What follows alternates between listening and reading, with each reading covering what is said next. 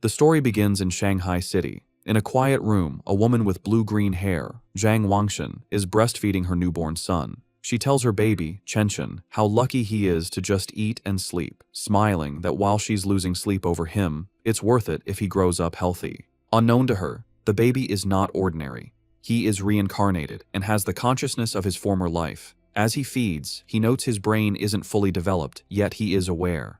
A blue, game-like status screen appears, identifying him as Lin Zichen, 33 days old, with a biological level of ordinary Tier 1.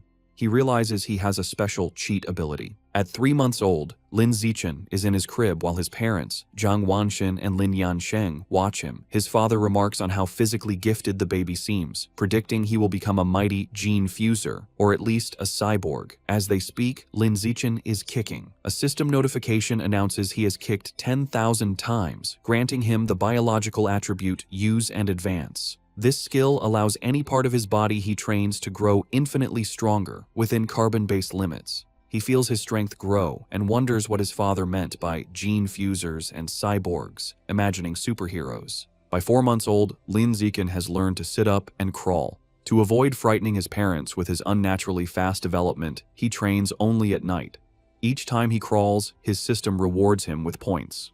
A month later, at 5 months old, he has mastered walking. At 6 months, he can finally sit up and crawl in front of his parents without it seeming too strange. While watching television, a news report on aberrant beasts shows gene fusers and cyborgs joining forces to fight them. For the first time, Lin Zichen understands this world is vastly different from his old one. He learns this Earth has mutated, giving rise to terrifying creatures called aberrant beasts. To fight them, humanity developed 2 paths. The first is mechanical ascension, where humans modify their bodies with technology to become powerful cyborgs.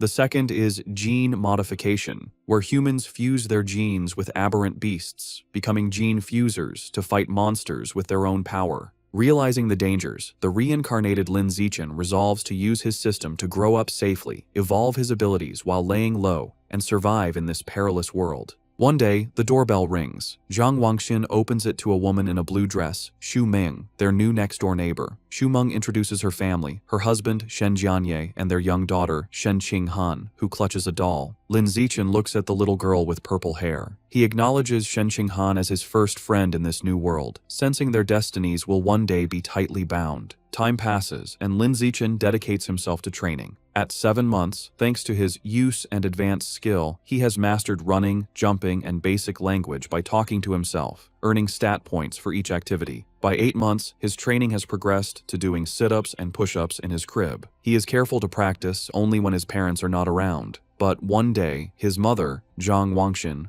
walks onto the balcony and is shocked to see her 8-month-old son doing sit-ups. She rubs her eyes in disbelief. However, being a web novel author, she dismisses it as a stress-induced hallucination. Lin Zichen immediately pretends to be asleep, breathing a sigh of relief and making a mental note to be more cautious. A few days later, while giving him a bath, Zhang Wanxin makes another shocking discovery. She screams for her husband, Lin Yansheng. When he rushes in, she points out that their 8-month-old son has defined abs. Lin Yansheng is stunned. He excitedly suggests their son might be a 1-in-a-million prodigy with a bright future as a powerful gene fuser or cyborg. Hearing this genius narrative, Lin Zichen is relieved his secret is safe, realizing how lucky he is to have 2 web novel authors for parents. Lin Zichen reflects that on this mutated Earth, he is not the only genius. He and his mother watch a news report about a 2-year-old from a martial arts family who can lift a 20 kilos dumbbell with one hand. Zhang Wanxin pulls her son close, proudly stating that her Chenchen is just as amazing. Lin Zichen is touched by his mother's confidence and wonders if he'll also be able to lift 20 kilos when he turns 2. By the time Lin Zichen turns 2, his training has paid off. He has kept a low profile while secretly developing his strength, easily lifting a 20 kilos weight with one hand in the storage room. His session is interrupted when his mother calls that Han Han, Shen Qinghan's nickname, is here to play. Startled, he puts the weight down and goes out. He opens the door to find Shen Qinghan, now also 2, offering him a tart. Lin Zichen internally remarks that due to their different mental ages, they don't play conventionally. While Han Han is a typical toddler, he uses every moment to train. He has found a unique way to spend time with her. Since she likes to stick close, she serves as a perfect custom-sized weighted vest for his exercises. There is, however, one recurring problem. which he is reminded of when he feels a warm wetness and cries out that Han Han has peed on him again. Another year passes. At age 3, Lin Zichen's strength has grown exponentially, and he can lift a 40 kilograms weight with one hand. While watching TV, he sees a report about a 4-year-old prodigy lifting a 30 kilograms dumbbell and notes with satisfaction that he is already stronger. Despite his progress, his system still shows his biological level as ordinary Tier 1. He wonders what it would take to reach Tier 2. With these questions in mind, he steps out of his house for the first time. The world outside is a stunning, futuristic cityscape with beastmen and cyborgs, which he assumes are the gene fusers and cyborgs he's heard about. Accompanied by his mother and their neighbors, Shumeng and Shen Qing'an, he heads to the library. Since his parents don't let him use electronic devices, books are his best source of information. At the library, his mother points him toward the children's section, but Lin Zichen heads for advanced encyclopedias, with a worried Shen Qing'an following. The mothers watch in confusion. Shumeng asks why he likes these books, and Zhang Wangxin guesses it's his genius genes. While Shen Qing'an offers him cookies, Lin Zichen is absorbed in his reading. Through the books, he learns that all life is categorized into 6 biological levels: ordinary, advanced, rare, epic, legendary, and mythical, each divided into 9 tiers. He realizes normal humans like his parents are at the bottom, ordinary Tier 1, as insignificant as ants compared to higher-level beings. This knowledge lights a fire under Lin Zichen. He must accelerate his training while maintaining his cover. His system alerts him to a new quest: read 100 million characters to be rewarded with the celestial root of wisdom. Excited to train both mind and body, he accepts. For the next year, Lin Zichen splits his time between physical training and voracious reading. At age 4, he and Shen Qing'an begin kindergarten, holding hands with the IR teacher, Ms. Zhang Mei. His hard work pays off. Soon after starting school, he breaks through to ordinary Tier 2. His physical prowess is immense. He can lift an 80 kilograms weight with one hand, high jump 1.2 meters, and sprint 100 meters in under 11 seconds. Outstanding stats for an adult, let alone a kindergartner. One day, he finds children surrounding a crying Shen Qing'an, calling her a bedwetter. Seeing his friend bullied, he knows he must act. He leaps dramatically into the center of the bullies. He glares and unleashes a terrifying threat. If anyone bullies Han Han again, he will pee on their bed every day. The childish but menacing threat works. The bullies burst into tears, vowing never to return to kindergarten. Shen Qing'an looks at her protector with admiration. This act unlocks a new achievement, the title of Kindergarten Kid King, and a new series of quests. He is delighted he can work on multiple quests at once. Half a year later, he completes his reading quest. Having read 100 million characters, he is awarded the Celestial Root of Wisdom, granting him a perfect eidetic memory and peak human learning ability. Time flies, and soon he and Shen Qing'an are almost 7, posing for their kindergarten graduation photo. Even during vacation, Lin Zichen does not rest, now strong enough to train with a massive 200-kilo barbell. During the vacation, his abilities reached new heights. He could leap over 2 meters high and had broken the 8-second barrier in the 100-meter dash with a time of 7.98 seconds. His mind was just as sharp. Boosted by his new attribute, he had already finished most of the elementary school curriculum. His new life began at Sunshine Elementary School. Because he was already self-studying advanced subjects, academic competitions were easy. He effortlessly took first place at the National Elementary School Academic Competition, just to unlock his title as quickly as possible. Whenever he had free time, he would give Shen Qing'an private tutoring. Though not an exceptional talent, she was diligent. With his help, her grades improved dramatically, and after one semester, she was ranked second in the class, with Lin Zichen holding first place. To speed up his quest, he also participated in school sports meets, breaking every record. Just when he thought his school life would continue in this predictable routine, a special new transfer student appeared. The teacher introduced the newcomer, a girl with long, silvery blue hair named Bai Shui. Lin Zichen immediately knew she was different. As she stood in the doorway, he could sense a faint, unusual aura that did not belong to a normal human. As the new transfer student, Bai Shui, walks to find a seat, the other students watch her curiously. Shen Qing'an leans over to Lin Zichen, whom she calls Xiao Chen, and whispers about how pretty Bai Shui's hair is, like winter snowflakes. However, Lin Zichen is not in the mood to discuss aesthetics. As Bai Shui sits near him, his mind is on the strange, non-human aura he senses from her. He wonders if she could be a gene fuser or the descendant of one. In the following days, Baizue proves to be an enigma. She doesn't speak to anyone and lays her head on her desk the moment class ends, remaining motionless. She barely even gets up for the restroom. At first, students are curious, even taking photos with her while she sleeps. But as her behavior doesn't change, they lose interest, and the classroom returns to its routine. This peace is shattered over a month later. A bizarre phenomenon begins. Bai Shui starts to secrete a viscous, white liquid. The substance has a foul odor and drips down her clothes and legs. The other students react with disgust, complaining about the terrible smell. A mean-spirited boy sneers a crude comment about the liquid and then pours his water bottle over her head, claiming he's washing her out. Humiliated and soaked, Bai Shui clenches her fist on the desk, and tears stream down her face as she begins to cry, her shoulders shaking with silent sobs. The bullies erupt in cruel laughter at her distress. Watching from their desks, Shen Qinghan turns to Lin Zichen with a worried expression, asking if they can help poor Bai Shui. Lin Zichen is confused. He had sensed Bai Shui was dangerous, so he can't understand why she is crying. He agrees to help. As he walks towards the bullies, he reevaluates his assessment. While he still doesn't understand her, he realizes that for now, she isn't a threat. She is just a weak girl being bullied, and he has to step in. Lin Zichen walks up to the main bully and grabs him by the collar, calling out his name, Guan Chun.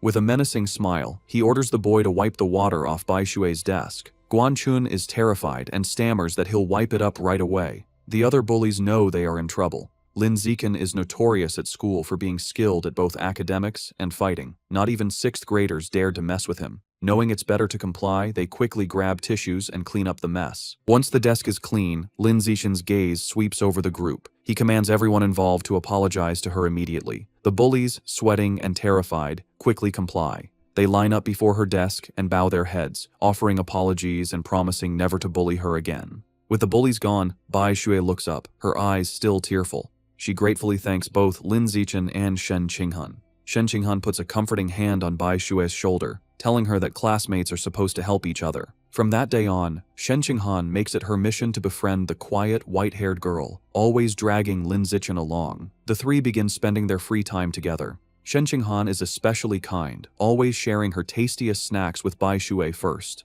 During one of these moments, as Shen Qinghan offers her a treat, Bai Shui hesitates. She looks at them and asks if they aren't disgusted by her because she smells so bad. She explains she's sorry for not trusting them, but since she was little, she has always been ostracized by everyone. Having someone be nice to her feels so unreal that she thinks she must be dreaming. Bai Shui looks up in surprise when Shen Qinghan tells her firmly that this is not a dream. Shen Qinghan smiles gently and says she knows what it's like, so she would never be disgusted by her. She declares that as long as Bai Shui is willing, they will be friends forever, pulling a slightly exasperated Lin Zichen into the promise. Overcome with emotion, Bai Shui tightly hugs Shen Qinghan. Tears of gratitude stream down her face as she thanks them for their kindness. After composing herself, she tells them she wants to give them a gift in return. She holds out a necklace with a pair of beast fangs, explaining it was a birthday present from her mother. She gives it to them, hoping it can be a symbol of their friendship. Shen Qinghan enthusiastically agrees, and the three children stand together in the schoolyard as the sun sets, joyfully declaring they will be friends forever. However, just as their newfound friendship was solidified, the unexpected happened. One day, Shen Qinghan is stunned to learn that Bai Shui has transferred out of the school. Lin Zichen confirms it, revealing that he saw her filling out the withdrawal papers. He flashes back to watching from the principal's office doorway. He saw Bai Shui with the principal and a large, intimidating man with cybernetic arms. The principal assured the man that Bai Shui's paperwork was complete and her information would be kept confidential. The encounter confirmed Lin Zichen's suspicions that Bai Shui's identity was not simple. From that day on, he never saw Bai Shui again, left to wonder about her. But he notes that the events that followed were what truly captured his attention. Sometime later, Lin Zichen is at home giving his mother, Zhang Wangxin, a shoulder massage. She sighs in relief, telling him the massage is perfect after a long day of typing. Lin Zichen internally notes that he learned professional massage techniques thanks to his celestial root of wisdom, and is surprised by its usefulness. Their quiet evening is interrupted by a major news report. It features another incredible achievement by the Kyoto prodigy. At just 10 years old, the boy has successfully fused with aberrant beast genes and can now lift a 500 kilograms boulder with one hand. Lin Zichen recognizes the boy and realizes with a jolt that his rival has already begun gene fusion. His father, Lin Yansheng, complains that the Kyoto prodigy is always on TV, questioning if they are trying to turn him into an influencer. The parents discuss it. Lin Yansheng explains the boy is from a 1,000-year-old martial arts family, so they likely have advanced gene fusion technology. Zhang Wangxin argues it's wrong to use a child as a guinea pig. Her husband counters that for such a family interests come first, earning a sarcastic "you know everything" from his wife. While his parents bicker, Lin Zikin is deep in thought. He recalls that before the fusion, the prodigy could lift 100 kilograms. Now he can lift 500 kilograms, a 5-fold increase. In comparison, Lin Zikin, at only 8, can already lift a 300 kilograms weight with one hand without any gene fusion. He concludes with a confident fist pump that his own potential is far greater. His confidence was soaring, but that feeling was short-lived. The next news report taught him the true meaning of fear. Breaking news shows a city in a neighboring country completely devastated by a massive explosion. The report states that based on footage, the attack was carried out by giant aberrant rats. The screen shows horrifying images of monstrous rats swarming the ruins, capturing a screaming woman in their massive jaws, and then brutally devouring her. The news report continues, confirming heretics were responsible for the aberrant rat attack, fanning the flames from the shadows. At a press conference, an official from the devastated Sakura country pleads for international aid, explaining the heretics are a shadowy cult manipulating the beasts. Watching the news, Lin Zichen learns the cult is an anti-human organization of traitors who serve the aberrant beasts for their own gain. He feels relieved to be born in a powerful, stable country, giving him a safe place to grow stronger while laying low. His thoughts are shattered by sonic booms outside. He rushes to the window and pulls back the curtain to see a squadron of heavily armed cyborgs flying through the night sky. He wonders why so many are being deployed, hoping nothing bad is happening. The next morning, everything seems normal. Lin Zichen waits for Shen Qinghan, who runs up, apologizing for being late. As she approaches, he notices something strange.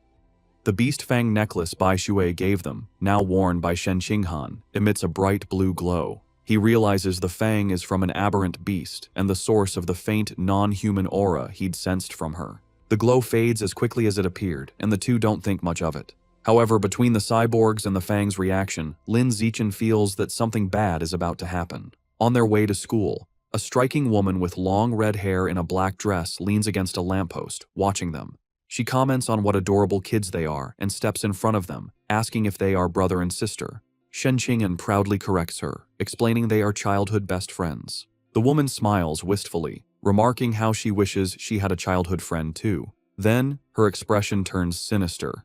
She leans in, eyes glinting, and asks why they're going to school alone and where their parents are. As Shen Qinghan begins to answer, Lin Zichen quickly grabs her hand, cutting her off. He pulls her along, stating they're going to be late, leaving the mysterious woman behind. Once a safe distance away, he gently scolds Shen Qinghan, reminding her not to talk to strangers. She nods. After school, Lin Zichen leads them through a deserted alleyway. Shen Qinghan nervously comments on how creepy it is. Lin Zichen explains the area is scheduled for demolition, and everyone has already moved out. Their walk is interrupted by a familiar voice. The red-haired woman from the morning appears, commenting on how they are finally out of school. She's not alone. A large, muscular man named Sheng is with her. The woman tells Sheng she's got the kids over here. Lin Zichen is alarmed. He had deliberately chosen a different route, but she had somehow followed them. The woman tries to lure them closer with a sweet voice, offering them treats. Her accomplice, Sheng, grows impatient.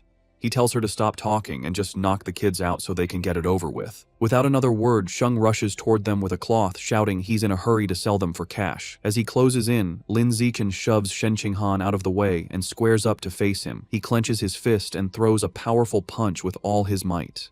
The blow connects squarely with Sheng's face, stopping the larger man in his tracks. The immense force sends Sheng flying backward down the alley with a pained cry. The red-haired woman watches in utter disbelief, shocked that an elementary schooler could send a grown man flying. On the ground, Sheng coughs up blood, stunned. With Sheng down, Lin Zichen turns to the red-haired woman. Before she can react, he lands a solid punch to her midsection, followed by a powerful uppercut that knocks her unconscious. Standing over the defeated kidnappers, his expression hardens. He picks up a nearby brick, his intentions grim. He reasons that with no cameras in the deserted alley, he must finish them off. If they live, his superhuman powers will be exposed, ruining his plan to lay low and grow stronger. Just as he is about to deliver the final blow, the ground trembles violently. A powerful earthquake shakes the alley, catching them off guard. A moment later, a massive, clawed hand smashes through a nearby building wall. A monstrous giant aberrant rat emerges from the dust and rubble, towering over them. The beast ignores the children and looms over the unconscious woman, but instead of devouring her, it decapitates her with a swift swipe of its claws. The rat then picks up her severed head as Shen Qinghan screams in terror. Recognizing the danger, Lin Zichen scoops the horrified Shen Qinghan into his arms. He tells her it's a giant aberrant rat and they have to get to safety. He turns and sprints away, carrying her as they flee. As they escape, a flash of red and gold streaks through the sky. A female cyborg with blonde hair and rabbit ear attachments on her helmet dives into the alley. She moves with incredible speed, a blur of motion as she zips past the rat. Shen Qinghan, looking over Lin Zichen's shoulder, exclaims how unbelievably fast the cyborg is. The cyborg lands gracefully behind the monster. Facing the rat, the female cyborg prepares her attack. Her gauntlet glows as she charges her weapon and announces, "Anesthetic smoke." She fires projectiles at the monster, causing massive explosions that rock the alley. Lin Zichen shields Shen Qinghan from the blast. The aberrant rat is caught in the fiery explosions, roaring in pain, and is left dazed by the anesthetic smoke. Seeing her opening, the cyborg surges forward and finishes off the weakened beast in a flurry of strikes. Later, Lin Zichen watches a news report about the incident at home. He analyzes the fight, concluding the cyborg's power level probably isn't very high. He reasons she had to weaken the rat first, and it still took her 7 minutes to kill it. He reflects on the danger of giant aberrant rats, knowing they are tough creatures that can grow over 10 meters long and reach ordinary 5th tier. Fortunate that they escaped unharmed, the incident reminds him of the world's dangers. He resolves to increase his training to protect himself and those he cares about. He is later seen in his training space, doing weighted squats with a heavy barbell, his system rewarding him with points. Although the threat of aberrant rats looms, life continues. Soon, he and Shen Qinghan celebrate their 9th birthday with both families around a large cake. After making wishes, they exchange gifts. Thanks to his celestial root of wisdom, Lin Zichen had taught himself to carve in one night and crafted an intricate wooden hairpin for Shen Qinghan. She is overjoyed, placing it in her hair and exclaiming how much she loves it. Time passes quickly, and soon, Lin Zichen and Shen Qinghan graduate from elementary school and start middle school. As they leave, his system notifies him that he has completed the Dominate 9 years of compulsory education achievement, unlocking the Kindergarten Kid King and Elementary School Top Dog titles. He becomes excited to unlock the Middle School Overlord title next, which will grant him the Survival of the Fittest attribute. During the break, he sticks to a high-intensity training regimen. His training includes 1,000 push-ups with a massive boulder on his back, granting him huge stat boosts. His hard work pays off. Just before school begins, after a 10 kilometers run, his system announces his biological level has broken through to ordinary 3rd tier. His physical attributes increase dramatically. He can now lift 700 kilograms with one hand, has a vertical jump of 4 meters, and can run the 100-meter dash in 6 seconds. As his power grows, he wonders what level the Kyoto prodigy has reached. Coincidentally, a news story airs on TV the night before school starts. The report reveals the now 14-year-old prodigy has fused with giant ant genes and can lift a 2,000 kilograms alloy block with one hand. Lin Zichen calculates that since giant ant genes increase strength by a factor of 4 to 8, the prodigy's true lift without the gene enhancement is only around 500 kilograms. This means Lin Zichen is still fundamentally stronger. He smiles, imagining how powerful he will become with future gene fusion. The next day, middle school begins. Because he was the city's top student, all the best middle schools tried to recruit him. He accepted the invitation from Shanghai Middle School, but only if Shen Qinghan could be in his class. During registration, they are welcomed by the principal and their new homeroom teacher, who express how much they are counting on him. After a few pleasantries, he makes an excuse and leaves with Shen Qinghan.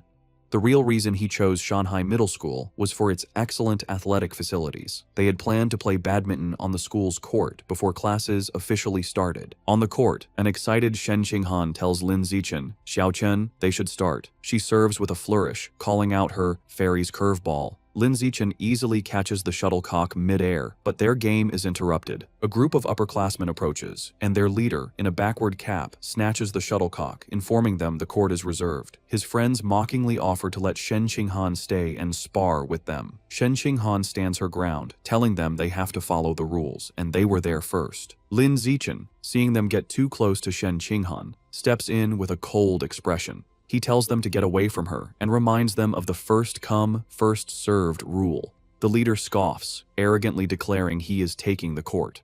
The leader holds the shuttlecock and tosses it up, but before he can serve, Lin Zichen moves. He declares that from now on, his rules are the only ones that matter. With a surge of power, he leaps and smashes the shuttlecock with incredible force. The shuttlecock rockets across the court, a white blur. It moves so fast, the leader barely has time to react. The force of the impact shatters his racket and sends his cap flying. The upperclassmen are left in shock, sweating and trembling. They wonder if Lin Zichen is even human, questioning if he's a gene fuser. One notes with terror that if the shot had been off by a little, their boss's head would have been taken off. Thoroughly intimidated, the upperclassmen bow deeply in apology. They tell Lin Zichen they understand the rules now and will be leaving immediately. They then beat a hasty retreat. Perhaps because word of the incident spread, no one ever dared to bully Lin Zichen or Shen Qinghan again. Aside from being bigger with better facilities, their new school life felt much the same. Academically, Lin Zichen was far ahead, having finished the middle school curriculum long ago. During class, he would read interesting books to pass the time. At night, after workouts, he would use his celestial root of wisdom to learn new skills online, quickly dabbling in cooking, photography, driving, swimming, and various sports. To unlock the middle school overlord title, he didn't just rank first in every subject, he also represented the school in national competitions. He stood amidst a mountain of trophies. To keep a low profile, he was careful not to win first place in every competition. A semester went by, and the title still hadn't unlocked. However, his performances earned him many fangirls who left stacks of love letters on his desk. He ignored them. Aside from tutoring Shen Qinghan, he focused on the upcoming school sports festival. He believed that if he completely dominated it, he should finally unlock the title. For the festival, he entered only 3 events: shot put, high jump, and sprinting, representing strength, jumping, and speed. He achieved an astonishing 201-meter throw in the shot put. Although he held back to avoid seeming too superhuman, he still easily took first place in all his events. Just as he was sitting with Shen Qinghan, admiring his gold medal, he felt a new power surge through his body. A system notification appeared, announcing that because his achievements far surpassed every other student, he had unlocked the middle school overlord title. With all 3 school-age titles unlocked, the dominate 9 years of compulsory education achievement was complete, and he had obtained the new biological attribute, survival of the fittest. As the power flowed through him, he realized with satisfaction that the title had finally unlocked. As Lin Zichen and Shen Qinghan leave school, he considers his new survival of the fittest attribute. The ability lets a predator devour the life essence of other creatures to evolve. He wonders what life essence is, lost in thought until Shen Qinghan calls for him to wait. Snapping back to reality, he gets an idea. He asks Shen Qinghan if he can borrow her beast fang necklace.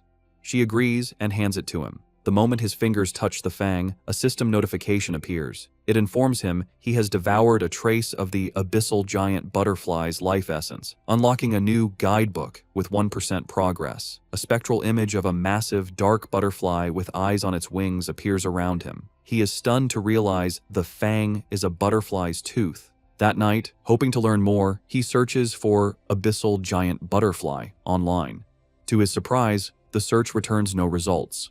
Realizing he'll have to study this exotic beast on his own, he remembers Bai Shui had given them a pair of fangs. He rummages through his bag and finds the second tooth. Holding the second fang, he once again absorbs its power. Another system notification confirms he has devoured a second trace of life essence, but the guidebook progress only increases to 2%. He looks at the fang with disappointment, realizing there isn't much life essence left in it. He concludes he must find another way to unlock the abyssal giant butterfly's full power. The next day after school, to boost his training and ensure a quick escape route from any aberrant beasts, Lin Zichen starts biking Shen Qinghan to and from school every day. As they leave the school grounds, a man calls out to him, "Zichen." The man, in a tracksuit, stops them and introduces himself as Coach Guo from the school's martial arts team. He praises Lin Zichen's performance at the sports meet as the best in school history. With great enthusiasm, Coach Guo formally invites him to join the team, insisting his athletic talent surpasses his academic abilities. He urges Lin Zichen to say yes, but also offers him time to learn about the team before deciding.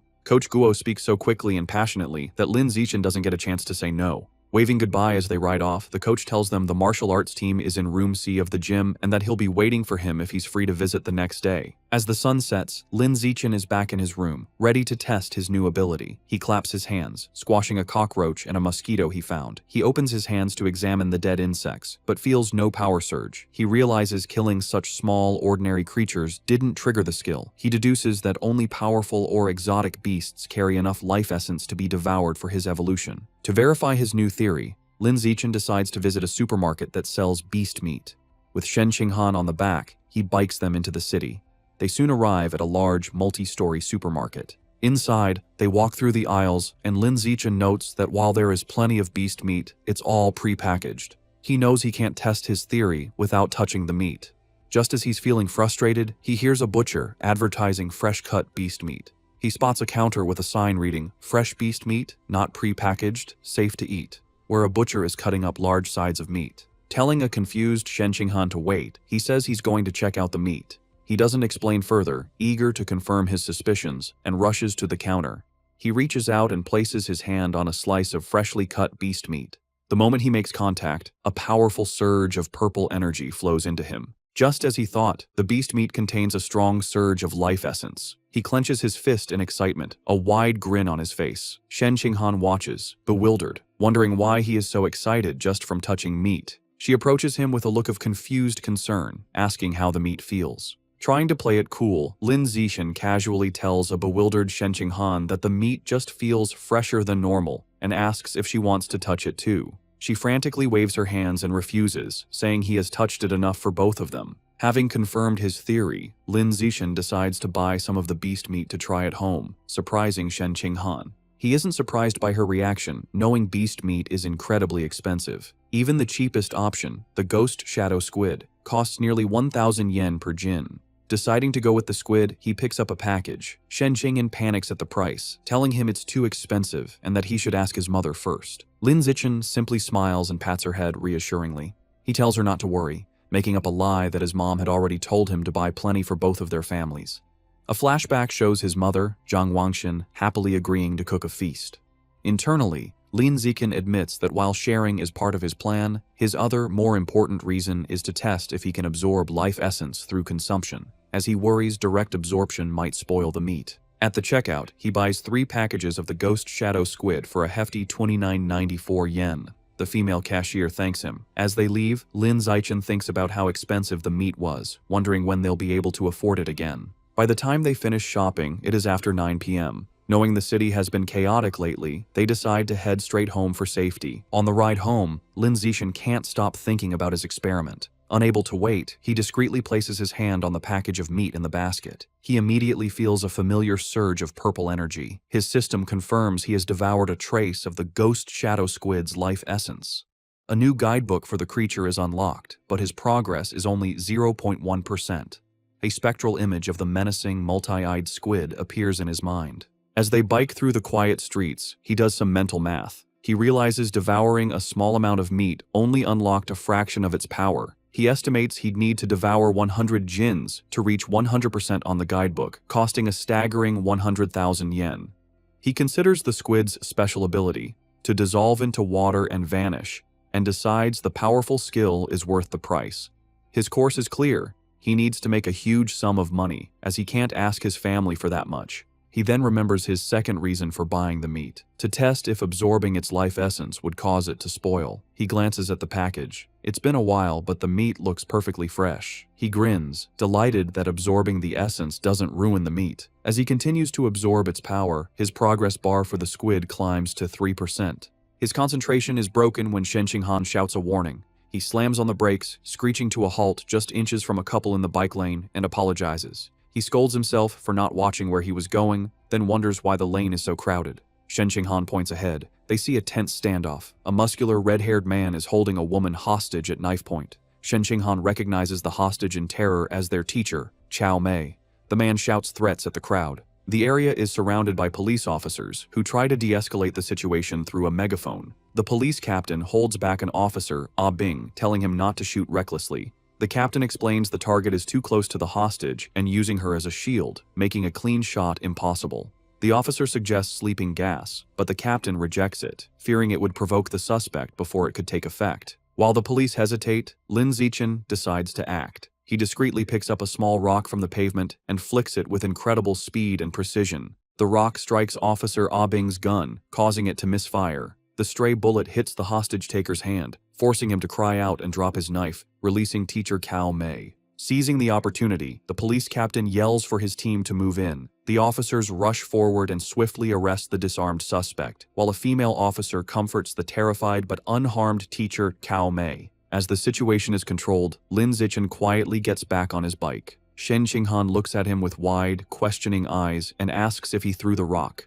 He quickly shushes her, saying they should leave and talk later, and they pedal away. Just as they are about to get away, a voice commands them to stop. The police captain calls out, asking if Lin Zichen was the one who threw the rock. Panicked at being caught, Lin Zichen quickly denies everything with a nervous smile. The captain watches them pedal away, finding it strange that someone wouldn't want to admit to a good deed. He muses aloud that there's a reward for bravery. The word reward instantly catches Lin Zichen's attention. Needing money, he slams on his brakes, skids to a halt, and rushes back to the captain. He sheepishly retracts his denial, admitting he threw the rock and explaining that the money is really important to him. The captain tells him to come to the station to make a report, promising to help him apply for the reward. After informing their families, Lin Zichen and Shen Qinghan prepare to head to the police station. He assumes everything will go smoothly, but as the police lead the cuffed suspect away, something goes horribly wrong. The suspect's face begins to twist grotesquely. The police realize with horror that he's a heretic and is mutating into a giant aberrant rat right before their eyes. The monster breaks its cuffs and goes on a rampage, swiping its massive claws at the officers. The police captain gets on his radio, ordering all forces to open fire but to protect the civilians. The officers unload their weapons, but the bullets have no effect. A frantic report comes in, identifying the heretic as having fused with Rat King genes and calling for immediate backup. Realizing the danger, Lin Zichen apologizes, grabs both of them and pulls them away, urging them to run. He is relieved the monster isn't chasing them, but knows they need to get away fast. As they flee, a new figure streaks down from the sky in a purple aura. It's a female cyborg in sleek, futuristic armor. She lands a powerful blow on the giant rat, sending it staggering backward. Hovering in the air, the cyborg, a woman with short, dark purple hair, begins to charge a laser cannon in her chest. With a command to fire, she unleashes a massive, devastating beam of purple energy that engulfs the mutant rat. The creature roars in agony as it is completely disintegrated, leaving nothing but scorched remains. Lin Zichen watches, stunned by the cyborg's incredible power. With the threat gone, Teacher Cao Mei and Shen Qinghan breathe sighs of relief. Lin Zichen, however, is more concerned about his bike, noting with relief that the blast didn't hit it, which would have been a huge financial loss. Just as the tension subsides, he has a sudden realization. He looks into the bike's basket and sees the expensive ghost shadow squid meat has spoiled, giving off a foul smell.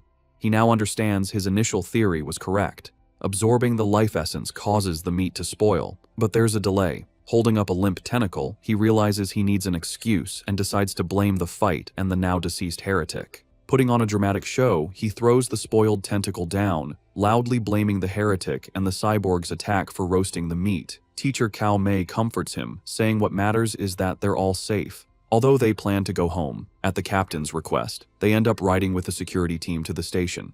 They didn't expect to be transported in the same van as the heretic's remains. After the laser blast, all that was left was a pile of scorched flesh on a gurney, and the smell was intense. As he sits in the foul-smelling van, another thought strikes Lin Zichen. He remembers that the beast fangs from Bai Shui still contained life essence long after the creature was dead. A new possibility dawns on him. Could there be life essence left in this corpse as well? And if so, could he devour the corpse's Rat King gene for himself? Sitting in the police van, Lin Zichen wonders how much of the Rat King gene he can devour from the heretic's scorched corpse. Deciding to find out, he discreetly reaches his hand towards the remains. The moment he makes contact, he feels a powerful surge of red energy. His system confirms he has devoured a trace of the giant mutant rat's life essence, unlocking its guidebook with an impressive 5% progress. He is shocked by how much he absorbed and realizes the freshness of the source is directly proportional to the amount of life essence he can obtain. The escorting officer, Ah Bing, notices his movement and tells him to sit still. Lin Zichen quickly claims he just needed to stretch. Later, at the public security office, he knows that while Ah Bing was easy to fool, the security captain is sharper. The captain informs Lin Zichen that he has applied for his bravery reward, but then questions him more seriously. He asks how a middle schooler, at such a distance and in poor lighting, managed to so precisely hit the heretic's knife hand with a rock. Lin Zichen gives a vague answer, claiming it's because he often trains his right hand. The odd response leaves the captain speechless. Their conversation is interrupted when Shen Qinghan calls out that her auntie is here. Lin Zichen is surprised to see his parents rush into the station. His mother runs towards him in a panic, calling his name with a terrified expression. She throws her arms around him in a tight hug, asking if he's all right and telling him he scared her half to death. He tries to calm her, reassuring her that he's fine and even got a bravery reward. Holding him close, his mother makes him promise that next time there's danger, he will hide somewhere safe first. She tells him with tears in her eyes that all she wants is to see him grow up safe. Lin Zichen is visibly moved by his mother's heartfelt concern. As they leave, Lin Zichen reassures his mother he will always protect himself first. The police captain watches them go, still pondering the boy's strange abilities. On their way out, Lin Zichen passes two female police officers discussing the case. One remarks that perverts are getting more brazen, and her colleague reveals the heretic was a liberal arts student from Guangyuan University, brainwashed by the rat god cult. The first officer curses the cult, but the second points out they need to eliminate the root cause, the self-proclaimed Rat King. The name instantly catches Lin Zichen's attention. In the car home, he immediately starts researching the rat god cult on his phone. Surprised to find a ton of information, he learns the cult's main base is in Shanghai City, and most of its members are societal outcasts. He uncovers a shocking piece of information suggesting the Rat King wants to evolve into a higher life form and is forcing its followers to gather evolution materials. This leads him to a chilling question. Has the Rat King, an aberrant beast, already developed sentience? His thoughts are interrupted when he glances out the window and sees a giant rat, nearly the size of a cat, on the sidewalk. For a moment, he wonders if it's related to the Rat King, but quickly dismisses the idea, telling himself that in the South, cat-sized rats aren't that unusual. Shaking off the thought, he realizes how quiet Shen Qinghan has been. He looks over and sees her squirming uncomfortably, her knees pressed tightly together. He immediately understands. He recalls that ever since she was a child, whenever she gets nervous or startled, she can't control her bladder. While embarrassing for her, Lin Zichen has always felt this peculiar reaction might be linked to some hidden potential within her. When they get home, Lin Zichen's mother, Zhang Wangxin, is shocked that the nearly 3,000 yen worth of beast meat is gone. Lin Zichen quickly thinks of an excuse, sheepishly claiming that during the emergency, he must have dropped it while running away. His mother immediately puts his safety first, telling him to forget the meat and that all that matters is he is unharmed. Lin Zichen breathes an internal sigh of relief, glad he fooled his mother. However, his father, Lin Yansheng, is more stubborn. He announces he is going back to look for the expensive meat, boasting that a fated wage slave like him is tough. Lin Zichen tries to stop him, arguing it's too dangerous and the meat is already spoiled. His father becomes suspicious, asking how he could know it had gone bad. Sweating nervously, Lin Zichen quickly claims it was an obvious guess. Meanwhile, back at the now empty public security office, the police captain is still pondering the night's strange events. As he smokes a cigarette, he can't shake the question of how an ordinary middle schooler could have thrown a rock with such incredible power and precision. Suddenly, he hears a strange noise from the corner. His eyes widen in shock as he sees a massive rat, far larger than any normal rodent, perched on top of the filing cabinets. Before he can react, the giant rat leaps down. The captain instantly draws his pistol and opens fire. The confrontation is swift and violent, ending in a bloody blur. The next day in class, Lin Zichen sighs at his desk. Reflecting on the previous night, he concludes he is still too weak compared to the powerful heretic and the female cyborg. He needs to make money fast to buy more beast meat like the ghost shadow squid to fill his guidebook's progress bar. He considers becoming an influencer or selling study materials, but dismisses the idea as too flashy and against his goal of keeping a low profile. Suddenly, an idea strikes him. He remembers that in this world, martial arts and gene fusion are more important than academics. He decides it's time to act. Later, he heads to the gym where the martial arts team practices in Building C. He finds Coach Guo drinking from a thermos and greets him. A surprised Coach Guo asks if he is there to join or just to learn more about the team. Instead of answering, Lin Zichen leans in and discreetly asks if joining the team offers a chance to compete in city tournaments, and if the prize money is high. The coach smiles, confirming he would have a chance, and that prizes are worth tens of thousands. With his main concern addressed, Lin Zichen shakes the coach's hand and announces he is joining the martial arts team today. Coach Guo happily welcomes him. The coach gathers the team to announce their new member. He introduces Lin Zichen, reminding them of his performance as the sports meet champion. The other team members, Zhang Kai, Huang Tianxing, or Xing, Li Shutong, and Han Yiguo, introduce themselves. Finally, Lin Zichen introduces himself. Since Lin Zichen has no formal martial arts training, Coach Guo demonstrates basic fist and leg techniques. The coach explains the moves look simple, but are difficult to master, noting that the team's fastest learner, Li Shutong, took a week to perfect them. He then encourages Lin Zichen to try. Lin Zichen assumes a ready stance. Thanks to his celestial root of wisdom attribute, which grants him heaven-sent martial insight, he has already memorized and understood every detail of the demonstration just by watching. As he practices the fist techniques, a system notification awards him points in vitality, strength, dexterity, and proficiency. He executes the hand and fist movements with flawless precision and speed. He transitions seamlessly into the leg techniques, performing powerful, fluid kicks. Another system notification grants him points for his leg muscles, dexterity, and proficiency. The coach and the team watch in stunned silence. The coach's jaw drops, and he almost fumbles his thermos, unable to believe it. He wonders how someone could learn the complex forms perfectly after one look. Staring at the flawless performance, a single thought forms in his mind. He must be a once-in-a-million martial arts prodigy. That evening in Shanghai, Lin Zichen's mother, Zhang Wangxin, calls him for dinner. He rushes out eagerly, spoon in hand, asking what she made. She proudly presents a large platter of the ghost shadow squid he wanted. The aroma is incredible, and he tells his mother how amazing it smells. She urges him to eat while it's hot. He takes a bite and praises her cooking as the best in the world. Pleased, she tells him to eat a lot, as she bought 3 full gins for him. As he eats, a system notification appears. He has devoured a trace of the ghost shadow squid's life essence by consuming it, bringing his guidebook progress to 3.01%.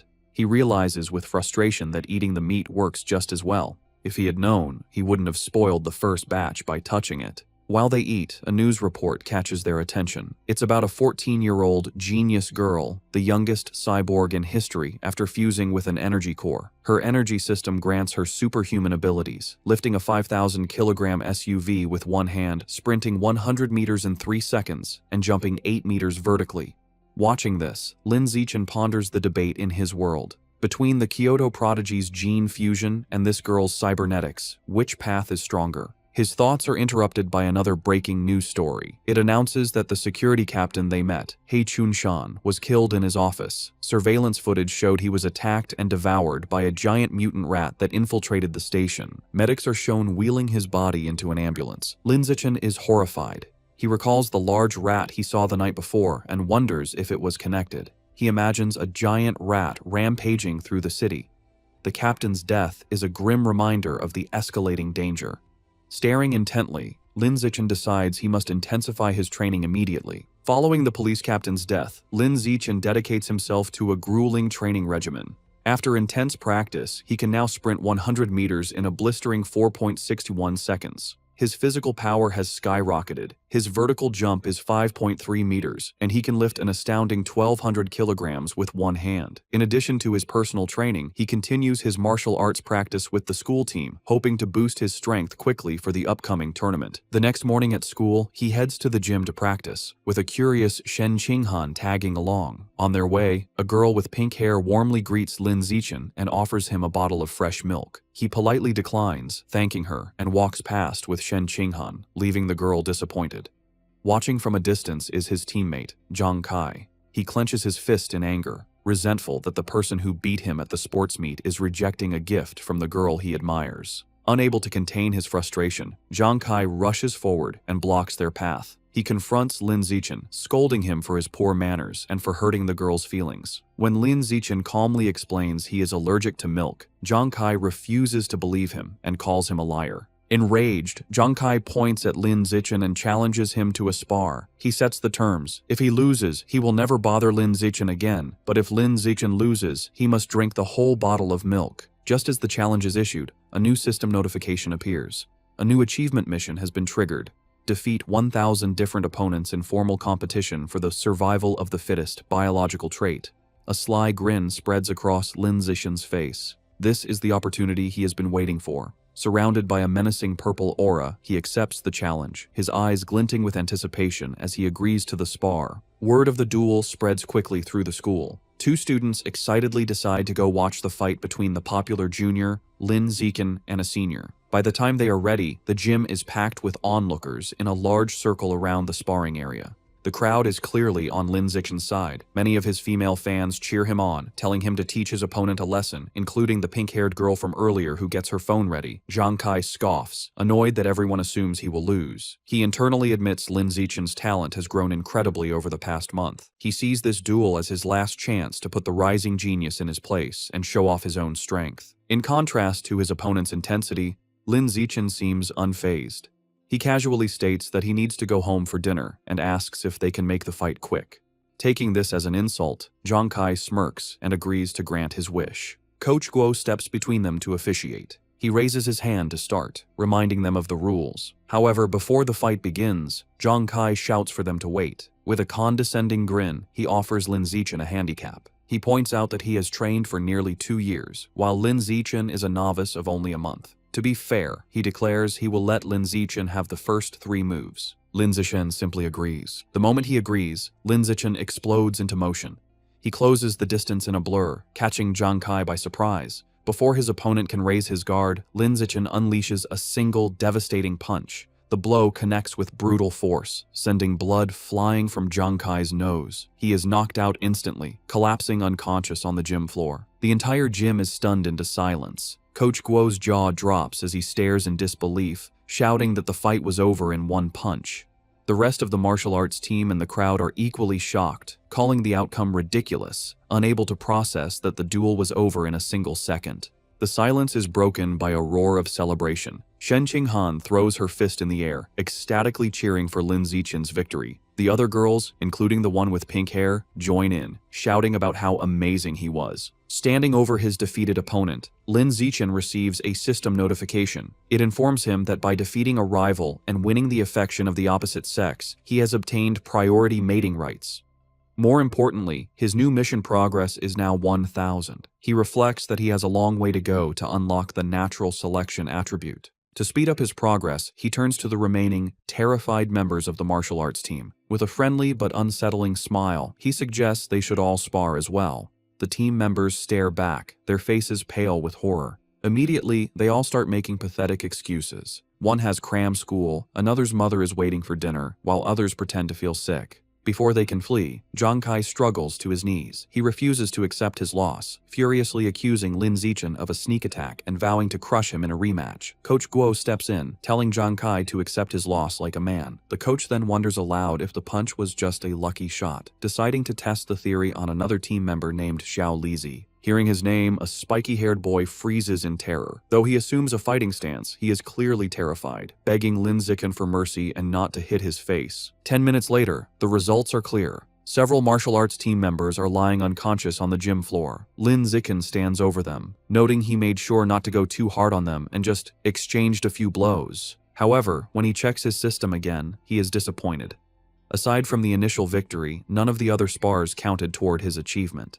The rival count remains at 1000. He realizes friendly sparring isn't enough. He has to defeat rivals in an official competition. As he thinks about this, a hand claps his shoulder. Coach Guo grins manically, declaring that Lin Zichen is a true genius. He exclaims that in just over a month, the newcomer has become the team's ace. Filled with new confidence, the coach proclaims that with Lin Zichen leading, their school will crush all others and take first place at this year's regional martial arts tournament. As Coach Guo celebrates, Lin Zichen has a moment of clarity. He realizes the coach is right. The upcoming tournament is the perfect opportunity to face many official opponents at once. He becomes determined, understanding that as long as he defeats them in an official competition, each victory should count toward his progress. His thoughts are interrupted when a defeated Zhang Kai calls his name. Having regained consciousness, Zhang Kai stands, points at Lin Zichen, and formally accepts his loss with a bizarre and overly graphic declaration of submission. His strange words leave everyone, including Shen Qinghan, Coach Guo, and Lin Zichen, completely shocked and disturbed. With the duel over, the spectators and coach quickly flee, leaving a bewildered Zhang Kai alone, complaining he hadn't finished his speech. In this world, high schoolers must choose between martial arts or academics. Given the world's dangers, the martial arts class is considered the superior choice. Determined not to be left behind, Shen Qinghan decides to join the martial arts class and begins training rigorously with Lin Zichen. Their daily routine is intense. They start with a 3,000-meter run, followed by an hour of hand-to-hand combat practice. After that, they do sit-ups and push-ups to build strength. To conclude each session, Lin Zichen gives Shen Qinghan a massage to relieve her muscle tension. Of course, Lin Zichen doesn't slack on his own training. He pushes himself to the limit daily, driven by the goal of winning the tournament and unlocking the natural selection attribute as quickly as possible. 1 month later, all their hard work is about to be tested. The day of the regional martial arts tournament has arrived, and a determined Lin Zichen is ready to compete. The tournament is at the massive city gymnasium, with a huge crowd around a central fighting ring. In the waiting area, the mood is tense. Coach Guo nervously reviews the roster, complaining that their school, Shanghai High, drew a match against the strongest team, Shanghai No. 1 High. Another team member adds to the anxiety, mentioning their opponents have a fighter who can run the 100-meter dash in under 9 seconds, leaving them feeling outmatched. Sensing the team's low morale, Lin Zichen calmly raises his hand and volunteers to fight first. Though still worried, Coach Guo agrees to let his ace take the stage. As Lin Zichen walks into the arena, Shen Qinghan cheers him on from the sidelines, while Coach Guo shouts encouragement through a megaphone. Lin Zichen readies himself for the fight. His opponent, a much larger and more muscular student from Shanghai No. 1 High, steps forward. He acknowledges Lin Zichen's talent for making it to the tournament as a first year. However, his tone quickly turns mocking. He sneers that the stage isn't meant for a shorty who hasn't even hit 1.7 meters. Flexing his bicep, he promises to show Lin Zichen what a true gap in size and power feels like. The referee signals for the duel to begin. The large opponent rushes forward, unleashing a powerful punch. To his shock, Lin Zichen doesn't retreat. He effortlessly sidesteps the blow and counters with a swift punch to his opponent's chest. The impact is devastating. The force sends the massive student flying backward across the arena, knocking him out cold. The announcer stares in stunned silence before stammering a victory for Lin Zichen. On the sidelines, Shen Qinghan jumps to her feet, cheering that her Xiao Chen was amazing. The rest of the Shanghai High team erupts in celebration, mobbing their coach and shouting that Lin Zichen is insane, dismissing his opponent's strength as dead muscle. Meanwhile, on the other side, the coach for Shanghai No. 1 High is furious. He berates his defeated student for charging in blindly without using his footwork. Back in the ring, Lin Zichen receives a system notification confirming he has defeated another tournament rival, improving his ranking and bringing his elimination count to 2,000. He clenches his fist, satisfied that these matches are what he needs to advance. The opposing coach, determined to stop this, calls his next fighter forward, a boy named Chen Feng, and orders him to crush the first year as quickly as possible. Chen Feng calmly agrees. He steps onto the stage and assumes a ready stance, looking far more composed than the last fighter. The announcer signals for the second duel to begin. Chen Feng immediately showcases his superior technique, moving with incredible speed and launching a flurry of attacks. Lin Zichen calmly meets the assault, blocking a powerful kick with one hand. However, the force of his block sends Chen Feng spinning wildly through the air before he crashes hard onto the arena floor, unconscious. Medics rush in with a stretcher and carry Chen Feng away, stating he needs a head scan. The crowd is left bewildered. They murmur among themselves, questioning what just happened and speculating that the student from Shanghai High must be insanely lucky. Some angry spectators shout that the tournament must be rigged, demanding a refund. However, the coach of Shanghai No. 1 High knows better. Clutching his head in despair, he realizes with dawning horror that this isn't luck. The first year from Shanghai High is the real deal. Back in the waiting area, the coach has a new strategy. He calls his next fighter, a spiky-haired boy named Gao Fei, and gives him strict orders to focus entirely on defense, warning him that he cannot afford to lose. Gao Fei, however, is brimming with confidence. He calmly tells his coach not to worry, assuring him he will win. As he walks to the ring, Gao Fei internally dismisses Lin Zichen's victories. He believes his opponent isn't strong and has only won through tricks. With his superior speed, running the 100-meter dash in under 9 seconds, and greater experience, he is certain he can't lose. The crowd is buzzing. Spectators discuss Gao Fei's reputation, marveling at his speed. One person mentions his father is a gene fusion user, explaining his enhanced abilities. The consensus is that Lin Zichen's impressive run is about to end, though they acknowledge his great potential. The announcer signals for the duel to begin. Ignoring his coach's instructions, Gao Fei immediately goes on the offensive, lunging Dodging at Lin Zichen with a powerful kick, he follows up with rapid strikes, unleashing his special technique, the flowing water-shattering rock fist. His coach watches in fury, shouting at his disobedient student for attacking. Gao Fei scoffs at defense, believing a genius like him doesn't need it. Meanwhile, Lin Zichen, easily evading the blows, finds the technique interesting and decides to learn it on the spot. Gao Fei grows frustrated as he can't land a single hit. He stops out of breath and demands to know how Lin Zichen is dodging his attacks. Unfazed, Lin Zichen calmly asks if he has any other moves, taunting him. Enraged, Gao Fei unleashes another desperate barrage of punches. Seeing the same predictable moves, Lin Zichen decides the time for observation is over. He thinks, "All right then, let's end this." He effortlessly dodges the final punch and counters with a single powerful kick to Gao Fei's midsection, ending the match instantly. The crowd is once again left in stunned, speechless silence. The silence is shattered by thunderous cheers from the Shanghai High supporters. Coach Guo and Shen Qinghan are ecstatic, shouting that their Xiao Chen is a beast and celebrating his third consecutive victory. The rest of the tournament proceeds just as easily. The next few opponents are even weaker. He effortlessly defeats each one, and soon he has single-handedly wiped out all 5 fighters from the opposing team. Over the next 2 days, the story is much the same. He continues his dominant performance, taking down 2 more schools by himself. Thanks to his incredible display, he successfully leads Shanghai High to win the championship. He and his team proudly pose with their medals and trophy. However, as he checks his system, his rival count is only 16,000.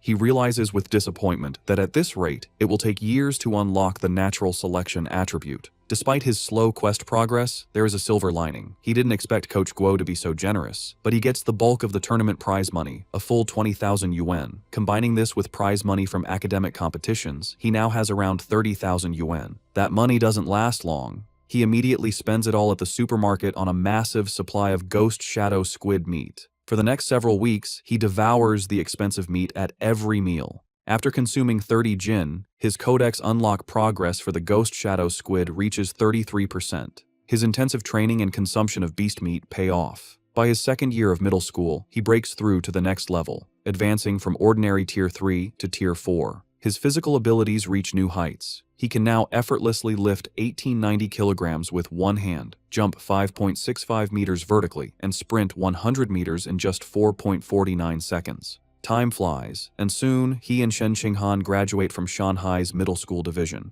However, when the high school entrance exam results are released, their paths seem destined to diverge. A heartbroken Shen Qinghan sits in her room, crying. She asks Lin Zichen why, after all her hard work, they can't go to the same high school anymore. He explains that while he ranked first in both liberal arts and martial arts, and her academic scores were excellent, her martial arts score wasn't high enough for the elite class at Shanghai High. As he comforts the crying Shen Qinghan, she asks what will happen now. He tells her the principal of Shanghai High is coming to his house, likely to recruit him, and asks if she will come. Feeling hopeless, she tearfully replies that it has nothing to do with her, as the principal is obviously only coming for him. Taking her hand, Lin Zichen pulls her up and leads her out of the room. He tells her not to worry. He has a plan. He reveals his one condition for staying at Shanghai High. Shen Qinghan has to be his deskmate.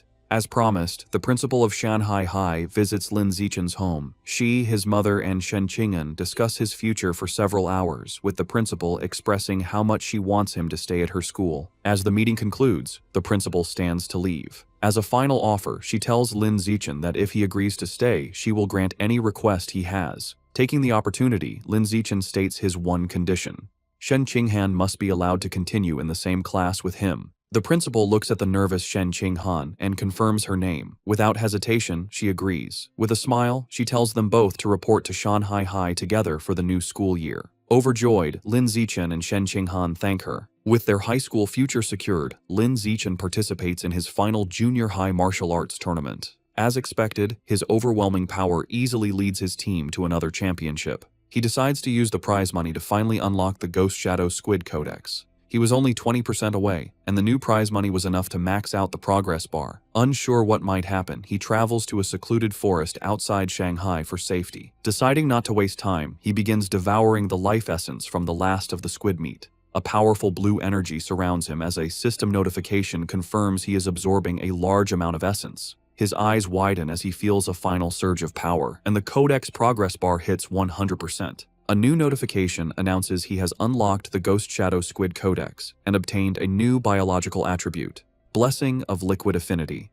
The ability enhances his affinity with water, allowing him to move freely and even vanish in aquatic environments. However, as the power settles, he stands in the quiet forest holding the limp squid tentacles and feels his new ability is kinda underwhelming. Still feeling underwhelmed, Lin Zichen tests his new ability in a nearby pond. He finds his Blessing of Liquid Affinity has some benefits. He can soak for long periods without his skin wrinkling, and swimming is much easier with reduced water resistance. However, there are no other noticeable effects. He sits in the water and rationalizes that since the Ghost Shadow Squid is a low-tier beast, it's fair the ability isn't very powerful. He resolves that to get better attributes, he will either have to save up for higher-grade beast meat or become strong enough to hunt powerful wild mutant beasts himself. The memory of the terrifying giant mutant rats strengthens his resolve, and he clenches his fist, determined to grow stronger. With less than a week before school begins, Lin Zichen's mother and Shen Qinghan's family decide to go on a trip.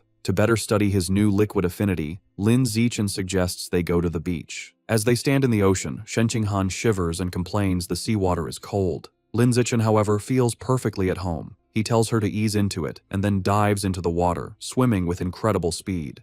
As he moves, his system rewards him with stat points for swimming and diving. From the shore, a nervous Shen Qinghan calls out, asking him to teach her how to swim. Lin Zichen pops his head out of the water, suddenly remembering his childhood friend doesn't know how yet. He begins patiently teaching her the basics. Given her average athletic talent, he assumes she will struggle. However, Shen Qinghan proves him wrong. She excitedly exclaims that swimming is surprisingly easy and that she learned it right away, diving effortlessly. She swims gracefully and surfaces with a look of shock, surprised she can dive without any instruction. Lin Zichen watches in shock as a strange blue aura of water seems to emanate from her. After she surfaces, she excitedly tells him how amazing it feels. She notes that while opening one's eyes underwater usually stings, she feels no discomfort. In fact, she finds it cool and pleasant. Her words leave Lin Zichen deep in thought. He watches her swim away, finding the situation unusual. He reasons that even with a natural talent for water, there's no way she could have mastered all the skills so instantly. Her rapid learning is simply not normal. Suddenly, a realization dawns on him. He recalls her lifelong problem with bedwetting when nervous. He wonders if this weakness is actually a sign of a powerful, innate water affinity she was born with. The idea excites him. He becomes convinced she might possess some kind of special cultivation body, like a character from his parents' Xianxia novels. To test his theory, they continue diving. Her performance shocks him even more as they explore the underwater world. He notes they have been holding their breath for over 10 minutes, an incredible feat for a beginner like Shen Qinghan. As they swim, Shen Qinghan's expression suddenly changes. A strange, swirling sound begins to vibrate through the water around her. Both look up, trying to find the source. They surface abruptly, and Shen Qinghan cries out as the glowing blue water swirls around her. Later that night, as they walk along the beach, Lin Zichen asks what happened. Shivering, she explains that underwater, she kept hearing strange and creepy sounds right by her ear. He comforts her and asks what kind of sounds. She tells him she couldn't understand the language, but it was a female voice that echoed non-stop until she surfaced. To help a frightened Shen Qinghan calm down, Lin Zichen brings her back to their hotel room. Later, he searches online for information about the strange female voice, but finds no results. Unsettled and unable to sleep, he uses his restless energy to train. As he performs 1,000 weighted sit-ups, he feels a sudden surge of power. A system notification announces his hard work has paid off. He has advanced to ordinary Tier 5. Surprised but pleased, he considers his new strength. He realizes that at Tier 5, he is powerful enough to rival a fully grown giant mutant rat. A determined glint appears in his eyes as he clenches his fist, confident that tearing the beasts apart with his bare hands is no longer impossible. Eager to test his new limits, he goes to the empty beach at night. The stat boost is immense. His 100-meter dash time has dropped to a mere 3.64 seconds, and his vertical jump has increased to an incredible 6.98 meters. To test his strength, he finds a nearby car and discovers he can now lift the 1,600-kilogram vehicle with one hand. With this new progress, his life moves forward. The vacation ends, and he and Shen Qinghan begin high school at Shanghai High. On their first day, they arrive early for class duty. Two new female classmates immediately recognize him, whispering excitedly about how handsome he is and how lucky they are to be on duty with him. While he is surprised his classmates know him, something even more unexpected happens. Simply performing class duty triggers a new system quest. The achievement requires completing 1,000 cooperative tasks for a new biological attribute, social animal. As he cleans the classroom with Shen Qinghan, he wonders what this new attribute will do. Since the school year has just begun, he takes the opportunity to visit the Mammoth supermarket after school. Now that he has unlocked the Ghost Shadow Squid Codex, he knows it's time to choose a new target for his ability. As he browses the expensive beast meat section, his eyes lock onto a new item. In one of the refrigerated cases is the packaged head of a savage giant eagle, priced at 1998 yuan per jin. An eager grin spreads across his face as he picks up the package, making his decision. This will be his next target. The savage giant eagle is a higher-tier aberrant beast than the ghost shadow squid. It has incredibly powerful vision, 30 times stronger than a normal human's, making it a formidable hunter that can precisely capture even the fastest prey. Back in his room, Lin Zichen examines the eagle meat. He concludes that unlocking its guidebook is a worthy goal, as its enhanced vision would provide a massive combat advantage. He also notes its price of 1,998 yuan per jin makes it one of the more affordable options. He places his hand on the meat, and a blue energy surrounds him as his system confirms he has devoured a trace of the savage giant eagle's life essence, unlocking 1% of its guidebook. After some calculations, he realizes that since 1 jin of meat provides only 1% progress, he will need to spend over 200,000 yuan to fully unlock the guidebook. He understands that high school tournament prize money is much higher than in middle school. With renewed determination, he decides he must work harder in competitions to earn the money to unlock the Savage Giant Eagle's codex before his second year. With the end of summer vacation, Lin Zichen's high school life at Shanghai High begins. On the first day, the teachers introduce themselves: the martial arts and homeroom teacher, the mechanical modification teacher, the gene fusion teacher, and the wilderness survival teacher. After their introductions, they ask the students to introduce themselves. Several students go first. A girl with long purple hair, Chu Yutong, says her specialty is in the arts. She is followed by an energetic pink-haired girl, Zhong Yijia, who shares her love for anime, cosplay, and sports. Next, a boy named Peng Huoguang says he likes to play video games at home. Soon, it is Shen Qinghan's turn. Being the center of attention makes her extremely nervous. With a blushing face, she manages to say her name is Shen Qinghan, that she enjoys drawing, and asks everyone for their future guidance. Finally, it is Lin Zichen's turn. His introduction is the shortest and most direct. He simply stands and states his name, asking for everyone's support. After introductions, time passes quickly. A new female classmate with brown hair approaches Shen Qinghan, who looks surprised. The girl asks Shen Qinghan for her entrance exam score. Shen Qinghan nervously replies that she scored 709 points, and then asks the new girl, Chu Rui, for her score. Chu Rui is impressed, exclaiming that Shen Qinghan's score is more than 10 points higher than her own 698. Chu Rui then asks about the physical fitness portion, admitting she only scored 95 out of 100. This question makes Shen Qinghan extremely uncomfortable. She stammers that her score wasn't as good, internally panicking because her score of 79 was so low she almost didn't make it into the elite class and feels too embarrassed to say it out loud. Not getting the hint, the persistent Chu Rui continues to guess if Shen Qinghan scored 94 or 93. Shen Qinghan, looking down in shame, quietly tells her it was even lower. Chu Rui continues guessing scores in the low 90s, making Shen Qinghan even more flustered. Suddenly, a hand slams down on the desk between them, startling Chu Rui. It's Lin Zichen. He smoothly leans in and asks the flustered girl if he can add her on WeChat. Surprised and thrilled that a handsome boy is giving her attention, she eagerly agrees. From her seat, Shen Qinghan breathes a sigh of relief, grateful that Lin Zichen saved her from the awkward conversation. Lin Zichen then turns to another male classmate, Hey You, and also asks to exchange contact information. After adding them, he creates a 4-person group chat. A system notification immediately confirms he has successfully created a group, completing another cooperative task. His progress for the social animal achievement is now at 2 out of 1,000. He reflects that this quest is surprisingly easy. After creating the group chat, the 4 new friends start to get to know each other. He Yu reveals he is from the neighboring Nanyuan city and comes from a prestigious martial arts family that runs a dojo. He even proudly mentions placing 8th in the Nanyuan City Youth Martial Arts competition. Chu Rui shares that her family owns a chain of clothing stores, making her wealthy. After Lin Zichen and Shen Qinghan also share their backgrounds, the 4 quickly become a close-knit group. Just as they are getting comfortable, He-yu asks the others to guess who the strongest student in their class is. Chu-rui immediately points to Lin Zichen, guessing it must be him since he was the top scorer on the entrance exam for their entire district. This shocks He-yu, who had no idea his new friend was so accomplished. However, Lin Zichen humbly suggests that being the top scorer doesn't necessarily make someone the strongest. He reveals a surprising fact. The principal had spent a lot of money to recruit 2 exceptionally powerful students from Nanyuan City for their class.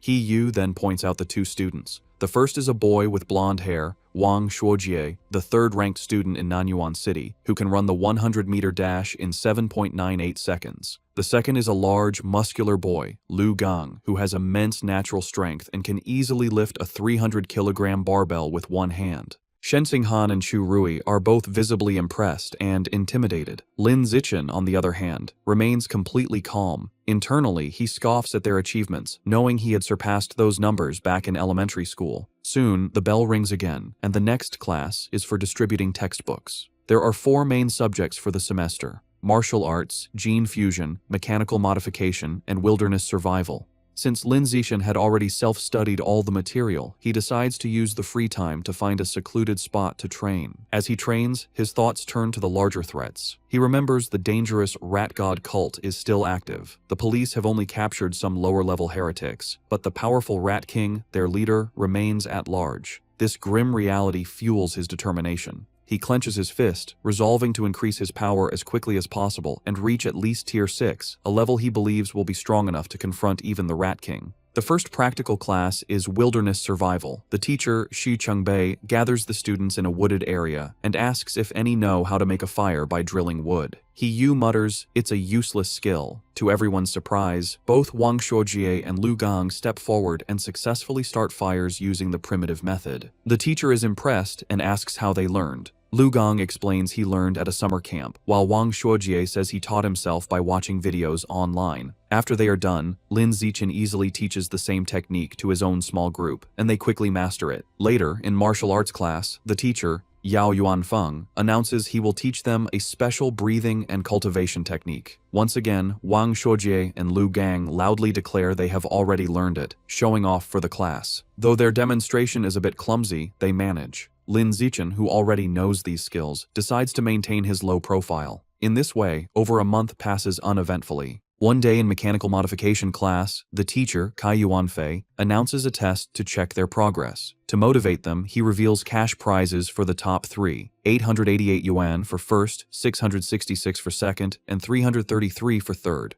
Lin Zichen's eyes light up when he hears about the prize money, realizing the first-place reward is almost enough to buy half a jin of the expensive savage giant eagle meat. With everyone motivated, the class begins the exam. Coincidentally, the gene fusion teacher, Liu Duren, has the same idea and also springs a surprise exam with the same prize structure. After the 2 difficult exams, the students are drained. He-yu collapses onto his desk, groaning. The other students complain about how difficult the questions were. One girl laments that she was hoping for a 90, but would be lucky to get a passing grade of 60. While everyone else complains, Wang Shuojie and Lu Gang begin to casually brag. Lu Gang asks Wang Shuojie how he did. Wang Shuojie confidently replies that he should score a 95, as he only struggled with the last part of the final question. Lu Gang nonchalantly agrees, stating he is in the same boat and also expects a 95. Listening to their arrogant exchange, He-yu glares at them, clenching his fists in fury and thinking about how badly he wants to punch them. The teacher announces the results of the mechanical augmentation test. He reads the scores, revealing that Guo Yunling received 52 points, while Shen Qinghan passed with 61. Shen Qinghan excitedly tells Lin Zichen she passed, and he congratulates her on her hard work. The teacher continues, announcing, He-yu scored an impressive 88 points. His friends praise him, and he humbly replies he was just lucky, promising to treat them to a meal with his third-place prize of 333 yuan. Next, the teacher confirms Lu Gang and Wang Shuojie both scored 95 just as they predicted, complimenting them for being only 1 question away from a perfect score. Wang Shuojie confidently claims that with 10 more minutes, he could have solved the final problem, and Lu Gang agrees. Listening to them brag, He-yu is frustrated, but comforts himself with the thought that third place is still his. However, the teacher then reveals a shocking result. Despite the test's difficulty, one student achieved a perfect score, Lin Zichen, with 100 points. Wang Shuojie and Lu Gong are stunned, shouting the result is absurd. The rest of the class erupts in cheers. Even a defeated He Yu joins in. Recognizing Lin Zichen is on another level, Shen Qinghan and Chu Rui celebrate his victory as the glory of Shanghai. Ignoring the praise, Lin Zichen's focus is on the prize. He raises his hand and asks Teacher Kai when the 888 yuan prize for first place will be distributed. The teacher promises to send it later, internally finding Lin Zichen's intense focus on money strange. An hour later, the gene fusion exam results are announced. The teacher, Kai Yuanfei, reads the scores. This time, the non-yuan duo did not perform as well. Lu Gang scored 81 and Wang Shuojie 83. Though still good scores, they are clearly disappointed. In contrast, Shen Qinghan achieves an excellent 78, placing her in the top 5, and she celebrates with Chu Rui. To the shock of his classmates, Lin Zichen once again secures a perfect score, effortlessly winning another prize. This second crushing victory deals a huge blow to the confidence of He Yu, Wang Shuojie, and Lu Gong, who are left demoralized. Unable to accept their defeat, Wang Shuojie and Lu Gong question how anyone could get full marks on such a difficult test, openly suggesting Lin Zichen must have known the answers in advance. The teacher, Kai Yuanfei, immediately shuts down their accusation, stating firmly that it is impossible. He explains that he personally designed every question, and the answers are not available online, making cheating impossible. The two are left speechless. Their classmates are not so kind. He Yu and Chu Rui laugh, mocking Wang Shuojie and Lu Gong for being sore losers. He Yu calls them a disgrace to Nanyuan City, and Chu Rui adds that uncultured, ugly people always cause the most trouble. After lunch, the practical exam for wilderness survival begins. The teacher, Shi Chengbei, explains the rewards are the same, with cash prizes for the top 3. The exam has 3 parts: climbing, swimming, and making fire by friction. Having been beaten in the academic tests, Wang Shuojie tells Lu Gong they must redeem themselves in the practical exams. Lu Gong agrees, and both glare at Lin Zichen, vowing to crush him and wash away their shame. The exam begins with climbing, where speed determines the winner. As expected, Lin Zichen's superior physical abilities allow him to easily dominate. He scales the rock wall with incredible speed, leaving the Nanyuan duo far behind to secure first place. The tree climbing event ends the same. Lin Zichen again takes first, while a defeated Wang Shuojie complains he couldn't even see his shadow. While Lin Zichen excels, he notes his real concern is for Shen Qinghan. As he expected, she struggles with the climbing and finishes last. However, he isn't worried, knowing her true talent is in the water and confident she will regain her confidence during the swimming segment. Next is the fire starting segment. With his eyes on the prize money, Lin Zichen knows he must continue to crush the Nanyuan duo. He starts the task with intense focus and speed, successfully creating a fire in just 58 seconds. Wang Shuojie and Lu Gong watch in utter disbelief, wondering how he can be so fast at everything, bewildered by his insane hand speed. The final part of the wilderness survival exam was swimming. This time it was Shen Qinghan's turn to shine. Tapping into her natural affinity for water, she swam with incredible speed, easily crushing the Nanyuan duo and delivering another heavy blow to their shattered confidence. Wang Shuojie was left in disbelief, unable to understand how Shen Qinghan could suddenly exhibit such explosive power in the water, concluding he must be hallucinating. After the exam, a defeated Wang Shuojie and Lu Gong were completely silent for a long time. However, their silence only lasted through lunch. In the afternoon, the final exam for martial arts began. The teacher, Yao Yuanfeng, announced it was time to test their progress with a sparring competition. The top 3 would receive prizes, motivating the class. For Wang Shuojie and Lu Gong, this reignited their hope. Filled with determination, they resolved to reclaim their pride. They reasoned this was martial arts class, where physical fitness and combat technique truly mattered. They believed if Lin Zichen was weak in martial arts, his other scores were meaningless. Before sparring, the teacher had everyone do a physical test as a warm-up, measuring their 100-meter sprint, one-hand barbell lift, and vertical jump. Lin Zichen, holding back to avoid being too flashy, still gave an incredible performance. He ran the 100-meter dash in 7.78 seconds and lifted a 330-kilogram barbell with one hand. His vertical jump was 2.18 meters, and he easily took first in all 3 events, making sure to only slightly beat the Nanyuan duo. They were once again left in utter shock. Wang Shuojie couldn't understand how Lin Zichen could be faster, while Lu Gong was baffled by how someone who didn't look muscular could be so strong. Trying to rally, Wang Shuojie reminded Lu Gong that failing the physical test didn't mean they would lose in sparring, as real combat also required technique. They convinced themselves their superior technique gave them a chance. After the test, everyone moved to the dueling area for the sparring matches. Eager to complete his survival of the fittest achievement, Lin Zichen stepped into the ring first. However, after his overwhelming display, no one dared to challenge him. Even Wang Shuojie and Lu Gong held back to observe first. Seeing the stalemate, the teacher intervened. He called out a student named Lu Wei and ordered him to spar with Lin Zichen. The two faced off, but the match was over before it began. To save time, Lin Zichen ended it instantly with a single devastating punch that sent Lu Wei flying. He then speed ran through the rest of his opponents, taking down every student in the class with the same brutal efficiency. Watching this, Wang Shuojie and Lu Gong are left in utter despair. Wang Shuojie realizes with horror that Lin Zichen is far stronger than they imagined, and probably wasn't going all out during the physical test. He wonders how anyone could compete with such a monster. Just as their spirits are crushed, He suddenly leaps into the ring, shouting Lu Gang's name. He points at Lu Gang, declaring he's warmed up and at his peak, and challenges him to a fight. Eager to vent his frustration, Lu Gang readily accepts. He reasons that while he may not be confident against Lin Zichen, he can certainly defeat He and vows to flatten him in 30 seconds.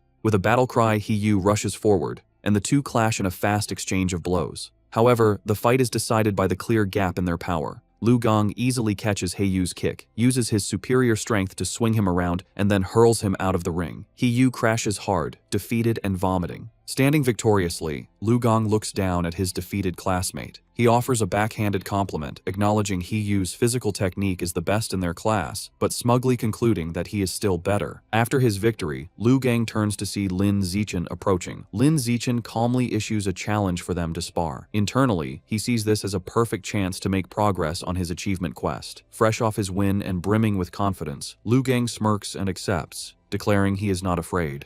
Lu Gong immediately goes on the offensive with a powerful punch. However, the gap in their abilities is apparent. Lin Zichen moves with blinding speed, effortlessly dodging the attack and leaving afterimages.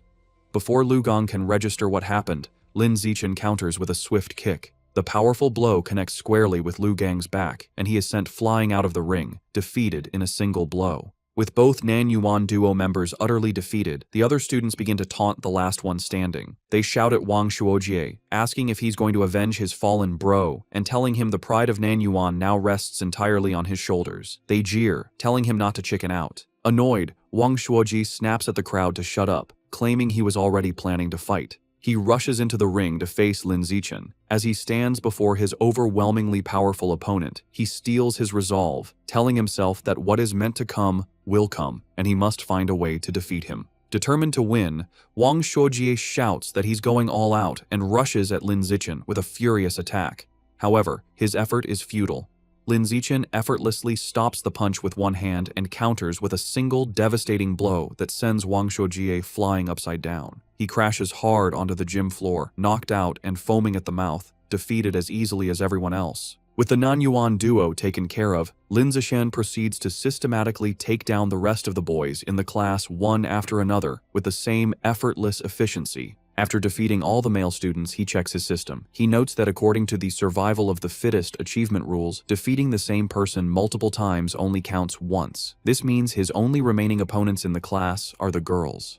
He wonders if any of them will even be willing to spar with him. To his complete surprise, the girls are more than willing. A crowd of his female classmates gathers, blushing and eagerly making heart gestures, all wanting a chance to fight him. The first to volunteer is Chu Yutong, who excitedly raises her hand and challenges him. She leaps into the ring and attacks with surprising speed and agility. However, Lin Zichen is still on another level. He easily dodges her attack, leaving her to comment on his incredible speed. She gracefully lands, disappointed that she came so close but couldn't even grab him. Unexpectedly, after Chu Yutong's defeat, the other girls also volunteer to challenge him one by one. Of course, Lin Zichen holds back considerably when facing the girls. His main goal isn't to hurt them, but simply to win the official matches and complete his achievement as quickly as possible. Soon, Lin Zichen finishes sparring with all the girls in his class. While he has successfully defeated every student, he is still far from completing his achievement task. He is a bit disappointed, but his mood quickly changes when his teacher, Yao Yuanfeng, suddenly announces some good news. The teacher praises the class and tells them that as elite students, they must learn to challenge those above them. He then announces that in 1 month, their class will challenge the strongest regular class in the second year, and he expects them to be ready. Lin Zichen, who was just feeling frustrated about the lack of opponents to speed up his survival of the fittest achievement, is overjoyed. A new match has been delivered right to his door, a true blessing. After the teacher dismisses the class, a newly humbled Lu Gang approaches Lin Zichen. He admits he had underestimated the school and declares that from now on, he will consider Lin Zichen his rival for the next 3 years. Lin Zichen realizes that with the teacher's plan to constantly challenge other classes, completing his achievement within a year might not be impossible. Wang Shuojie also confronts him, vowing to wash away the humiliation of his defeat before they graduate. Lin Zichen, however, is more focused on the practical benefits. He calculates that he has earned over 3,000 yuan from the exam prizes alone. This excites him, as he can now use this money to buy more beast meat. He clenches his fist, completely ignoring the non-yuan duo, who are left fuming at his arrogant dismissal. That night, back in his room, he considers his financial situation. Although he earned some money from the rewards, it is still far from enough to buy all the beast meat he needs. To earn more money, he decides to follow in his parents' footsteps and registers as a web novel author, beginning his writing journey. Thanks to his celestial root of wisdom, his writing is exceptional. The next morning, he finds a contract invitation from the Yuwen platform in his messages. After signing the contract, a piece of news from that very day catches his eye. The report is about a terrifying incident just 2 hours ago. A giant mutant rat had attacked a frozen meat-cold storage facility on the outskirts of the city. The news report details the horrific attack. The mutant rat was over 5 meters long and so powerful that it bit a responding cyborg in half. In a final, desperate act, the captured cyborg activated its hidden backup energy core to self-destruct, taking the enemy with it. The resulting explosion was massive, blowing the giant mutant rat to pieces on the spot. Reading the news, Lin Zichen is horrified. He stares at an image of a monstrous rat, wondering with growing dread how many more of these giant mutant rats are hidden in Shanghai City. He also questions where such enormous creatures could possibly be hiding. The day of the sparring session against the strongest regular class of the second year arrives, and the students gather at the Shanghai High Gymnasium. Before the match, the teacher Yao Yuanfeng holds a strategy meeting with his top fighters. He warns them that while their top fighters are strong, the opposing class is stronger overall and will likely use defensive tactics to wear them down. He orders them to finish their fights as quickly as possible. The moment the meeting is over, Lin Zichen rushes towards the ring, eager to defeat as many new opponents as possible to complete his survival of the fittest achievement. He volunteers to go first. His opponent, a tall girl with long blonde hair from the second-year class, steps into the ring. Seeing who she's up against, she immediately complains to her teacher, pointing out that the elite class has sent their strongest fighter out first. She claims she is the weakest student in her own class, and questions how she is supposed to fight him. Hearing this, teacher Yao Yuanfeng storms over to the opposing teacher, an older man he calls Brother Feng. He angrily accuses him of breaking the unspoken rules of class sparring, which dictate that the weakest students should fight first. He demands to know why the other teacher sent his strongest student to fight in the first match. To settle the dispute, teacher Yao orders Lin Zichen down from the stage, telling him he can go later and to let the weaker students go first. Lin Zichen reluctantly agrees and steps down. The teacher then points to Zhong Yijia and tells her to go first, but she is caught off guard and protests that she isn't ready. Seeing an opportunity, Shen Qinghan steps forward. She volunteers to fight, telling teacher Yao that since she is the weakest, she should be the one to go first. Shen Qinghan nervously enters the ring to face the tall blonde girl, clearly intimidated. From the sidelines, her classmates, including Chu Rui and He Yu, begin to cheer loudly, shouting encouragement for their friend, Han Han. However, the sudden pressure only makes Shen Qinghan even more nervous. The match begins, and the blonde girl immediately attacks with a powerful punch, which Shen Qinghan manages to block. Despite being outmatched, Shen Qinghan is determined. She knows she can't win, but resolves to hold on for as long as possible, adopting a purely defensive strategy to drain her opponent's stamina. Her plan proves surprisingly effective. 3 minutes later, the blonde girl is breathing heavily, surprised by Shen Qinghan's endurance. She realizes that if the fight continues, she will run out of stamina and decides she must finish the match quickly. She rushes forward with a final decisive punch. The blow lands, and Shen Qinghan is knocked to the ground, defeated.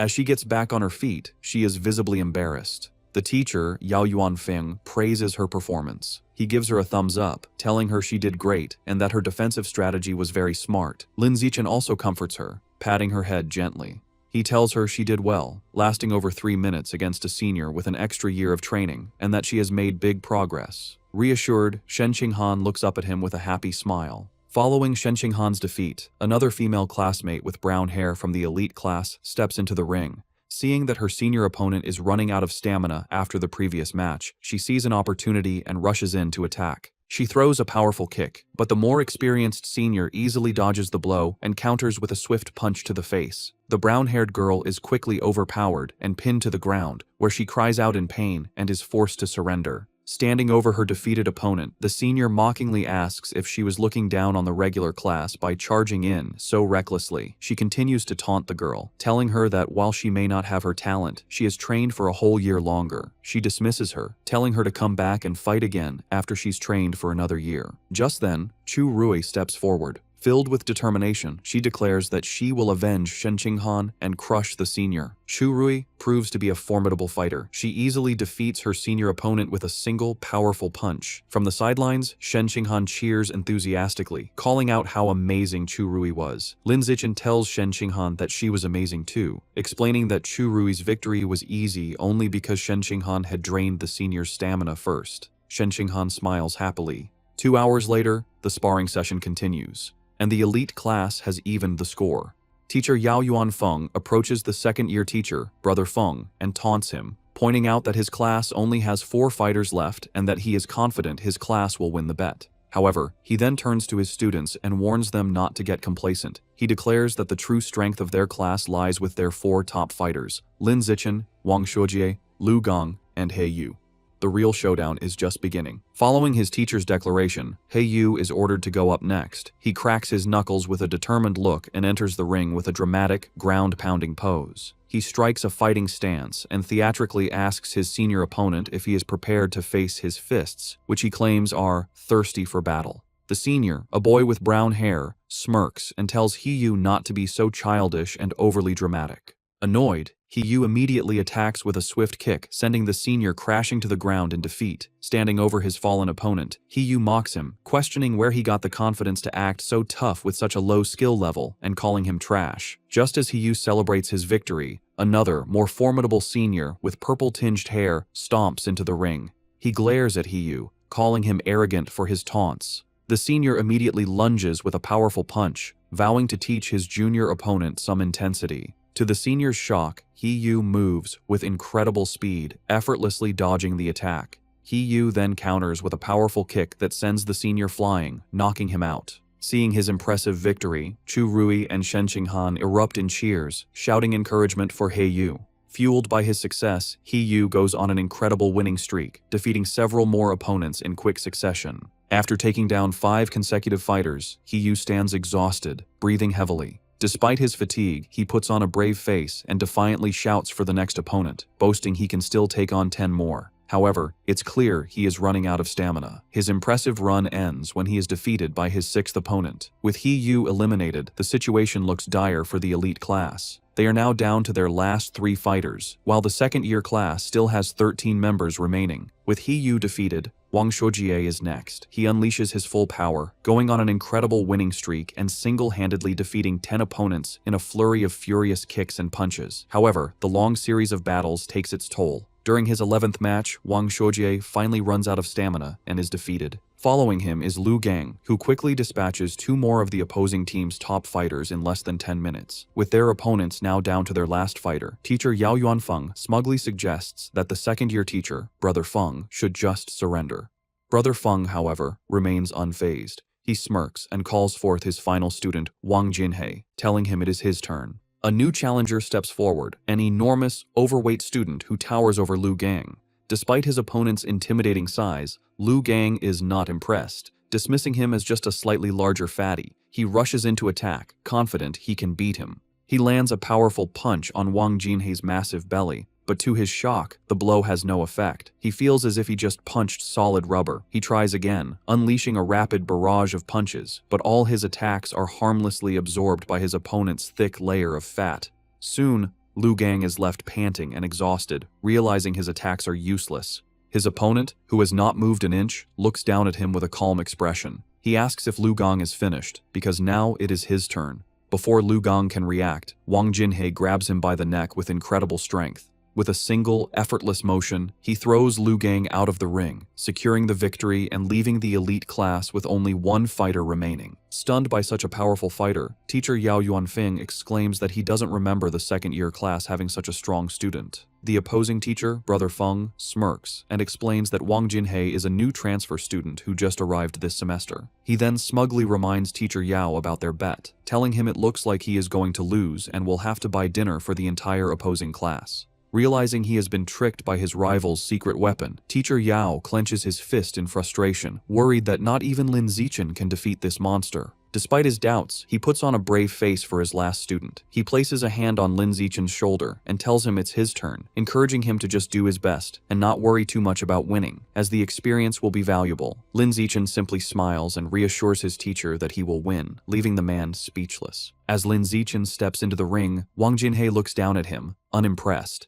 He dismisses his opponent as looking rather weak to be his class's final ace. From the sidelines, Shen Qinghan, Chu Rui, and the other girls from the elite class shout insults at Wang Jinhe, calling him an arrogant fatty and cheering for Lin Zichen to teach the dead pig a lesson. Annoyed by the taunts, Wang Jinhe decides to offer a handicap. He tells Lin Zichen he will stand still and allow him 10 free hits. He explains that he doesn't want Lin Zichen and his little fangirls to complain later that he was just bullying a smaller opponent. Lin Zichen happily accepts the offer. Wang Jinhe tells him to come at him with his full power. Without hesitation, Lin Zichen unleashes a single, devastating punch to his opponent's massive stomach. The force of the blow is so immense that it sends the enormous Wang Jinhe spinning through the air before he crashes hard onto the floor, knocked out cold. Both classes are left in stunned silence, which is quickly broken by a massive, tearful cheer from the elite class as they celebrate Lin Zichen's incredible victory. A few moments later, Wang Jinhe slowly begins to regain consciousness, completely disoriented. He groggily wonders where he is and what just happened, muttering that the outcome was completely illogical and unscientific. After Lin Zichen's victory, the second-year teacher approaches Yao Yuanfeng, the elite class's teacher.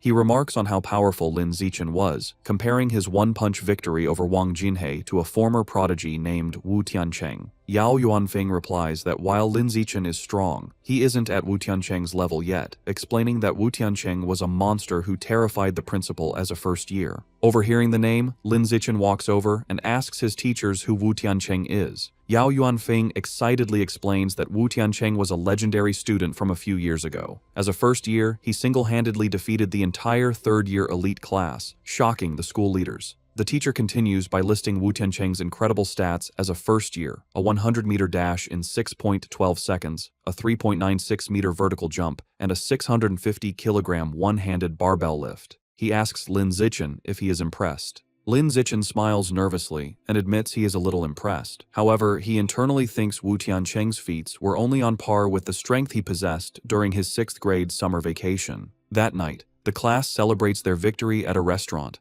Teacher Yao Yuanfeng holds up a soda for a toast. He joyfully announces that because Lin Zichen secured their win, the second-year teacher had to honor their bet and pay for everyone's feast. The entire class raises their glasses, cheering for Lin Zichen's performance. During dinner, Lin Zichen is surrounded by his classmates, including Heiyu and Chu Rui. Now famous in school, they are all eager to know his training secrets and add him on WeChat. Lin Zichen finds this new attention a bit strange. Amidst the chaos, he observes that Shen Qinghan hasn't changed. Worried he won't be able to eat, she quietly puts food on his plate. During the celebration, Shen Qinghan suddenly gets a shocked expression.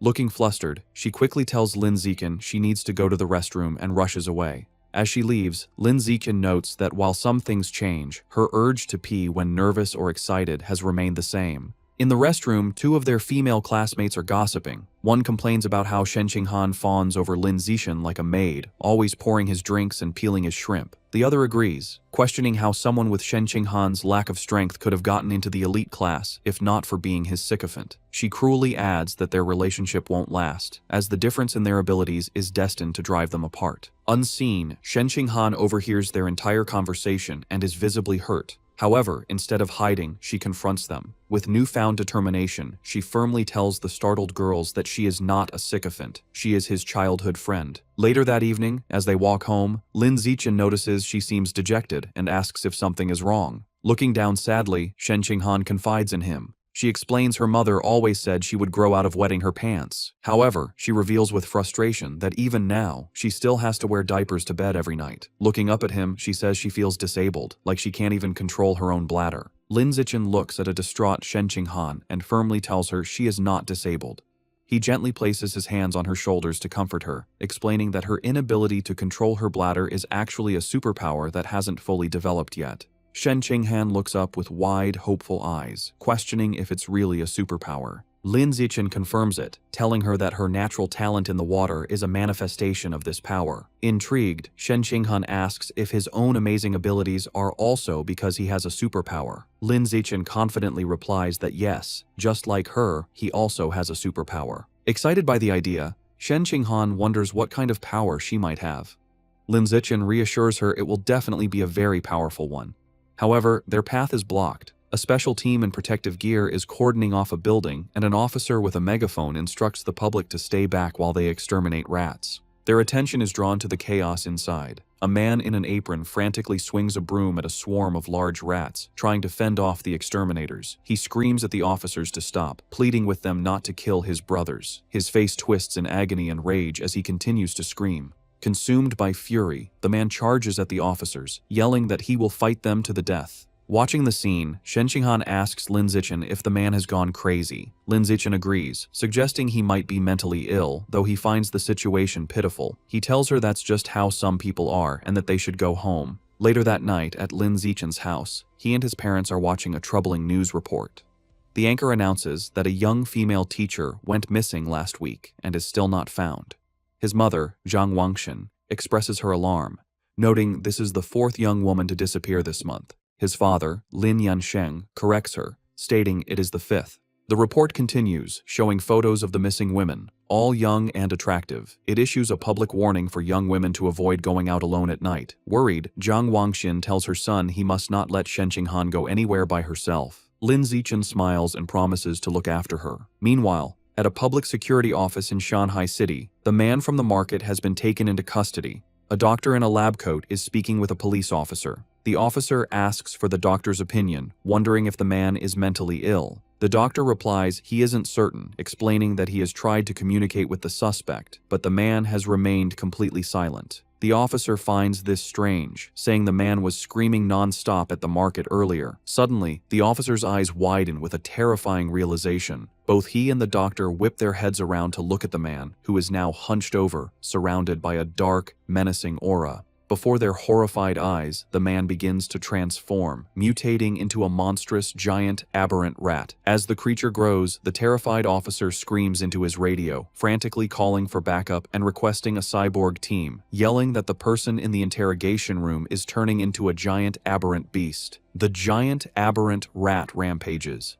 A police squad opens fire, but the bullets barely slow it down. As the officers retreat, a female officer reports that headquarters confirmed all cyborgs are deployed on other missions.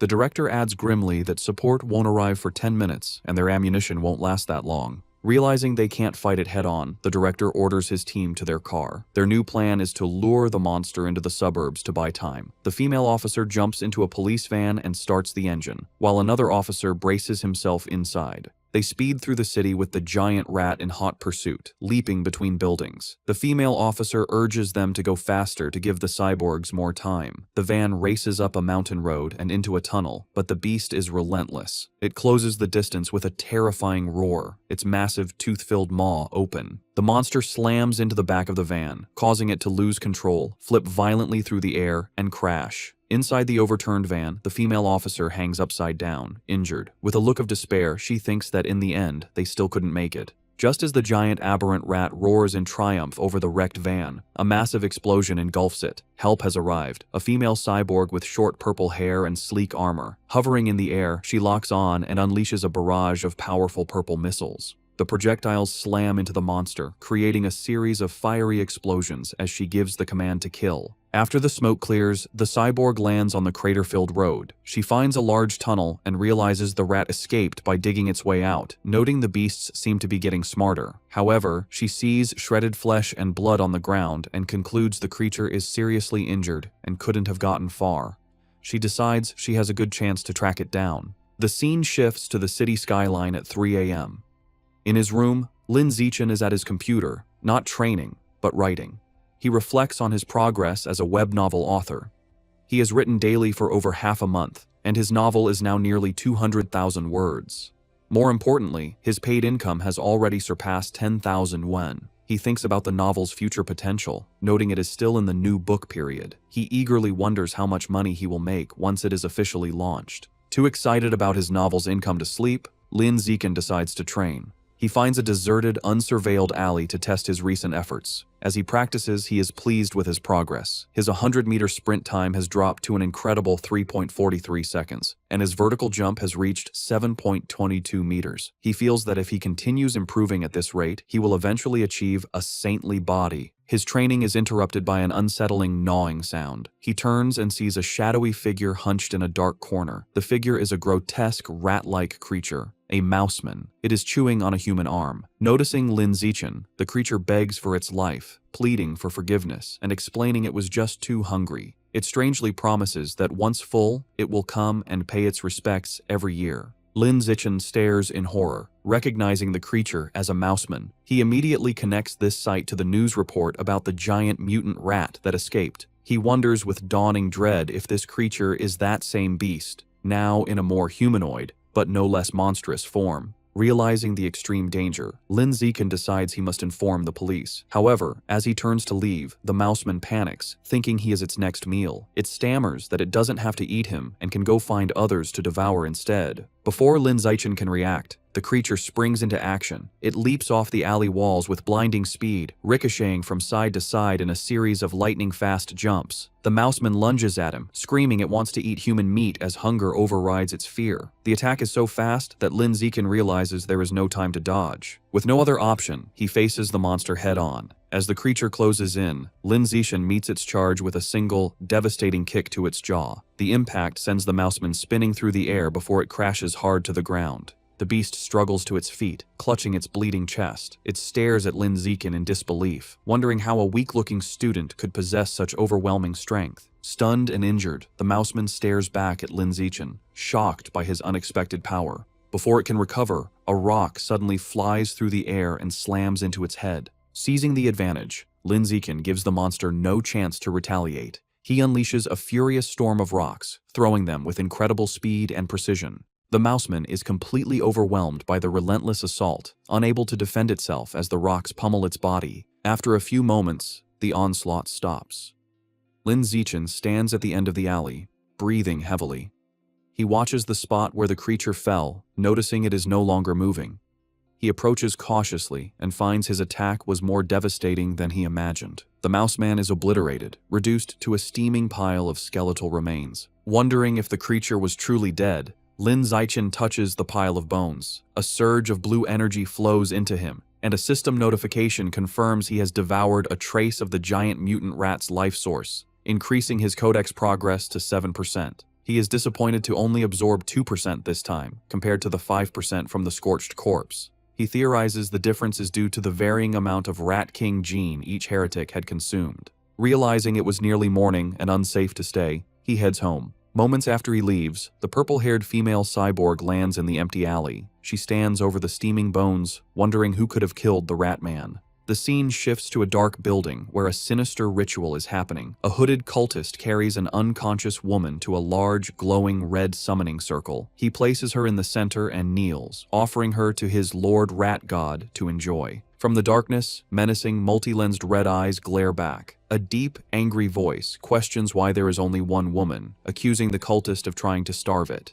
The voice complains the offering isn't even a mouthful and threatens to make the cultist part of the sacrifice. The cultist prostrates himself in terror, desperately begging to explain. Still on the floor, the terrified cultist explains that young women have become cautious lately, rarely going out at night and always traveling in groups, making them hard to capture. The massive, shadowy rat god looms over him, its deep voice commanding that if women are too difficult, he should catch young men instead. The cultist immediately agrees. Suddenly, a large, bloody chunk of raw meat is thrown onto the floor. The cultist greedily grabs it and begins to devour it raw, thanking his Lord Rat God for the blessing. As he eats, the ritual reaches its gruesome climax. Massive red tentacles emerge from the summoning circle, wrapping around the unconscious woman and lifting her into the air. The monstrous, multi-eyed maw of the rat god opens wide and devours her whole. Sounds of chewing and crunching echo through the building. After its meal, the Lord Rat God gives one final, chilling order. It tells the cultist not to capture ordinary people next time, complaining their meat is too bitter.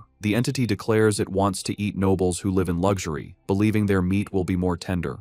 To help Shen Qinghan improve her martial arts grades, Lin Zichen holds special training sessions with her at her house. During one session, he acts as her personal coach, correcting her form. He adjusts her arm, stance, and shoulders, explaining how to generate more power and maintain better balance. Once her posture is corrected, he tells her to attack him with her full strength. She lunges at him with a determined punch. Lin Zichen easily catches her fist, praising her for the precise angle and improved power. He also catches her follow-up kick, pointing out a flaw in her form and demonstrating the correct technique by physically moving her leg into the proper position. After the intense session, an exhausted and sweaty Shen Qinghan collapses onto the floor. She catches her breath, telling him that even though she is exhausted, she can feel her martial arts strength has genuinely improved. Still kneeling on the floor, a motivated Shen Qinghan tells Lin Zichen that training 3 times a week isn't enough and asks if they can do it every day. Lin Zichen tells her that isn't necessary, explaining her body couldn't handle a daily high-intensity regimen. Shen Qinghan agrees and decides to stick with their current schedule. Just then, Lin Zichen's phone buzzes. As he takes it out, Shen Qinghan leans in curiously, asking if it's a special news report. He looks at the screen and sees 2 major headlines. The first announces that the Jishin Corporation will provide free treatment for former mechanical prodigy girls left disabled by early mechanical modifications. The second, more shocking report reveals a genius from Beijing University has successfully fused with the 1,000-threaded spider beast gene, breaking the record for the youngest person to undergo a dual gene fusion. Lin Zichen's eyes widen as he reads the second story, immediately realizing this genius must be the same prodigy from the capital he has been competing with for years. Most people cannot undergo gene fusion until adulthood, as a younger body can't withstand the backlash from beast genes and risks severe mutation. However, this prodigy has now successfully undergone a second gene fusion at the young age of 18. Lin Zichen is left to ponder the prodigy's incredible physical talent and wonder if gene fusion is indeed the best path to power. At his house, Lin Zichen is busy with his new career as a web novel author. Thanks to his incredible writing speed, his novel is an instant hit. The comment section is filled with readers amazed by his output, with one calling him a tentacle monster for posting 50,000 words on the first day. Lin Zichen reflects that with his use in advance and celestial root of wisdom attributes, a month of practice allows him to type at 10,000 words per hour. This efficiency means writing takes only about an hour a day, leaving him plenty of time for training. His father, Lin Yansheng, enters and praises his success. He estimates that if Lin Zichen maintains a stable plot and a 10,000-word daily pace, he could earn around 50,000 wen in his first month. He adds that once the novel's word count grows, making 100,000 wen a month would not be a problem. Lin Zichen is thrilled. With an income of 50 to 100,000 wen a month, he will no longer have to worry about funding his quest to unlock the exotic beast codex. He sets a firm goal. He will use his first 2 months' fees to finally unlock the savage giant eagle codex. The scene shifts to his martial arts class, where the teacher, Yao Yuanfeng, announces a sparring session to assess progress. Lin Zichen's overwhelming power is on full display. He completely crushes the field, effortlessly defeating every opponent with powerful kicks and punches. No one lands a single hit on him. After the session, his teacher presents him with his prize money. Lin Zichen reflects on the successful day, pleased that he not only earned another 888 yuan, but also gained crucial experience points toward his survival of the fittest achievement. While Lin Zichen dominated, Shen Qinghan's results were not as stellar. As usual, she ranked last. Her friend Chu Rui tries to comfort the dejected girl. However, her training with Lin Zichen has clearly paid off. She now has the ability to fight back. A flashback shows her previous match against Wen Yuntong, the second worst student in the class, where she was defeated in under 3 seconds. This time, Shen Qinghan held her ground for nearly 3 minutes. More impressively, she actively traded blows, landing several punches and kicks. Her martial arts teacher, Yao Yuanfeng, was very impressed by her progress. He praised her hard work and encouraged her to keep it up. With the sparring session concluded, the teacher gathered the class and made a new announcement. He declared that in 1 month their class would challenge the elite class of the second years, setting an ambitious goal for them to take down every student except for their top 3 fighters. The class roared back in confident agreement. The teacher was pleased with their fighting spirit. A month passes quickly. Lin Zichen's web novel has been a massive success, and he checks his bank account to see a balance of 89,000 yuan. With his new funds, he immediately heads to the supermarket to finally buy the beast meat he needs. He tells the female employee at the counter he would like to purchase some savage giant eagle meat. The employee informs him of a special promotion. If he buys 100 jin all at once, he will receive a 5% discount. After a moment of thought, Lin Zichen decides to hold off on the purchase for now. He concludes it would be more strategic to wait until he has saved up enough to buy all 100 jin at once to take advantage of the discount, figuring he will likely have enough by the following month. The next day at school, Shen Qinghan excitedly tells Lin Zichen the cafeteria has a new stir-fry counter, and she has heard the chef's dishes are delicious. He agrees to go with her. They arrive at the counter, where several chefs are busy, and both are impressed by the amazing aroma. After getting their food, they sit down at a table. Lin Zichen comments that it was a good thing they arrived early, as a long line has already formed. Their meal is interrupted by a loud argument in the line. One student accuses another of cutting, but the second claims his desk mate was saving his spot. The argument escalates, with the first student insisting saving a spot is still cutting, and the second becoming defiant. Shen Qinghan recognizes one of the voices and points out to Lin Zichen that their friend, He Yu, is the one arguing. She asks if they should check on him. Lin Zichen glances over and calmly tells her it probably isn't necessary, observing that He Yu has an aggressive presence and seems to have already scared the other guy off. Lin Zichen's assumption is incorrect. The student He Yu was arguing with stands his ground, looking down at He Yu with a condescending expression and calling him a punk. He Yu finds himself surrounded as the student is joined by his friends. The leader of the group asks He Yu what his deal is. One of the other bullies smugly states they have no deal, they are simply cutting in line. Enraged, He Yu yells at them to get to the back of the line. He is shocked by their audacity and realizes he is outnumbered. Despite this, He Yu tries to hold them back, spreading his arms to block them. He wonders why no one in the crowded cafeteria is stepping in. From their table, Shen Qinghan watches with concern, pointing out to Lin Zichen that their friend He Yu is being bullied. Just as the bullies are about to push past He Yu, a hand clamps down on the leader's shoulder. It is Lin Zichen, his face shadowed and intimidating. He calmly tells the student to please line up properly. The bully turns around and confronts Lin Zichen with a smirk, defiantly asking what he can possibly do about it if he refuses. Instead of escalating the fight physically, Lin Zichen responds with a sly grin. He pulls out his phone and coolly informs the bully that he will report him. The bully leader scoffs at the threat, calling reporting shameful. With He Yu smirking beside him, Lin Zichen coolly retorts that he finds cutting in line even more shameful. Unwilling to be reported, the group of bullies gives up and walks away in frustration. The scene shifts to a luxurious villa in a wealthy district of Shanghai City, where the rat god cult is holding a secret meeting. Their leader, a man in a black hooded robe, sits on a throne-like chair and addresses his followers. He announces that one of their members, Sha Qiang, is dead, explaining that he went crazy at the market and was killed after provoking the security squad. Another cultist mutters that it is good riddance. The leader then introduces a new young man who will be taking Sha Qiang's place. He relays a new, chilling order from their Lord Rat God. From now on, they must only capture and sacrifice noble elites, as their god finds ordinary people to be too bitter. This new directive causes concern. Two members speak up, arguing that capturing nobles is too risky. They reason that while a missing ordinary person might be overlooked, a missing noble would cause serious trouble. The cult leader suggests they target the sons of rich but powerless merchants to lower the risk. He then turns his attention back to the newcomer. He instructs him that, as he is new, he should not go after nobles yet. Instead, he is to practice by capturing a handsome young man as a sacrifice to one of the rat god's subordinates. The newcomer, his face hidden in the shadows of his hood, confidently accepts the mission, promising he will not just find any handsome man, but will offer the most handsome man in the entire city to the divine child. In the classroom, Yu is still fuming about the cafeteria. He tells Lin Zichen he investigated the students who cut in line and discovered they are from class 3 of the second year, the same top honors class they are scheduled to challenge. Yu can't believe students from an elite class could be so rude. Leaning against the lockers, Lin Zichen looks at his phone and remarks that good grades don't mean a person has good manners. His expression shifts as a news alert catches his eye. He reads that another wealthy heir has gone missing, the fifth recently. Knowing the kidnappers haven't asked for ransom and remembering the rat god cult's order to capture nobles,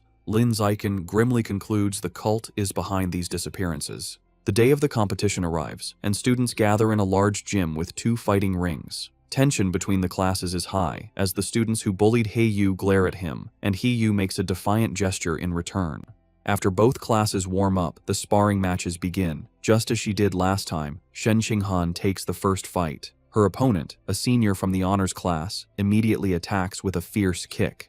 Shen Qinghan blocks the strike, but the senior's power is too great. Her defense is broken, and she is knocked to the ground, defeated. The senior is formidable, as other first-year girls, including Chu Rui, are also swiftly defeated one by one without landing a single hit. The first year's losing streak is broken when a muscular, short-haired girl defeats the senior with a powerful kick. However, this victory is short-lived. The next senior, a girl with long red hair, immediately seizes control. She is an overwhelming opponent, defeating 9 first-year students in a row in less than 10 minutes, including 3 boys. The first-year class is now down to its last 4 fighters: Lin Zichen, Wang Shuojie, Lu Gang, and Yu. The situation is bleak, as the second-year honors class has only lost 5 students, all girls. A staggering 36 of their students, none of them boys, have yet to fight. Their teacher, Yao Yuanfeng, clenches his fist, feeling the gap in strength is hopeless. With limited options, Yao Yuanfeng tells Yu it is his turn, asking if he can take out the 6 remaining girls on the opposing team. Yu confidently agrees, declaring it will be easy, particularly motivated by fighting more attractive female seniors. True to his word, Yu handles the matches with ease and successfully knocks all 6 remaining girls out of the ring.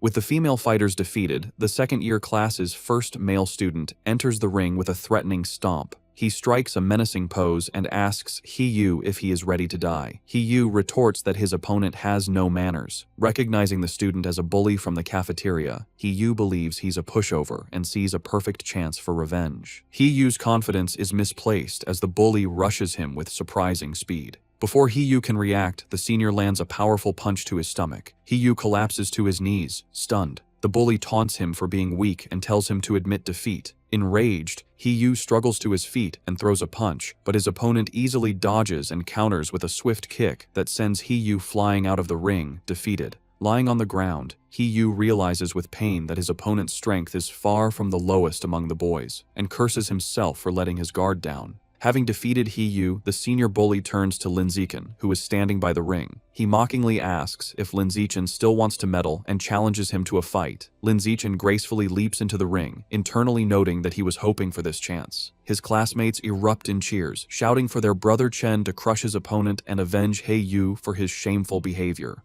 The match begins, and the bully, Qi Yue, rushes at Lin Zichen with a high kick. Lin Zichen, however, is unfazed. He effortlessly blocks the kick with one hand, then grabs Qi Yue's leg and slams him headfirst into the ring floor with incredible force. The impact knocks Qi Yue out cold. Lin Zichen stands over him for a moment before casually kicking his unconscious body out of the ring. The second-year students are in stunned disbelief. One points out that Qi Yue is one of the top 5 strongest fighters in their class, yet he was taken out instantly. They can't comprehend how a junior could be so powerful. Watching from the sidelines, their teacher Yao Yuanfeng concludes that Lin Zichen must be hiding a great deal of his true power. Lu Gang and Wang Shuojie are equally horrified, wondering if he is even human. Lin Zichen turns to the remaining second-year male students and calmly asks who's next. Their faces contort in fear, terrified by the display. 30 minutes later, the outcome is decided. All 29 remaining students from the second-year class lie defeated. Standing over the last opponent, Lin Zichen wonders about his progress toward his survival of the fittest achievement.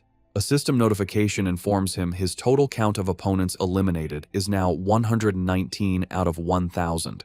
He looks at the number with disappointment, realizing the progress is far too slow. He reflects that in every class sparring session, he is always the last to fight, and he decides this slow pace cannot continue. Concluding his strength has far surpassed the high school level, he sees no reason to follow their rules anymore and resolves to make the rules himself. The following Monday, a shocked shout is heard from the principal's office. Inside, the principal of Shanghai High stares at Lin Zichen in disbelief, asking if he truly wants to hold a personal challenge match with rewards. Lin Zichen confirms his request, boldly stating that he wants to challenge the entire school. In her office, the principal of Shanghai High presses her hand to her forehead, bewildered. She asks Lin Zichen if he is serious about challenging the entire student body as a first year. He confirms his intentions and asks her to come to the gym, promising to prove he has the necessary strength. Later, they arrive at the empty gym.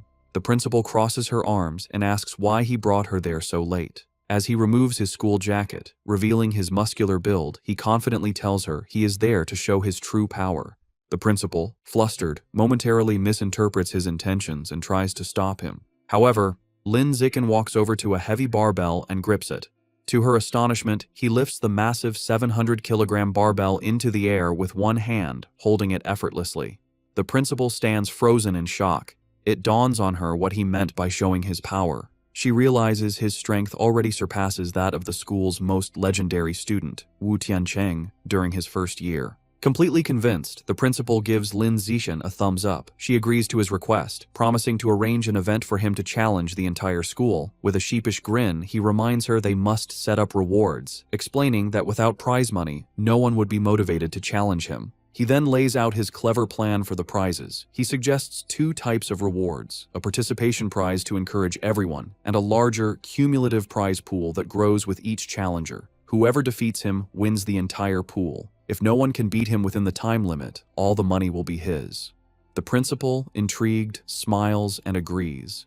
Lin Zichen makes one final request. Keep his true strength a secret for now. Otherwise, students might be too intimidated. She playfully pats his shoulder and agrees. Later, in her office, she shows Lin Zichen the finalized plan. He confirms it is perfect, thanking her for her hard work. As they speak, two teachers, Yao Yuanfeng and Liu Deren, walk by. They are shocked to see the principal's unusually cheerful demeanor towards Lin Zichen, wondering what is going on. Yao Yuanfeng is bewildered, remarking internally how the principal, usually a stern-faced she-devil, is now smiling so pleasantly, completely misinterpreting the situation. At 2 in the afternoon, the student body gathers in the gym, surrounding two large fighting rings where Lin Zichen and the principal stand. The principal takes the microphone and begins the announcement. She introduces Lin Zichen, details his recent victories, and explains the rules and prizes for his personal challenge against the entire school. The announcement causes an uproar. The crowd erupts in disbelief and mockery, with many shouting that the principal must have gone crazy. They are insulted by a first year's arrogance, questioning his confidence. One student angrily points out that defeating the second year's strongest class doesn't mean he can take on the third year's, while another calls him arrogant. Facing the hostile crowd, Lin Zichen calmly announces that starting the next day, he will be in the gym for 2 hours every afternoon, welcoming challengers. Internally, he is pleased by their anger, thinking that with so many eager to fight, he has a good chance of completing his survival of the fittest quest early. The scene shifts to a bustling city street at night. A young man with blonde hair walks alone, sipping a drink. His walk is interrupted when two attractive women step in front of him and invite him to a bar. The blonde man looks at them with a cold expression and bluntly tells them to get lost. As they walk away, they mutter that he has no charm. The young man watches them go, annoyed, wondering if Shanghai City is always this lame. The blonde young man is a new member of the Rat God cult, struggling with his first mission. Looking down at the people, he complains that after searching for days, he still hasn't found a single man attractive enough to be a worthy sacrifice. He is consumed by anxiety, picturing his cult leader and worrying how he will be perceived if he fails. He fears failure will lead to being ostracized. He had considered kidnapping a male celebrity, but realized it was impossible, as they are constantly surrounded by bodyguards, and he lacks the power to overcome them. As he walks, the pressure mounts. His deadline is fast approaching, and he is growing desperate. Just as he is lost in thought, Lin Zichen, out for a run in a tank top and shorts, sprints past him. The blonde man turns, and his eyes widen. He is immediately struck by Lin Zichen's appearance, thinking he has finally found an incredibly handsome man. He has found his target. The blonde cultist watches Lin Zichen run, feeling triumphant relief. After searching for so long, he has found the perfect target without even trying. A wide, sinister grin spreads across his face as he confirms his decision. Lin Zichen will be his sacrifice. He begins to follow his target, watching as Lin Zichen turns down a deserted industrial alleyway. Seeing the secluded area, the cultist's face twists into a horrifying black-eyed grin. He knows this is the perfect opportunity. Deciding it is time to strike, he unleashes his power and undergoes a grotesque transformation, his body contorting into a monstrous beast with a massive, tooth-filled maw. However, just as the transformed cultist is about to attack, a brick comes flying out of nowhere and smashes directly into its head with a sickening, bloody impact. The transformed cultist stumbles, clutching its head in pain and confusion after being struck by the brick. From the shadows, Lin Zichen emerges, holding the brick he just threw. He calmly remarks to himself that he didn't expect to find a rat person while out for a run, seeing it as a fortunate chance to increase the unlock progress for his guidebook. The monster trembles in terror, thinking that this human is horrifying and is speaking words it cannot comprehend. It feels incredibly unlucky to have run into him. Before it can react further, the monster collapses to the ground, dead. Lin Zichen looks on in surprise, finding it hard to believe that he killed the creature just by picking up and throwing a single brick. He wonders how a follower of the rat god cult could possibly be so weak. Deciding not to dwell on it, he quickly kneels beside the dead monster to absorb its life essence before anyone else arrives. A system notification appears, confirming he has devoured a trace of the giant mutant rat's life essence and that his guidebook progress has increased to 8%. He looks at the result with disappointment, noting that it only went up by 1%. He concludes that the pathetically low amount of essence is why this particular rat person was so weak. Thinking about his safety, Lin Zichen decides that he won't be coming out for night runs for a while. He knows that not all of the cult's followers are this weak. Some of the more powerful members have incredibly strong bodies after transforming, durable enough to even withstand firearms. The next morning, Lin Zichen is at home when he sees a shocking news report on television. He learns that at 3 o'clock that morning, the Municipal Public Security Bureau, in cooperation with a chemical tutor from Shanghai University, successfully wiped out the rat god cult. The report explains that the tutor is a high-level gene fuser who single-handedly defeated the monstrous Rat King. The broadcast shows footage of the incredible battle, where the massive, multi-eyed beast unleashes a terrifying barrage of sharp spikes at the winged, red-haired gene fuser. The tutor endures the powerful attack but ultimately emerges victorious. The entire fight lasted only 30 seconds, ending with the colossal Rat King collapsing in defeat as the gene fuser lands, securing a swift and decisive victory. Watching the display, Lin Zichen is left in deep thought, his expression grim. He contemplates the immense power he just witnessed, wondering if this is the true strength of a high-level being and acknowledging how truly formidable it is. In a modern, well-lit room, two men in tactical gear are having a conversation. A blue-haired man, sipping from a cup, asks his companion, a man with spiky orange hair named Tiancheng, if he has been able to contact their teacher yet. Tiancheng confirms that their teacher is still out of contact. He adds that the entire group of powerful individuals who went to suppress a riot at a place called Source Site 36 remain missing. The blue-haired man then asks about the current situation at the site. Tiancheng replies that it is relatively stable, explaining that if it weren't, he wouldn't have been free to come and clean up the little shrimp that escaped during the initial chaos.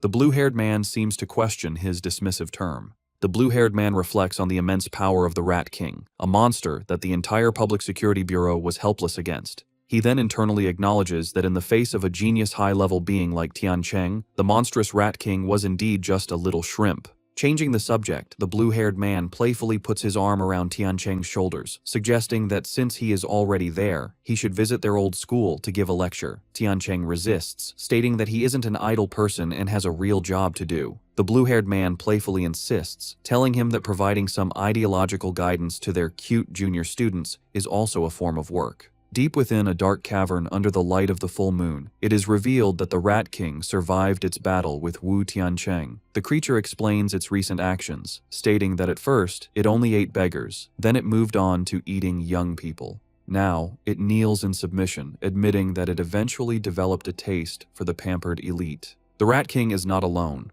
It prostrates itself before a new, far more terrifying monster. A colossal, green-skinned being with glowing red eyes and immense power.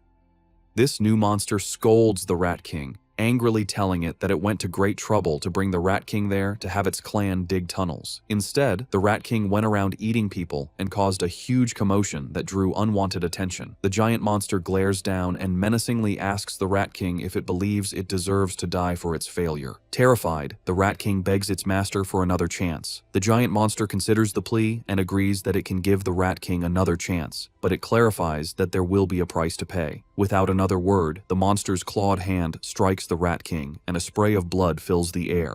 Deep in the cavern, the giant green monster continues punishing the Rat King. Having ripped out one of its eyes, the monster holds the bloody orb and remarks that while the sewer rat's eyes smell foul, they taste delicious. The monster then grabs the cowering Rat King, acknowledging its cleverness for hiding and sending a subordinate to pose as the Rat King to be defeated by the authorities. This reveals the creature Wu Tiancheng fought was merely a decoy. However, the monster delivers a final, chilling warning. If the Rat King fails to dig tunnels as commanded, it will still die. Meanwhile, back at Shanghai High, the day of Lin Zichen's personal challenge has arrived. As he walks toward the gym, he is the subject of intense gossip. Students point him out as the arrogant first year who dared to challenge the entire school, with many eager to watch. Lin Zichen, however, is focused on his phone, where he is looking at a wanted notice for the 9 fugitive members of the Rat God cult, noting the 500,000 yuan reward for their capture. He thinks of them as a walking fortune, but his practical nature takes over, and he reminds himself that if he ever encounters one, his first priority is to stay safe before thinking about the bounty. He arrives at the gym to find it packed with students surrounding the fighting rings, just as he had hoped. Looking at the sea of potential opponents, he knows the large turnout is not just due to his challenge, but also because of the final part of his plan, the participation prize. To motivate the crowd, Shen Qinghan stands on the sidelines with a megaphone, announcing that every participant will receive a lottery ticket for a chance to win generous prizes. The announcement works perfectly, and the male students erupt in excitement. They shout about the amazing prizes, including the latest game consoles and smartphones, though one boy is more interested in the possibility of touching Shen Qinghan's hand during the lottery. This same boy eagerly reaches forward to be the first volunteer. However, before he can finish speaking, a female student leaps over him, stepping on his head as she declares she will go first. This opens the floodgates, and a massive, chaotic crowd of female students rushes forward, trampling the boys as they all clamor for a chance to fight Lin Zichen. Soon, the fighting ring is filled with a large group of girls who have surrounded Lin Zichen, eagerly declaring they want to challenge him. The challenge, however, quickly becomes his female classmates fawning over him. One girl touches his arm, excitedly exclaiming how strong he feels, while another caresses his face, admiring how handsome he is. Completely surrounded, Lin Zichen thinks the situation has taken a strange turn. He feels reluctant to fight girls but steels his resolve. Knowing that to complete his achievement, he has no other choice, he begins to concentrate his power. With a series of gentle but firm pushes, he sends the girls flying out of the ring one by one. Finally, he unleashes a wave of energy that repels them all at once, apologizing as they are cleared from the ring. After the chaos has settled, Lin Zichen checks his system. A notification shows his progress for the survival of the fittest achievement has now reached 309 out of 1,000. Despite being defeated, the female students are undeterred. One girl with pinkish hair eagerly raises her hand, shouting she wants to challenge him again. However, Lin Zichen stands firm and coldly announces that according to the rules, defeated challengers may not re-challenge. The girls are crestfallen, with one complaining about the unfair rule. A large, muscular student and his friends step forward, and their leader cracks his knuckles, angrily declaring it is now his turn to teach the arrogant junior a lesson. This proves to be an empty threat. Lin Zichen effortlessly defeats opponent after opponent with single punches, and his system shows his survival of the fittest progress has climbed to 419 out of 1,000. Soon, he stands triumphantly atop a massive pile of unconscious students and calmly asks who is next. Just then, a new, more formidable challenger steps forward, declaring he is still there to fight. He leaps into the ring, and the other students immediately recognize him as Yan Shaoxuan, the overlord of the second year's top honors class. They begin to murmur, wondering who will win. The consensus is that Yan Shaoxuan has the advantage, recalling his legendary reputation for once defeating an entire class single-handedly, though he was eventually put in his place by a third-year instructor. Yan Shaoxuan lands in the ring and addresses Lin Zichen, telling him he was once arrogant just like him, but was taught a valuable lesson. He explains that he learned there is always someone stronger. He then launches into a condescending monologue, offering to teach Lin Zichen a life lesson. Completely ignoring the speech, Lin Zichen turns to the teacher and simply asks if he can begin. The flustered teacher quickly declares the start of the match. Before Yan Xiaoxuan can finish his advice, Lin Zichen interrupts him with a single, devastating kick that sends him flying across the ring. As Yan Xiaoxuan crashes into the far wall, Lin Zichen casually puts a finger in his ear, remarking with relief that it is finally quiet.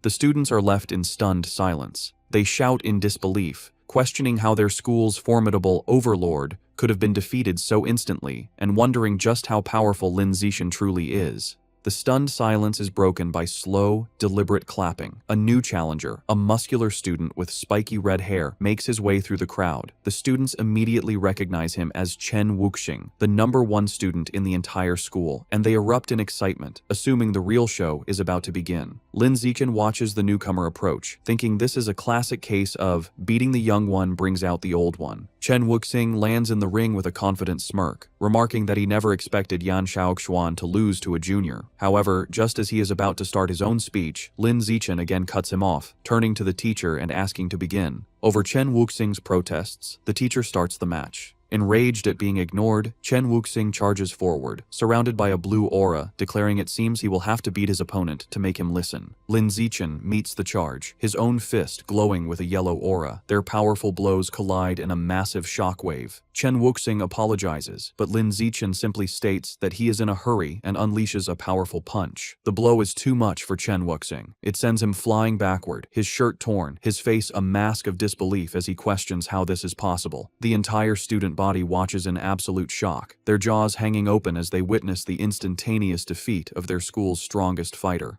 With the school's strongest fighters defeated, Lin Zichen turns to the still stunned crowd. He points to a random student and tells him to get in the ring to fight. The student points to himself in disbelief, and Lin Zichen confirms it, stating they haven't fought yet. The student nervously asks him to be gentle, but Lin Zichen smiles and reminds him that if he participates, he will get a lottery ticket. Motivated, the student rushes into the ring, and Lin Zichen promises to go easy. His promise is short-lived, as he immediately knocks the student out with a single punch. A system notification confirms that his achievement progress for survival of the fittest has increased by 1. Seeing this, the rest of the student body realizes there is no shame in losing to someone so overwhelmingly powerful, and they still have a chance to win the lottery prizes. Renewed enthusiasm sweeps through the crowd as they all surge forward, motivated by the prospect of winning a new smartphone. What follows is a systematic and effortless series of victories for Lin Zichen. He stands his ground, easily dispatching every student who challenges him, with his system's counter ticking up by 1 with each defeated opponent.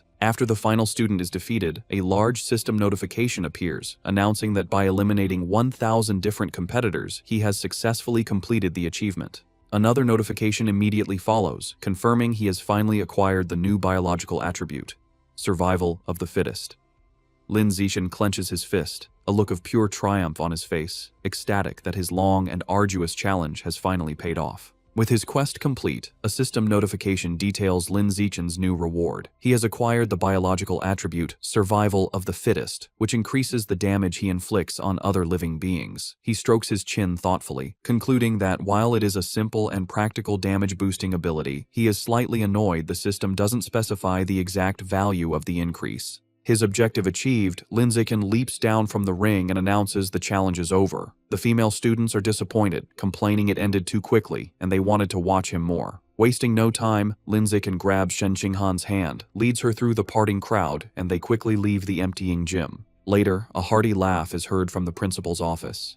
Inside, the principal of Shanghai High sits on her desk, congratulating Lin Zichen for officially earning the title of the school's #1 fighter. Leaning in close, she playfully questions him, suggesting that since he defeated even Chen Wuxing in an instant, he must surely be hiding his true strength. Sitting on the couch with Shen Qinghan, Lin Zichen sips his drink and modestly replies that he only hid a little of his power. The principal gives him a knowing look, clearly not believing him. She brings up Chen Wuxing's recent special entrance exam for Kyoto University, where he lifted a 690-kilogram barbell with one hand. Based on that, she confidently estimates that Lin Zichen's own one-handed lift must be at least 800 kilograms. Internally, Lin Zichen knows he cannot let her find out his true, much higher strength. He plays along, telling her that her guess is nearly perfect, and his official data shows a lift of 795 kilograms. The principal laughs triumphantly, pleased she was right. As she celebrates, Lin Zichen tries to get her attention. Having established himself as the school's strongest, Lin Zichen immediately turns to his true priority. With an eager expression, he raises his hand and asks the principal when he can expect the 8,810 yuan prize money. Amused by his focus on money, the principal playfully calls him a little rascal, but agrees and immediately transfers the funds.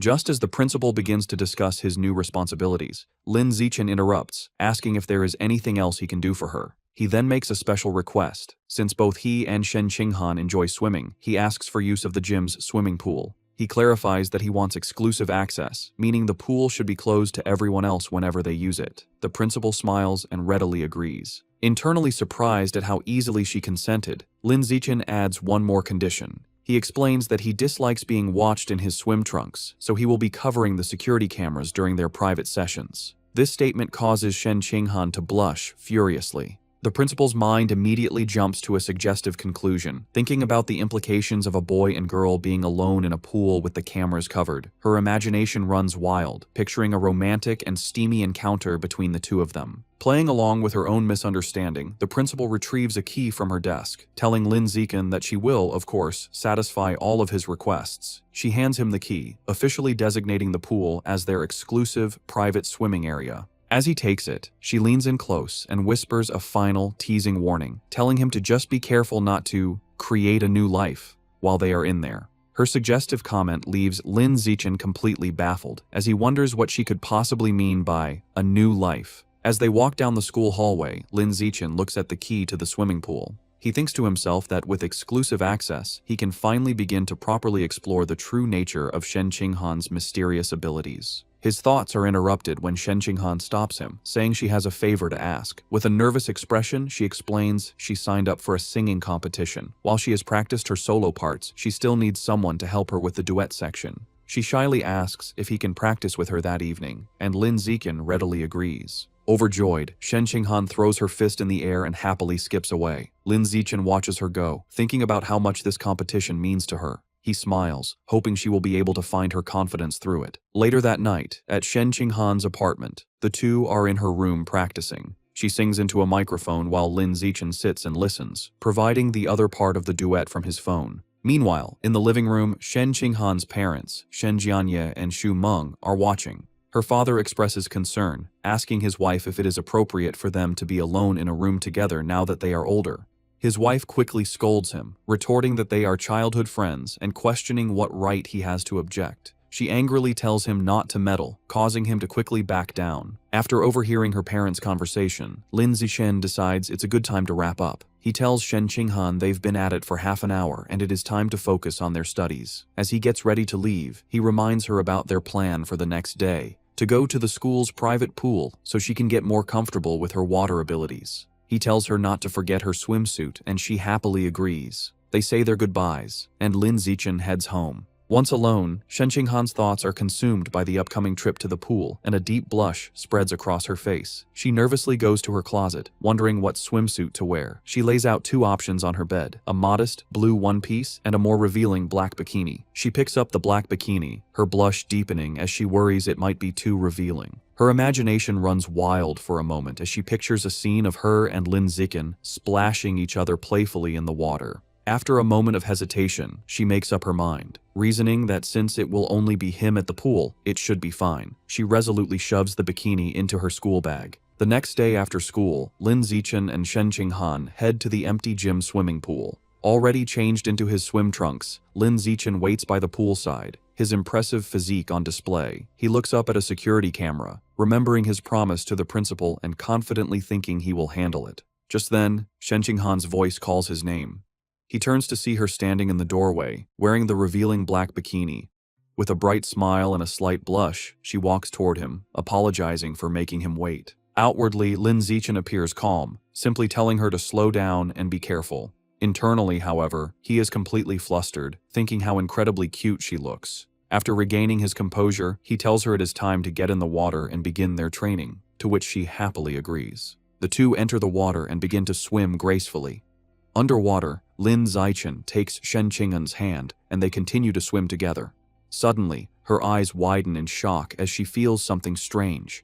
She quickly gets Lin Zichen's attention, looking startled. She frantically points towards the surface, indicating they need to go up immediately. Understanding, Lin Zichen grabs her and pulls her swiftly towards the air. They break the surface with a splash, and a concerned Lin Zichen holds her close, asking what happened. With a look of utter astonishment and excitement, Shen Qinghan exclaims that the water can pass directly through her body. To demonstrate, she holds out her hands just below the surface and tells him to watch. Just as she described, the water flows straight through her palms as if they were intangible before splashing back into the pool. At the school pool, Shen Qinghan looked at her hands in amazement as water flowed right through them. Confused, she asked Lin Zichen why her body seemed to be leaking water. He observed her, realizing he was witnessing her latent superpower. He seriously asked to see her hand to examine it. Upon touching her palm, he noted that aside from the strange ability, there seemed to be nothing abnormal. To investigate further, he suggested they get out of the pool so he could check the rest of her body. A noticeably blushing and nervous Shen Qinghan shyly agreed. Shortly after, Shen Qinghan was lying on a lounger by the pool, covered in water from Lin Zichen's tests. As he poured water over her, she asked how much longer the examination would take. After checking her 3 times, Lin Zichen thoughtfully concluded there were no other abnormalities. Helping her sit up, he told her that, for now, it seemed only her hands had this ability, and she nodded in understanding. Sitting on the edge of the pool, Shen Qinghan asked if her lifelong problem of bedwetting could be related to this power, speculating that perhaps another part of her body also let water pass through.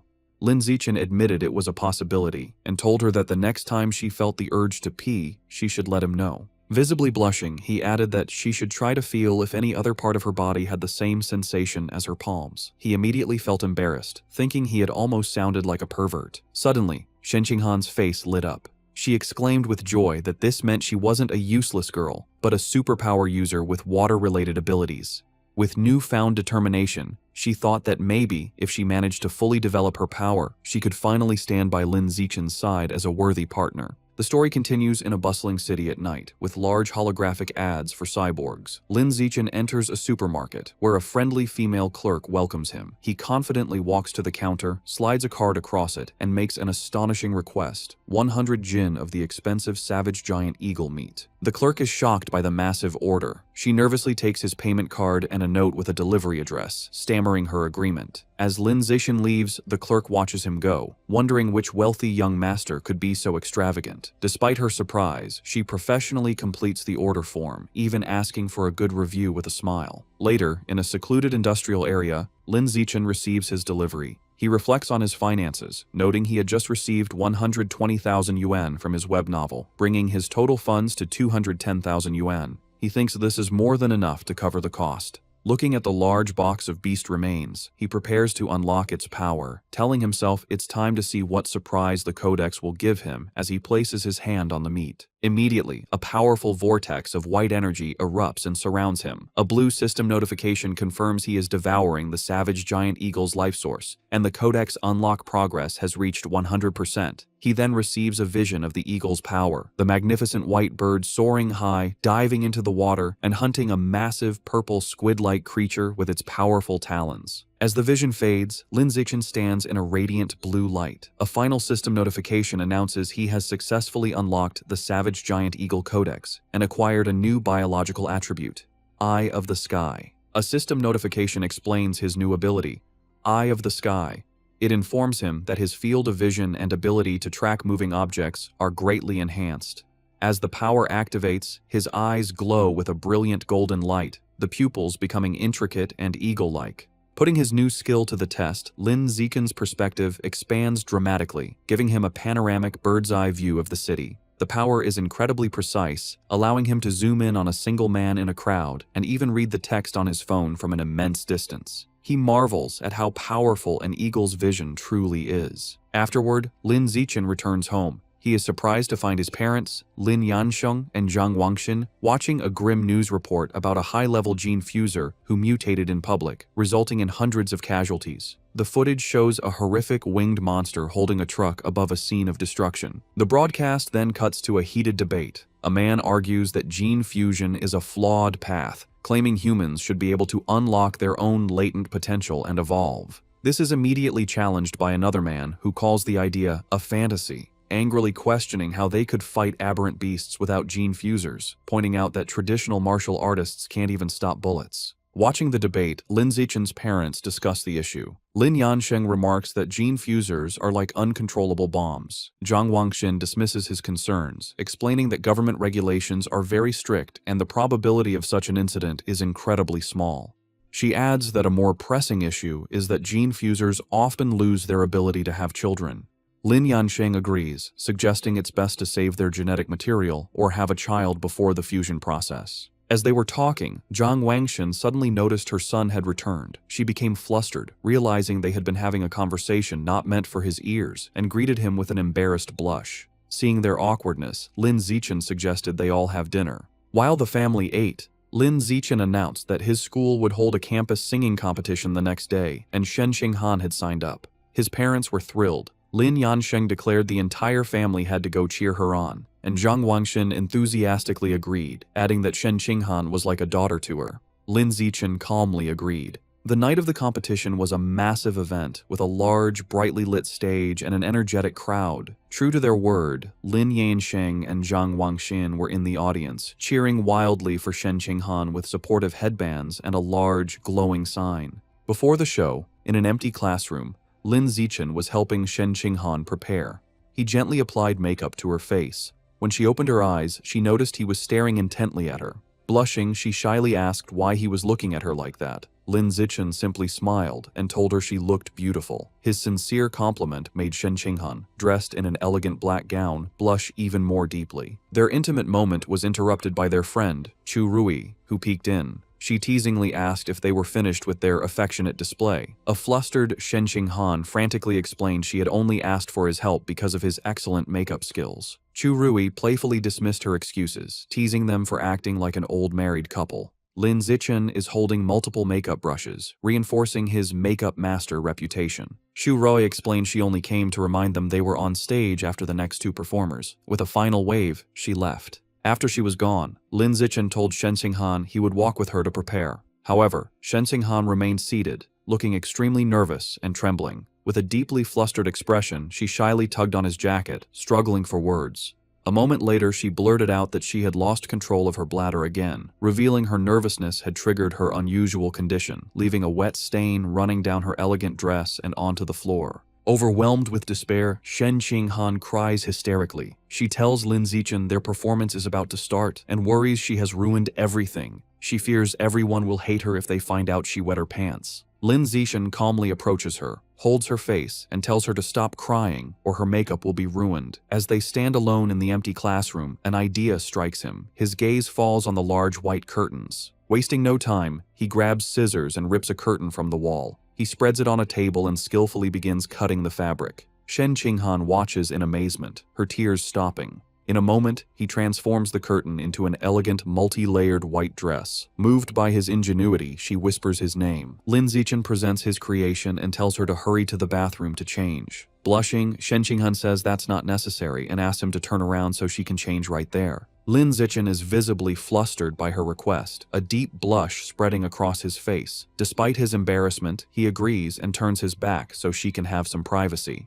Behind him, Shen Qinghan sensually removes her ruined black dress. Although he isn't looking, Lin Zichen can hear everything, and he remains flustered as she stretches playfully in her underwear behind him before putting on the new dress. Once changed, Shen Qinghan tells Lin Zichen he can turn around. He sees her looking stunning in the impromptu gown. She thanks him, smiling brightly and explaining that after her cry, she's no longer nervous. Lin Zichen wishes her luck, affectionately patting her head as she beams at him. Soon, an announcer calls Li Chuxin and Shen Qinghan to the stage. They deliver a vibrant, energetic performance, captivating the crowd. After, the announcer builds suspense before declaring them the winners. The two friends embrace joyfully as the audience cheers wildly. In the crowd, Lin Zichen stands with his father, applauding proudly with a satisfied smile. The next day, a teacher enters the classroom and is shocked to see the window, angrily demanding to know who cut up the curtain. As punishment, Lin Zichen and Shen Qinghan must clean the entire classroom. While mopping, Lin Zichen thinks it's a fitting atonement. Suddenly, a system notification pops up, announcing he completed an achievement for cooperating 1,000 times. His reward is the Gregarious Animal attribute, which increases his combat power based on nearby allies. A small, satisfied smile crosses his face at this unexpected gain. Meanwhile, Shen Qinghan's life has improved. After her victory, she becomes much more popular. Other girls praise her singing and invite her to karaoke. Beaming with newfound confidence, she happily agrees. Her confidence also helps her martial arts skills improve steadily. Lin Zichen also progresses, winning a major martial arts tournament, the first for Shanghai High in 5 years. He is celebrated by his parents, a joyful Shen Qinghan, and his teammates. Soon his room is filled with trophies. His fame leads to an endorsement deal, making him the spokesperson for the He family's martial arts gym. All his hard work pays off. Between his endorsement deal and his web novel income, Lin Zichen has amassed over 900,000 yuan.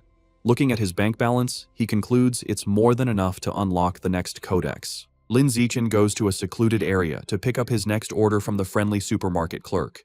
Inside the large box are the remains of a hidden dragon, a large lizard-like creature known for stealth. Placing his hand on the meat, Lin Zichen begins the absorption process, and a powerful blue aura erupts around him. A system notification confirms he is devouring the hidden dragon's life source, and the codex unlock progress reaches 100%. A moment later, another notification announces he has unlocked the hidden dragon codex and acquired the new attribute, natural camouflage. The system explains his new power. The ability allows him to reduce his presence by lowering his internal life signs and lets him hide his true biological level.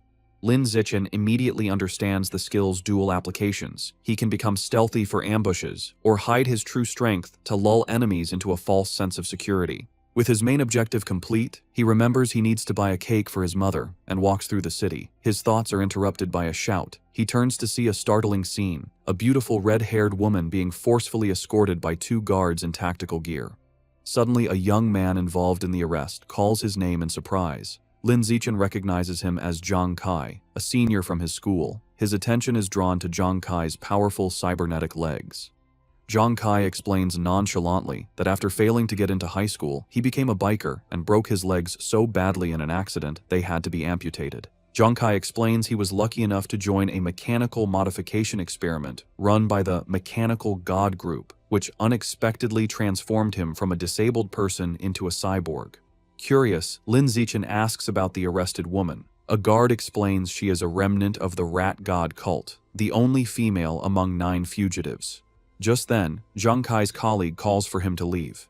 As he hurries off, he waves goodbye, promising to talk later, and Lin Zichen waves back. Watching them go, Lin Zichen becomes suspicious. The public security department searched for the Rat God cult fugitives with all its resources and found nothing, yet the Mechanical God group captured one with ease. He concludes this group is not to be underestimated. His thoughts are interrupted by a call from his mother, Jiang Wangxin. She asks if he bought the cake and when he'll be home. He says he's on his way and will be back soon, and she reminds him to be careful. The scene shifts to a lively birthday celebration. Since their birthdays are a day apart, their families always celebrate together. Their parents are gathered, singing "Happy Birthday."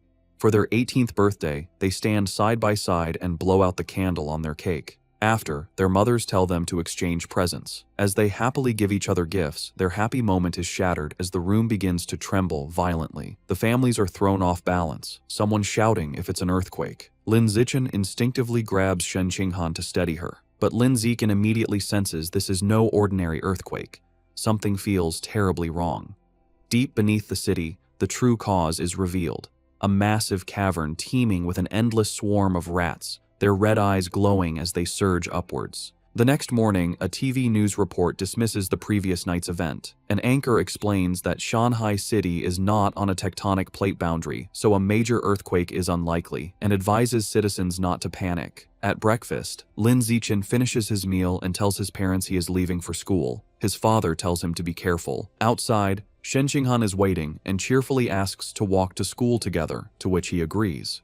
As they walk, she happily remarks that since they have celebrated their 18th birthday, they are officially adults. Lin Zichen adds that the college entrance exams are also approaching. Shen Qinghan admits she gets nervous just thinking about it. Some time passes, and Lin Zichen finally saves up enough money to unlock his next codex. He begins the absorption process, and a powerful purple energy swirls around him as he targets the Void Crocodile. A system notification confirms he is devouring the creature's life source, and the codex unlock progress reaches 100%. He receives a vision of a large crocodilian beast with fish-like fins swimming powerfully, trying to escape from the savage giant eagle. A final notification announces he has successfully unlocked the Void Crocodile Codex and acquired a new biological attribute, danger perception. The system explains this ability allows him to sense hostility from other creatures within a certain range and makes it easier to judge their biological level. Lin Zichen thoughtfully concludes this will be a useful skill for preventing sneak attacks.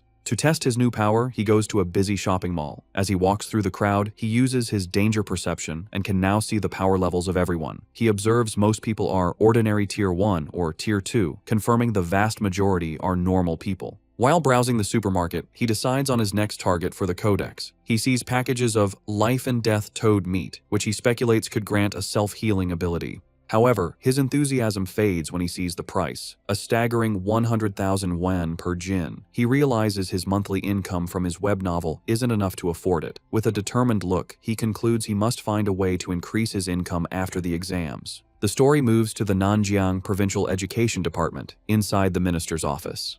A striking woman with light purple hair and antler-like horns, Mo Dongji, the vice principal of Shanghai University and Minister of Education for Nanjiang Province, sits listening to a report. A male subordinate is finishing a presentation on the educational situation across the province. Mo Dongji calmly sips her drink and thanks him. She then asks about the status of Origin Site number 36. Her assistant replies the situation has finally stabilized, expressing great relief.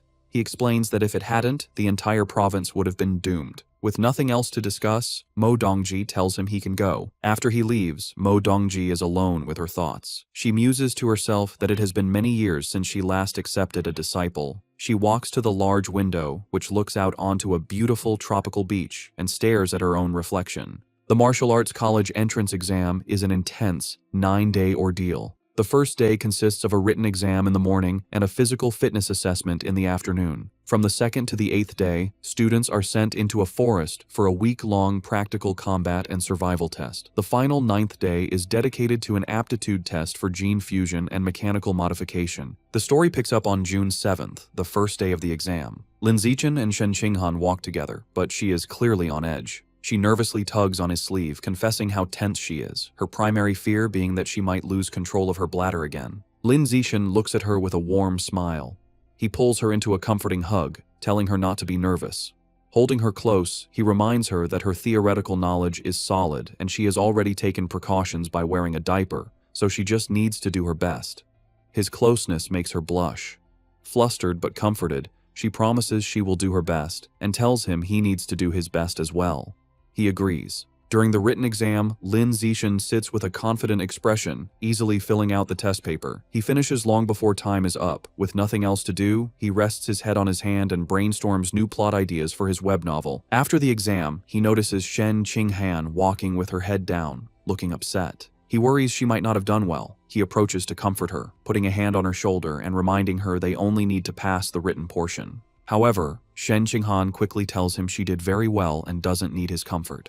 Confused, Lin Zichen asks why she looks so unwell. Blushing furiously, Shen Qinghan quietly confesses she had an accident and wet her pants again. She quickly tells him to wait while she runs to the restroom. Lin Zichen reminds her to be quick, as the physical fitness assessment is about to begin. Later, during the weightlifting portion, Lin Zichen demonstrates his overwhelming power. An announcer declares his final score as he effortlessly lifts a massive 950 kilograms barbell with one hand, leaving the other students speechless. His classmates erupt in shouts of disbelief, recalling his other incredible results, a 5.12-second 100-meter dash and a 4.91-meter vertical jump. After completing her own tests, a tired Shen Qinghan, in her gym clothes, approaches Lin Zichen. He asks how she did. With a weary but proud smile, she reports her impressive scores: a 9.32-second 100-meter dash, a 1.62-meter vertical jump, and a 125-kilogram lift. She adds with a small sigh that her results are still nothing compared to his.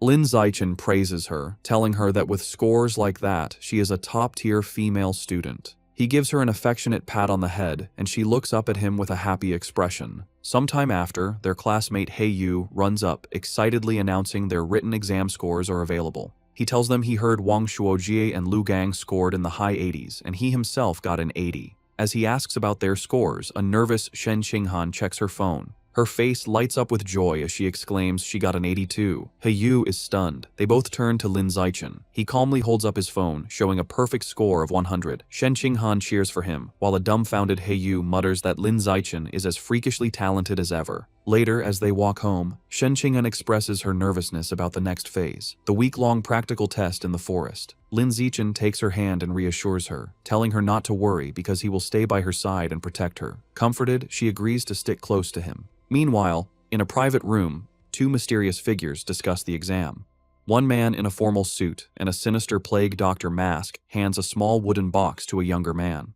The masked man instructs his subordinate to make good use of his position as a safety officer. The young man takes the box. Inside are 10 dark, seed-like objects, which the masked man calls demon seeds, that will aid him in his mission. The masked man promises that if the young man succeeds, he will be recommended to become a full member of their organization. The young man seems more interested in a different reward, stating he would prefer a rare, different fruit. The masked man scoffs, calling him short-sighted. He explains a single fruit could only help him evolve to a mid-tier rank, whereas joining their organization opens the door to evolving into a truly advanced being. After a moment, the young man is convinced, agreeing that becoming an official member is the more valuable prize. A convoy of buses travels through a dense, foggy forest. An announcement informs students they are about to arrive at the practical exam location. Inside a bus, Shen Qinghan is sleeping on Lin Zichen's shoulder. He gently wakes her, letting her know they have arrived. An automated voice directs students from entrance 9 to get off the bus and proceed to the assembly point. The students gather at a large staging area where the rules of the week-long exam are explained. Numerous score tokens are hidden throughout the forest, some in hard-to-reach places and others carried by beasts. Safety officers are stationed near dangerous creatures, but calling for their help results in immediate disqualification. The most powerful beasts and the highest scores are located deep within the forest. A student's final grade is determined by the points from tokens and a performance review based on camera footage. With 100,000 students competing for 50,000 tokens, at least half will fail to score any points. The exam encourages both cooperation and competition. Students can team up to share tokens or steal them. An official announces they have 1 hour to prepare. Immediately, students begin trying to form alliances. One student loudly tries to recruit teammates by boasting about his father. Their attempt is quickly shut down by a strict female instructor who warns them against such open recruiting. Nearby, Lin Zichen and Shen Qinghan are snacking when a group of female students asks Lin Zichen to team up. He bluntly refuses. Just then, another student, a young man with brownish-red hair, walks up and asks if he could buy some of their food. Instead, Lin Zichen tosses him a package of toast as a gift. Impressed, the student suggests they team up, introducing himself as Hong Junping from a top high school. While eating his snack, Lin Zichen politely rejects the offer. A bit dejected, Hong Junping thanks him for the food and walks away. Watching him leave, Shen Qinghan comments on how strange the guy was. Lin Zichen gives her a knowing smile and explains that the man's true intention was not about the food, but about the great beauty with him. Realizing he was trying to hit on her, Shen Qinghan blushes. With their breakover, Lin Zichen takes Shen Qinghan's hand, and they set off into the forest. As they enter the vast wilderness, Lin Zichen decides on a cautious strategy. To help Shen Qinghan acclimate, they begin by searching for score tokens in the safer, outer regions. To aid their search, Lin Zichen activates his Eye of the Sky ability, his eyes glowing with golden light. His enhanced vision lets him instantly spot a target. He tells Shen Qinghan he has found a token at the top of a nearby tree and instructs her to get it. Eagerly, Shen Qinghan leaps high into the air with incredible agility. A moment later, she triumphantly holds up a token with the number 1 on it, happily shouting to Lin Zichen that she got it. With his Eye of the Sky active, Lin Zichen systematically scans the area, directing Shen Qinghan from one hidden token to the next. Soon, she has collected a small handful of 1-point tokens. Overjoyed, Shen Qinghan throws her arms around Lin Zichen in an excited hug, exclaiming how amazing he is. Their celebration is cut short as they are surprised by an unexpected arrival. It is Hong Junping who greets them with a smile. He holds up a large score token, stating he has already gathered 28 points. He claims he wants to repay Lin Zichen, but internally, his motive is to get to know the incredibly cute Shen Qinghan. He formally offers to team up, suggesting they split all points evenly among the 3 of them. Lin Zichen flatly rejects the offer. He tells Hong Junping that if he is serious about repaying them, he can simply hand over all his score tokens. Hong Junping is visibly shocked and angered by this outrageous demand. His friendly demeanor vanishes, and surrounded by a surging aura, he charges forward, shouting that they have chosen the wrong path. As Hong Junping charges, yelling they have chosen the wrong path, Lin Zichen calmly smirks, agreeing that Hong Junping is the one who has chosen wrongly. The fight is over in an instant. Lin Zichen lands a single devastating punch to Hong Junping's stomach, causing him to double over in agony and spit up blood. With their opponent defeated, Lin Zichen and Shen Qinghan walk away arm in arm, with Lin Zichen now casually holding Hong Junping's score token. Behind them, their attacker lies unconscious. A concerned Shen Qinghan asks if he will be alright, but Lin Zichen nonchalantly reassures her that he didn't even use any real force. Over the next few days, Lin Zichen continues to guide and train Shen Qinghan. He helps her find more score tokens, pushes her to improve her strength by having her lift massive boulders, and teaches her practical survival skills like hunting wild boars. Their time is not all work. They also enjoy simpler moments, like gathering fresh fruit. They work as a perfect team, easily fending off other students who try to ambush them. When tired, they rest together under a makeshift roof. As Shen Qinghan sleeps on his shoulder, Lin Zichen looks at her fondly, wishing the peaceful moment could last longer. Finally, they arrive at the central area of the forest. Shen Qinghan points out a wooden sign that ominously reads, "Danger, Aberrant Beast Zone." However, as they venture deeper, they find it eerily quiet. Shen Qinghan observes that they might have arrived too late, as there are no aberrant beasts in sight. The only evidence that anything was ever there are large, unsettling bloodstains splattered across the path. As they walk through the forest, Shen Qinghan is disappointed, lamenting that if they'd arrived earlier, she could have earned the genius title by killing aberrant beasts. Lin Zichen comforts her with a pat on the head, telling her the title doesn't mean much, and it's time to go back. He reflects that with cameras everywhere, hunting beasts is impossible, so it's more practical to focus on training Shen Qinghan's survival skills. After the combat assessment, the students are taken to the next phase, the gene fusion compatibility test. They are bused to a high-security facility on an island, the Island Gene Research Institute, where they are told to get in line for the test. Inside the lab, the students wait to have their blood drawn. Shen Qinghan asks Lin Zichen if the reagents in the test tubes are for the test. He confirms they are flowing cloud jellyfish genetic reagents. This jellyfish's genes have a high affinity with the human body and easily cause a special chemical reaction with human blood, making them the ideal reagent.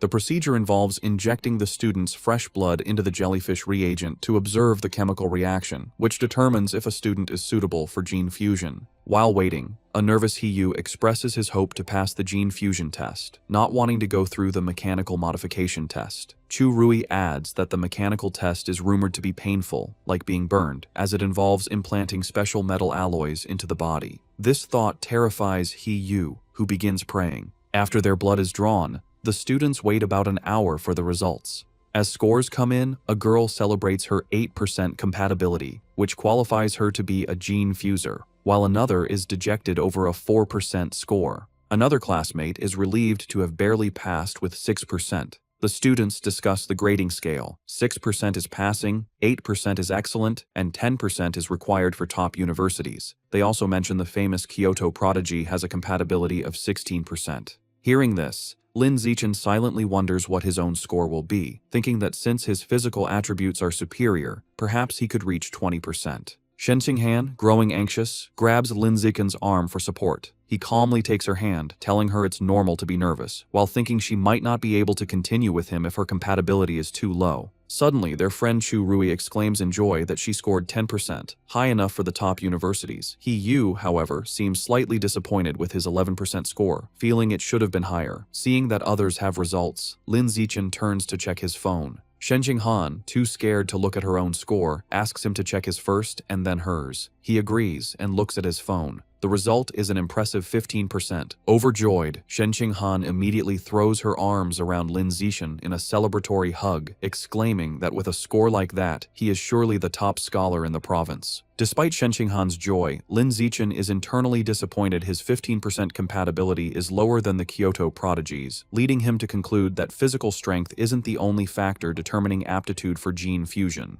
He then gently tells Shen Qinghan it's her turn to check her results, and she nervously agrees. He tries to reassure her, saying that if someone like him can get a good score, she certainly can too. However, as he brings up her results, his expression turns to shock.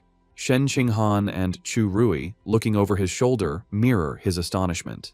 The phone screen displays an unbelievable result. Shen Qinghan has a gene fusion compatibility of 21%. The scene shifts to the Nanjiang Provincial Ministry of Education headquarters, where Mo Dongji is in a meeting with other officials, including the principal of Shanghai High. Mo Dongji announces the gene fusion compatibility results are in. First, they see Lin Zichen's profile, noting his impressive 15% score, making him the provincial top scholar. The other officials congratulate the principal of Shanghai High, and while she acts modest, she is inwardly proud. Just as everyone believes the top student has been identified, Shen Qinghan's results are displayed. Her 21% compatibility score sends a shockwave through the room. The officials exclaim in disbelief, questioning if such a high number is possible. The principal is just as surprised, recalling Shen Qinghan as Lin Zichen's seemingly ordinary childhood friend. The extraordinary result piques Mo Dongji's interest, who asks for more information on Shen Qinghan.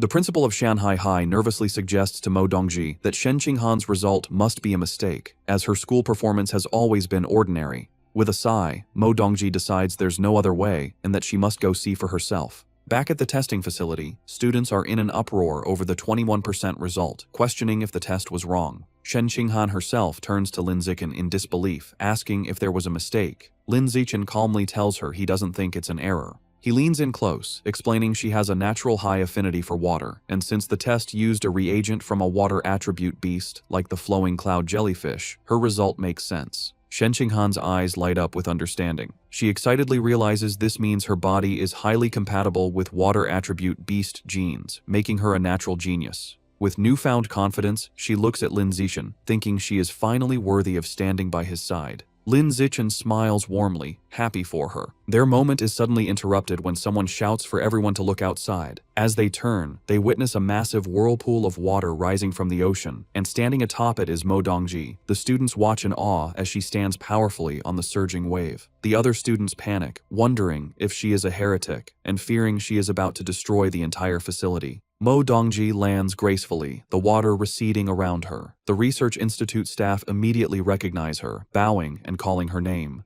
They identify her as Mo Dongji, Vice Principal of Shanghai University, from a prestigious martial arts family with a 1,000-year history. Staff members whisper rumors that her family once tamed dragons and fused with their genes, which would explain her incredible ability to manipulate water. Ignoring the staff, Mo Dongji walks directly to Shen Qinghan and asks if she is the one. To verify the extraordinary test result, she orders a scientist to draw Shen Qinghan's blood and retest it 3 more times. Afterward, a drained Shen Qinghan sits with her friends. Yu expresses his concern, and she admits her arm is a bit numb after the repeated blood draws. Soon, a scientist calls for Shen Qinghan to follow him, and she complies. She is led to a private office where Mo Dongji is waiting. Mo Dongji smiles, announcing the results are in. She leans close to the nervous girl, exclaiming that all 3 tests consistently showed 21% compatibility. Getting straight to the point, Mo Dongji makes a life-changing offer. She wants to take Shen Qinghan as her disciple. Shen Qinghan is completely stunned, stammering at the sudden request. To demonstrate the power she could learn, Mo Dongji effortlessly levitates water from a glass on her desk, swirling it in a controlled vortex. She tells Shen Qinghan that as her student, she will easily be able to perform such feats. Overwhelmed, Shen Qinghan asks for time to think, wanting to consult Lin Zichen first. Mo Dongji dismisses her hesitation, stating there is nothing to consider, as becoming her disciple offers only advantages, while continuing her impressive display of water manipulation. Mo Dongji asserts her authority, stating that as Provincial Minister of Education and Vice Principal of Shanghai University, she has decided Shen Qinghan will attend her university now that they have a master-disciple relationship. She leans in close, asking the nervous Shen Qinghan if she has anything to say. Overwhelmed and intimidated, Shen Qinghan meekly replies that she has nothing to add. Feeling completely railroaded, she nervously adds Mo Dongji's contact info to her phone. Mo Dongji then informs her that she has another disciple, who will be Shen Qinghan's senior sister. She explains this student is of a similar age, but began her training over 10 years ago. Mo Dongji sends a photo to her phone, saying she'll introduce them when the time is right. Shen Qinghan is shocked when she sees the picture of a white-haired girl with a spear, surrounded by skeletal remains and standing over a monstrous carnivorous plant. She immediately recognizes her as her old friend, Bai Shui. She asks Mo Dongji for her senior sister's name. Mo Dongji reveals it is Luo Qianshui and asks if Shen Qinghan knows her. Shen Qinghan explains that she had a friend in elementary school named Bai Shui who looked just like her, but she transferred away suddenly. She wonders if they could be the same person. Mo Dongji dismisses the idea as impossible. Still puzzled by Shen Qinghan's score, Mo Dongji tells her that her gene fusion compatibility is beyond anything she has ever seen. She decides to conduct a physical examination to see if there is anything special about her body. As she places a glowing hand on Shen Qinghan's chest, she becomes visibly surprised, muttering that something is strange. A worried Shen Qinghan asks if something is wrong with her body. Mo Dongji explains that, on the contrary, her body is too normal, which is odd for someone with a 21% compatibility score. To protect her from unwanted attention and potential harm from those with malicious intent, Mo Dongji decides to publicly report Shen Qinghan's score as 16%. Shen Qinghan quietly agrees to the arrangement. With their business concluded, Mo Dongji dismisses Shen Qinghan, telling her it is getting late and she can go home. Shen Qinghan nervously says goodbye to her new master and leaves the office. Once alone, Mo Dongji makes a phone call. The man on the other end, her father, tells her the new disciple is extraordinary and destined for greatness, which will bring them unimaginable rewards. He sternly warns her that her student's incredible talent must be kept a secret from everyone. Mo Dongji agrees, telling her father she understands. Later, as Lin Zichen gives Shen Qinghan a ride home on his bicycle, he remarks how strange it is that she so suddenly acquired a master. She agrees the situation feels very abrupt. Lin Zichen decides they should adopt a wait-and-see approach. He tells her if Mo Dongji proves to have no malicious intent, then it is fine to accept her as a master. However, he adds, if she turns out to be a bad person, they will end the relationship once Shen Qinghan is strong enough. Shen Qinghan agrees with his plan as she gets off the bike. As they arrive, their mothers, Zhang Wangxin and Xu Meng, greet them with great excitement. They announce they are all going to a restaurant to celebrate their children's success. They are overjoyed that Shen Qinghan is the provincial top scholar and that she and Lin Zichen can attend the same university together. At the restaurant, both families raise their glasses in a toast, celebrating Shen Qinghan and Lin Zichen for achieving the top 2 scores in the province. After the joyful dinner, the families part ways, wishing each other a safe trip home. That night, under a full moon, there is a knock at Lin Zichen's door. His mother, Zhang Wangxin, opens it to find Shen Qinghan standing there in her pink pajamas, looking flustered. Zhang Wangxin smiles and teasingly asks if she has come to sleep with Lin Zichen again. Flustered by Zhang Wangxin's teasing, Shen Qinghan quickly denies any romantic intentions, insisting she has something very important to discuss with Lin Zichen in person. She tells Zhang Wangxin she's going to find him and rushes into his room. Amused, Zhang Wangxin watches her go, wondering to herself if the important matter is a love confession. Shen Qinghan knocks on Lin Zichen's door, telling him she has something important to say. When he opens the door and asks what's wrong, she explains it is about the matter with her new master from earlier that day. Inside his room, she sits on his bed, hugging a pillow for comfort. She tells him that her master, Mo Dongji, performed a full physical examination on her, but found nothing out of the ordinary, concluding that her body was no different from a normal person's. Shen Qinghan reveals the crucial detail. Even with her power, Mo Dongji was unable to detect her strange ability to let water pass through her body.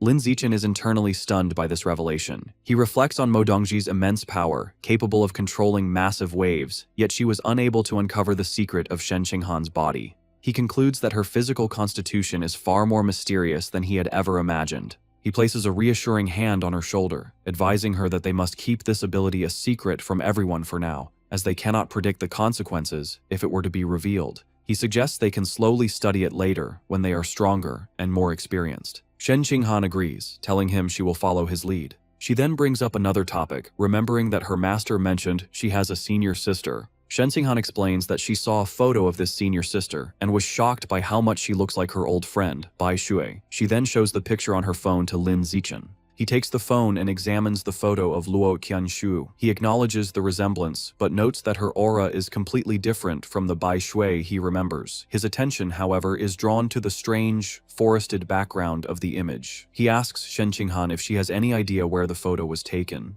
Shen Qinghan tells Lin Zichen she doesn't know where the photo was taken, but she will ask her master. She sends a text to Mo Dongji, asking about the location. Mo Dongji gives a one-word reply: source site. When Shen Qinghan asks for more details, her master cryptically responds that she will find out when she becomes stronger. Shen Qinghan relays this information to Lin Zichen, telling him she couldn't get any more details.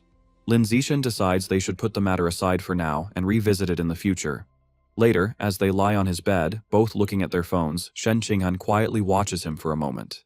She then asks him if men like women who wear cheongsams. The question catches Lin Zixin off guard, and he internally wonders if she was influenced by her master, Mo Dongji, who wears a similar traditional dress. He blushes as he imagines Shen Qinghan in a cheongsam, thinking to himself that it would look very good on her and admitting that it depends on the person. Sensing his response, Shen Qinghan leans in closer, pressing him on whether he likes them. A completely flustered Lin Zixin stammers that he supposes he does. She continues her questioning, asking about stockings and whether he prefers black, white, or nude-colored ones. He wonders why she is asking such strange questions. Pinned down on the bed, he finally relents, admitting that if he had to choose, he would pick black or white stockings. Satisfied with his answers, Shen Qinghan immediately sits up and starts ordering a cheongsam and stockings on her phone, leaving a bewildered Lin Zixin to wonder what just happened. Their conversation is interrupted by a knock at the door. It is Zhang Wangxin who has brought a bag for Shen Qinghan. She explains that Shen Qinghan's mother sent over some toiletries and told her to just sleep over for the night. A completely flustered Shen Qinghan takes the bag, stammering that she never asked her mother to send anything, and wondering why she would act on her own. As she leaves, Zhang Wangxin cheerfully tells them not to worry, as they are both adults now, so it is perfectly fine for them to sleep over together before closing the door. An awkward silence fills the room as both Shen Qinghan and Lin Zixin blush, unsure of what to do next. Resigning herself to the situation, Shen Qinghan sits on the bed and opens the bag, stating that she will just change her diaper and go to sleep. However, as she looks inside, she pulls out an object with a surprised expression, asking what it is. To her absolute horror, she realizes she is holding a box of those things for safety. Utterly mortified, she wonders what on earth her mother was thinking by packing such an item in her bag. In a complete panic, she stammers that she is going to change her diaper and scrambles off the bed, tripping over her own feet and falling face first onto the floor in her haste to escape. Lin Zixin is left sitting on the bed, completely bewildered by the chaotic scene and wondering what is going on. Lin Zixin and Shen Qinghan have been accepted into the Evolution Academy of Shanghai University. Lin Zixin tells Shen Qinghan, who is sitting on the back of his bicycle, to hold on tight because they're about to get going. She obliges, wrapping her arms around his waist. They have both also signed up for the He family's martial arts gym and are on their way to a promotional event today. As they ride through the bustling city streets, Lin Zixin suddenly notices that a strange group of people is blocking their path.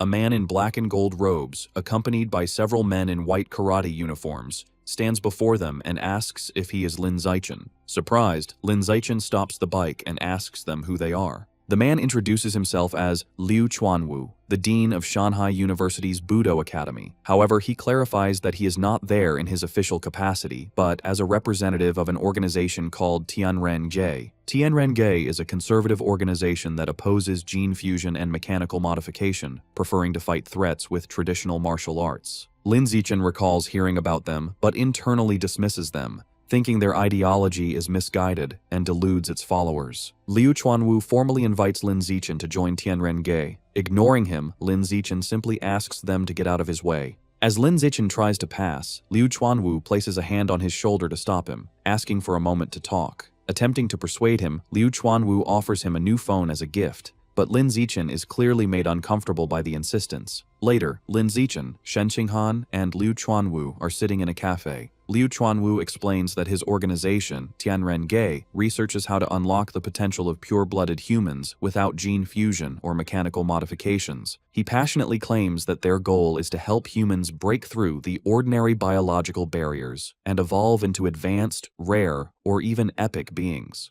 To prove his point, he tells Lin Zixin that they have already achieved some results and shows him a video on his phone. In the video, Liu Chuanwu, who states his own biological level is ordinary tier 9, is seen facing a formidable opponent. He explains that the video shows him defeating a high-level gene fuser. Lin Zixin is shocked to recognize the winged man in the video as Wu Tiancheng, the powerful prodigy who had single-handedly taken down the rat god cult. The fight in the video unfolds, showing Wu Tiancheng leaping high into the air and unleashing a deadly shower of sharp feathers down on Liu Chuanwu. The feathers pierce Liu Chuanwu's body, leaving him bloodied, while Wu Tiancheng lands gracefully back on the fighting stage. Despite his injuries, Liu Chuanwu charges forward with incredible force and lands a devastating punch on Wu Tiancheng, sending the powerful gene fuser flying out of the ring. As the video ends, Liu Chuanwu passionately argues that the human lineage is already invincible and does not need to borrow power from other species, proclaiming that pure-blooded humans who follow their path of cultivation are the true future. Lin Zichen looks at the phone, his expression a mixture of shock and disbelief. He wonders if the video could be fake, questioning if it was edited or if Wu Tiancheng was paid to lose on purpose. Liu Chuanwu dismisses his doubts, stating firmly that the video is completely unedited.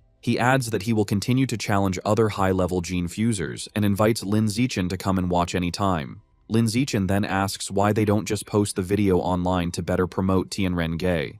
Liu Chuanwu explains that they would like to, but those in power do not allow it. With a surge of anger, he elaborates that the authorities believe that as long as a method doesn't raise a person's biological level, it has no future and is not worth promoting. He slams his fists on the table in frustration, arguing that without wider promotion, they cannot attract more people to their research, which makes achieving a breakthrough incredibly difficult. After all, he says, qualitative change requires quantitative change. He then looks at Lin Zichen with hope, telling him that if a genius like him joined them, he wouldn't get stuck at ordinary Tier 9 for 50 years like he has. Liu Chuanwu is certain that Lin Zichen would be able to evolve into a high-level being. Lin Zichen is taken aback by this information, internally noting that Liu Chuanwu has been stuck for 50 years, but only looks about 50 years old himself. Seemingly reading his thoughts, Liu Chuanwu reveals a startling secret. He tells Lin Zichen not to be fooled by his appearance, as he is actually almost 100 years old. He explains that he has been able to maintain his youthful appearance thanks to their special cultivation methods. Skeptical, Lin Zichen searches online for the dean of Shanghai University's Budo Academy.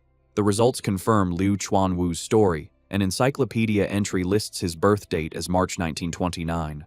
Lin Zichen is surprised their cultivation method can grant such longevity and briefly wonders if his parents could learn it. He continues to scroll and learns that in his youth, Liu Chuanwu was the young master of the Liu family, a top martial arts clan. When the era of gene fusion began, his family's refusal to adapt led to their decline, with their dojo falling into ruin. The information also reveals a personal tragedy. Liu Chuanwu's insistence on the traditional path resulted in his wife and children leaving him as they chose to embrace gene fusion. Looking at the article, Lin Zichen thinks about his relationship with Shen Qing'an, confident she would never leave him. His research is interrupted when he scrolls further and sees something that shocks him. Under the relationships section, it lists his ex-wife as Yuan Dongji, which Lin Zichen recognizes as another name for Shen Qing'an's new master, Mo Dongji. He also sees that the profile pictures for his son, Yuan Xusheng, and daughter, Yuan Xiaoyi, are grayed out, making him wonder if they have both died. Lin Zichen looks up from his phone at Liu Chuanwu, concluding this man should not be underestimated. Noticing the intense stare, Liu Chuanwu smirks. He proudly states that maintaining his youthful appearance at nearly 100 years old is proof of the great potential of pure-blooded humans, and it is for this reason that Tianrenge exists. He passionately declares that Tianren means humanity will conquer the heavens. He argues that those who rely on gene fusion will never surpass the beasts they take their power from and will eventually be destroyed by them. He makes the same argument for mechanical modification, stating that because many materials come from aberrant beasts, it is also a path that can never truly surpass its origins. He slams his fists on the table, clarifying that Tianrenge is not completely against these methods, but is against humanity betting its entire future on them. He believes they should be used as an early-stage solution while they research a better long-term path. With great passion, Liu Chuanwu extends his hand, sincerely inviting Lin Zichen to join Tianrenge and work for the future of humanity. However, Lin Zichen holds up a hand, silently declining. Undeterred, Liu Chuanwu expresses his firm belief that Lin Zichen has the potential to become the first pure-blooded human to break through the ordinary biological barrier. Lin Zichen, however, remains practical and asks what exactly this cultivation method is. Liu Chuanwu proudly explains their technique is the blood-tempering art, a method from ancient ruins. He describes it as a way to use one's own qi and blood to temper and strengthen the body, increasing combat power. He boasts that ancient records claim at its highest level, this art allows a practitioner to become a saint in the flesh, capable of shattering mountains and tearing apart giant steel beasts with their bare hands. However, Liu Chuanwu reveals a critical limitation. The art can only be practiced by pure-blooded humans. He explains that gene fusers have impure blood, while mechanically modified individuals have incomplete bodies that prevent the necessary circulation of qi and blood. This, he argues, is why he believes humanity's future lies with pure-blooded individuals. He once again formally asks Lin Zichen to join Tianren-ge. Lin Zichen thoughtfully replies that he feels he knows too little about this path and would prefer to just observe for now. Becoming more insistent, Liu Chuanwu leans forward, telling Lin Zichen he can take his time learning, but it would be a great shame to waste his incredible physical talent. Leaning in close, Liu Chuanwu tells him that from Tianren-ge's perspective, the supposed top scholar with 16% gene fusion compatibility is nothing compared to him. He goes so far as to say she can't even compare to a single hair on Lin Zichen's head, causing a shocked Shen Qinghan to spit out her drink. Surrounded by a fiery aura of conviction, Liu Chuanwu declares they have always believed that Lin Zichen, with his #1 physical test data, is the true top talent in the province. He tells Lin Zichen that if he chooses their path, he will undoubtedly be able to crush Shen Qinghan in the future. This leaves Shen Qinghan looking dejected, wondering why she is being dragged into the conversation. Lin Zichen raises his hand to interrupt Liu Chuanwu's speech. He points directly at the downcast Shen Qinghan, clarifying that she is the top scholar with the 16% gene fusion compatibility he was just talking about. Shen Qinghan gives an awkward wave as Liu Chuanwu begins to sweat nervously. Deciding to end the conversation, Lin Zichen announces it is getting late. He picks up the phone Liu Chuanwu had offered him earlier. Standing up, he takes Shen Qinghan's hand, thanks Liu Chuanwu for the phone and drinks, and informs him they are leaving. In a panic, Liu Chuanwu reaches out desperately, pleading with them to wait and offering a trial period of half a year. As they walk away hand in hand, he shouts after them, offering to double whatever benefits the Evolution Academy gives him. When that doesn't stop them, he becomes even more desperate and raises his offer to triple the benefits. The word triple makes Lin Zichen stop, his eyes wide with shock. The scene changes abruptly as Lin Zichen is suddenly back at the table, telling Liu Chuanwu he has always agreed with Tianren-ge's philosophy. With a fiery look of determination, Lin Zichen clenches his fist and declares he has decided to bring his talent to Tianren-ge and contribute to the cause of pure-blooded humanity. Liu Chuanwu is left stunned and speechless, while a small chibi version of him cries over the vast amount of money he has just promised. Having made his decision, Lin Zichen tells Liu Chuanwu he has a question. He asks if he knows what the source site is. Liu Chuanwu is visibly surprised, wondering how a young student could know about such a place. His expression turns solemn as he explains that the source site is believed to be the origin of all life. He elaborates that all the aberrant beasts in the world originate from there. Lin Zichen reflects on the information, realizing the source site is the origin of all aberrant beasts. He asks Liu Chuanwu if the beast meat sold in markets also comes from there. Liu Chuanwu confirms this, explaining the meat on Earth isn't enough to feed the general population. Lin Zichen then asks about videos of the place. Liu Chuanwu shakes his head, explaining that no electronic devices function there, so the only way to record anything is through realistic drawings. This triggers a memory for Lin Zichen. He recalls the image of Shen Qinghan's senior sister, Luo Qianshui, and realizes what he thought was a photograph was a highly detailed painting. Their conversation is interrupted by Lin Zichen's phone ringing. It is their friend He Yu, asking where they are, as the promotional event at the gym is about to start. Lin Zichen assures him they are on their way. He stands, puts on his backpack, and tells Liu Chuanwu they have matters to attend to and must leave. Before they go, Liu Chuanwu hands Lin Zichen a blue book titled Blood Tempering Art, explaining it contains the detailed cultivation methods. However, he offers a caution, stating there's a threshold for practicing it. One must reach ordinary Tier 4 and have sufficient qi and blood. He suggests that since Lin Zichen's physical test data is close to Tier 4, he should study the book over the summer and begin practicing once he advances. Lin Zichen takes the book and casually stuffs it into his bag. To Liu Chuanwu's surprise, Lin Zichen reveals that he has already reached ordinary Tier 6, so he plans to start practicing as soon as he gets back. The scene shifts to a high-rise building. Inside, a young woman with a ponytail is training intensely, delivering a powerful kick to a heavy bag that sends it swinging. She stops when she hears someone whistling happily. Turning, she sees Liu Chuanwu walking in with a spring in his step. Curious, she asks the dean what has made him so happy. Liu Chuanwu boasts to the young woman with a proud expression. He claims that thanks to his charisma, he recruited the student with the top physical test scores in the province into Tianren-ge.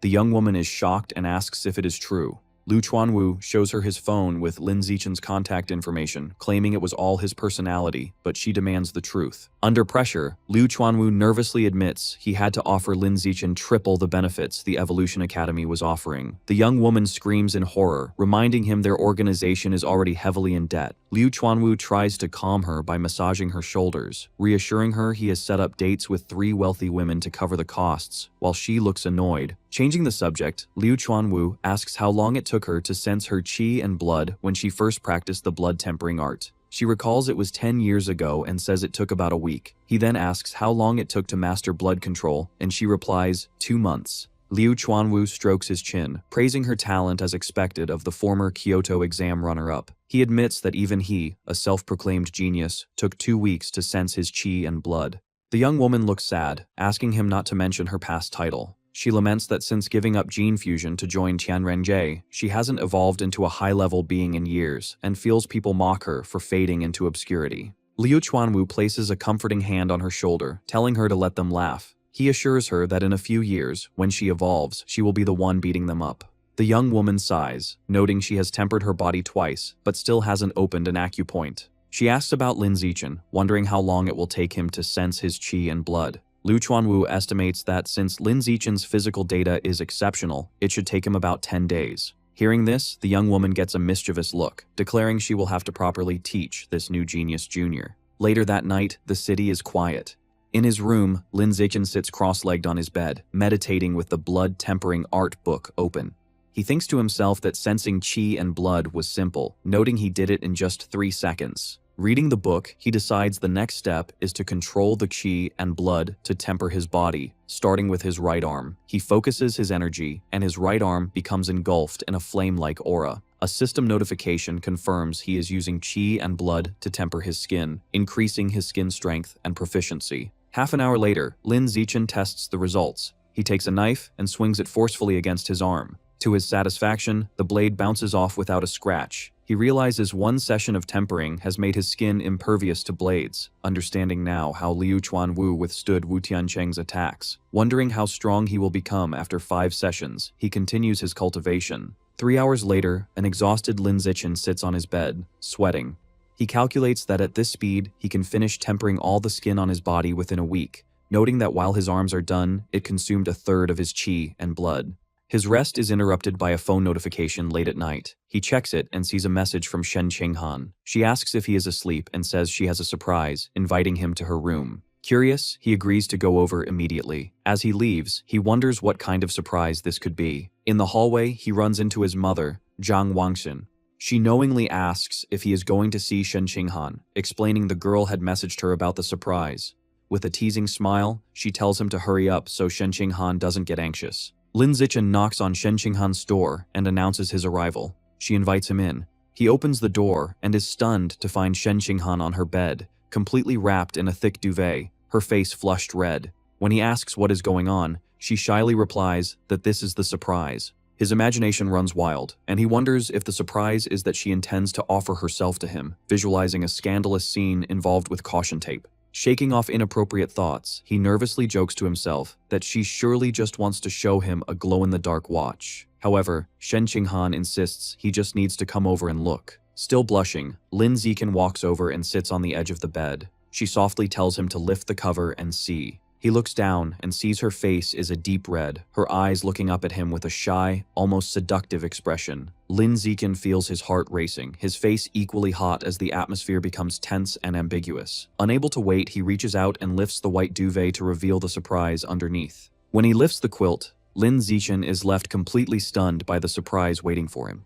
Shen Qinghan is lying on the bed, blushing, wearing the tight white cheongsam she bought online. Lin Zichen's face turns bright red at the sight of her, utterly shocked. Shyly, Shen Qinghan asks him if the outfit looks good on her. Nervous and unable to look away, he manages to nod and say she looks great. Encouraged by his reaction, she admits that she also bought black stockings and asks if he'd like to see how they look on her. Sweating nervously, he agrees with excitement, telling her to put them on so he can see. As Lin Zichen watches, Shen Qinghan slowly begins putting on the black stockings, which makes him blush even more. Once she's done, she asks again if she looks good. He assures her she looks stunning and that the outfit suits her perfectly. Playfully, she tells him the stockings feel very nice and invites him to touch them.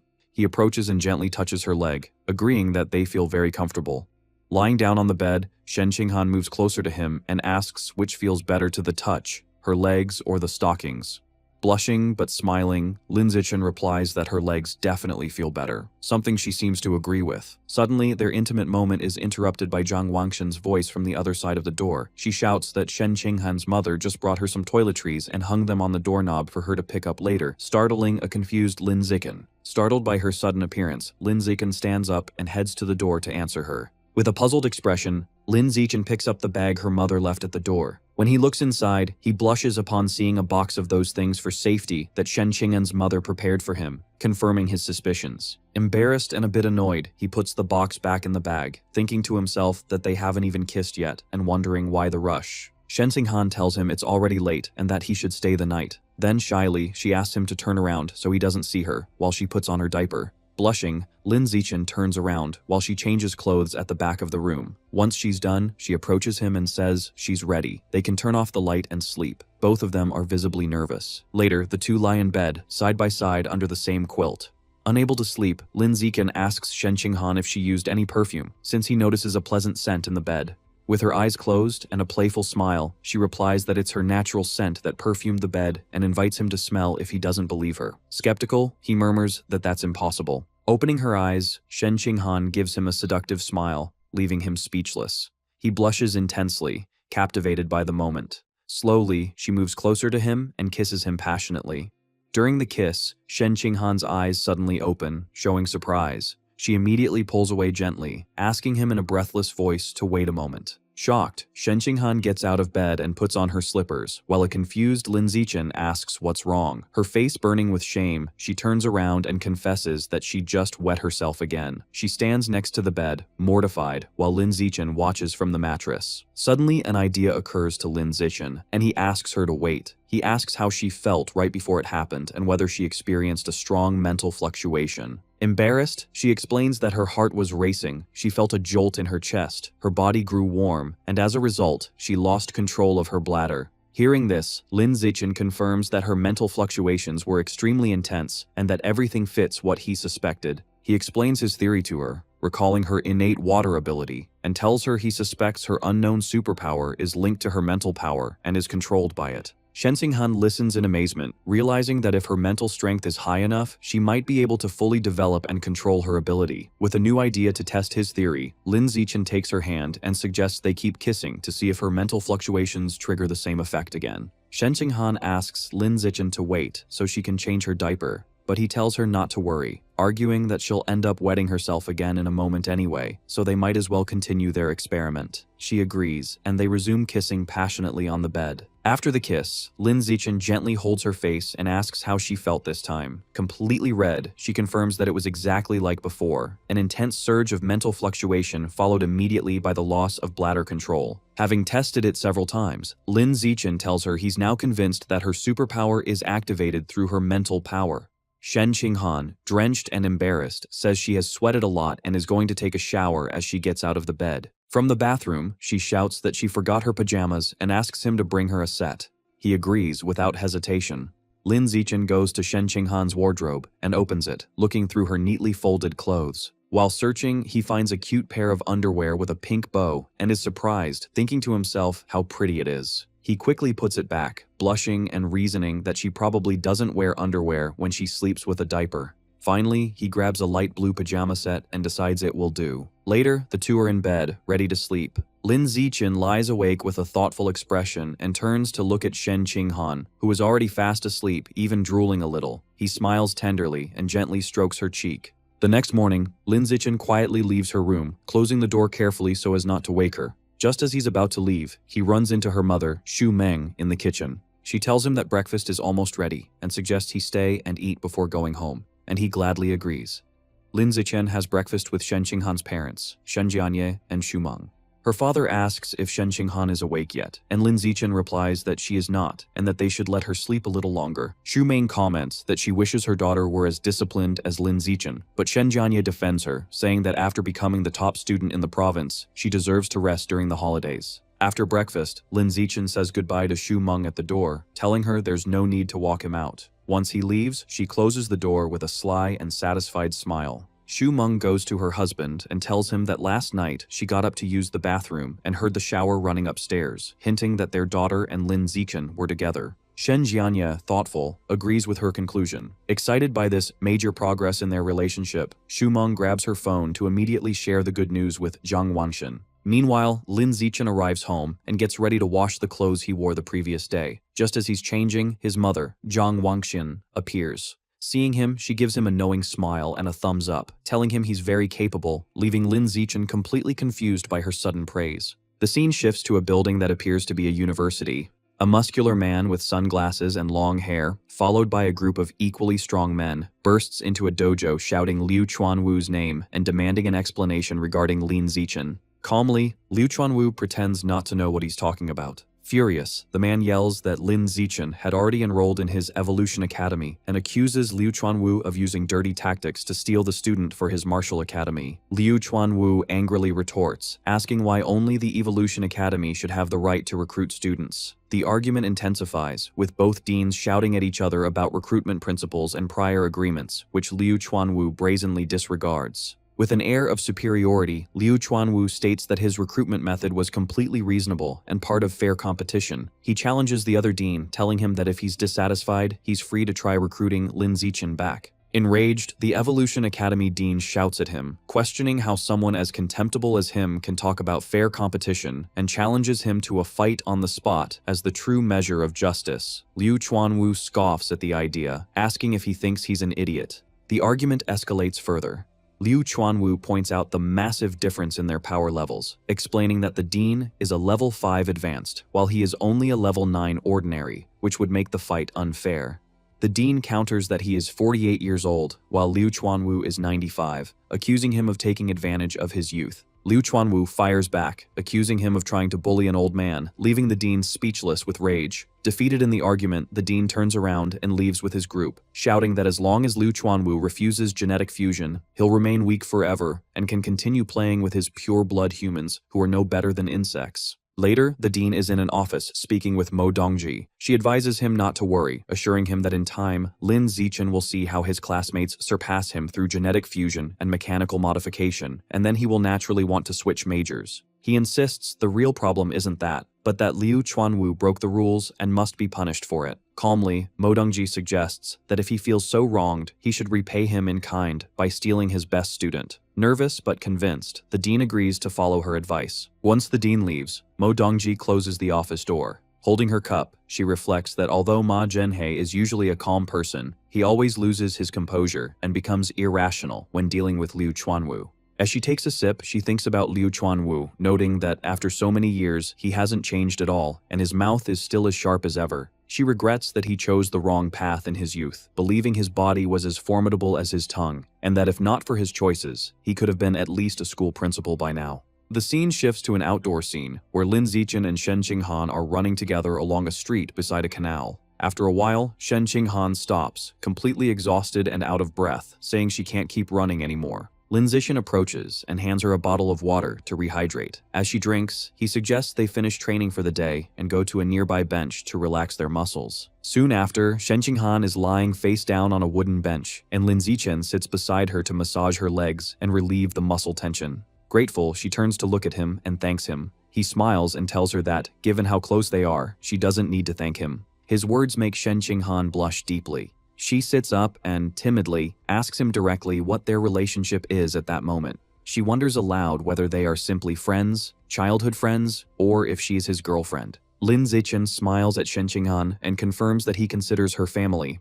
Blushing, Shen Qinghan asks what kind of family he has in mind, and then asks him what kind of family he would like them to be. Shyly, she suggests that they could be fiancés, to which he agrees, filling her with joy. Happily, she sits closer to him on the bench. Shen Qinghan then proposes that they get married right after they graduate from university. Lin Zichen happily agrees to her plan, and they both seal their agreement with a pinky promise. Later that night, at Lin Zichen's house, he is sitting on the living room sofa with his parents, Lin Yansheng and Zhang Wangshan. Suddenly, someone knocks on the door. Lin Yansheng goes to open it and is surprised to see who it is. It is Dean Ma Zhenhe, who greets him and apologizes for the late visit, explaining that he wanted to talk about Lin Zichen's choice of academy. Lin Yansheng is confused, wondering why the dean would come to talk about that so late when the matter was already decided. Ma Zhenhe hands him a gift, 2 fish, explaining they were a present from a student. Lin Yansheng invites him in, telling him they can talk in the living room where Lin Zichen is. In the living room, Ma Zhenhe tries to persuade Lin Zichen,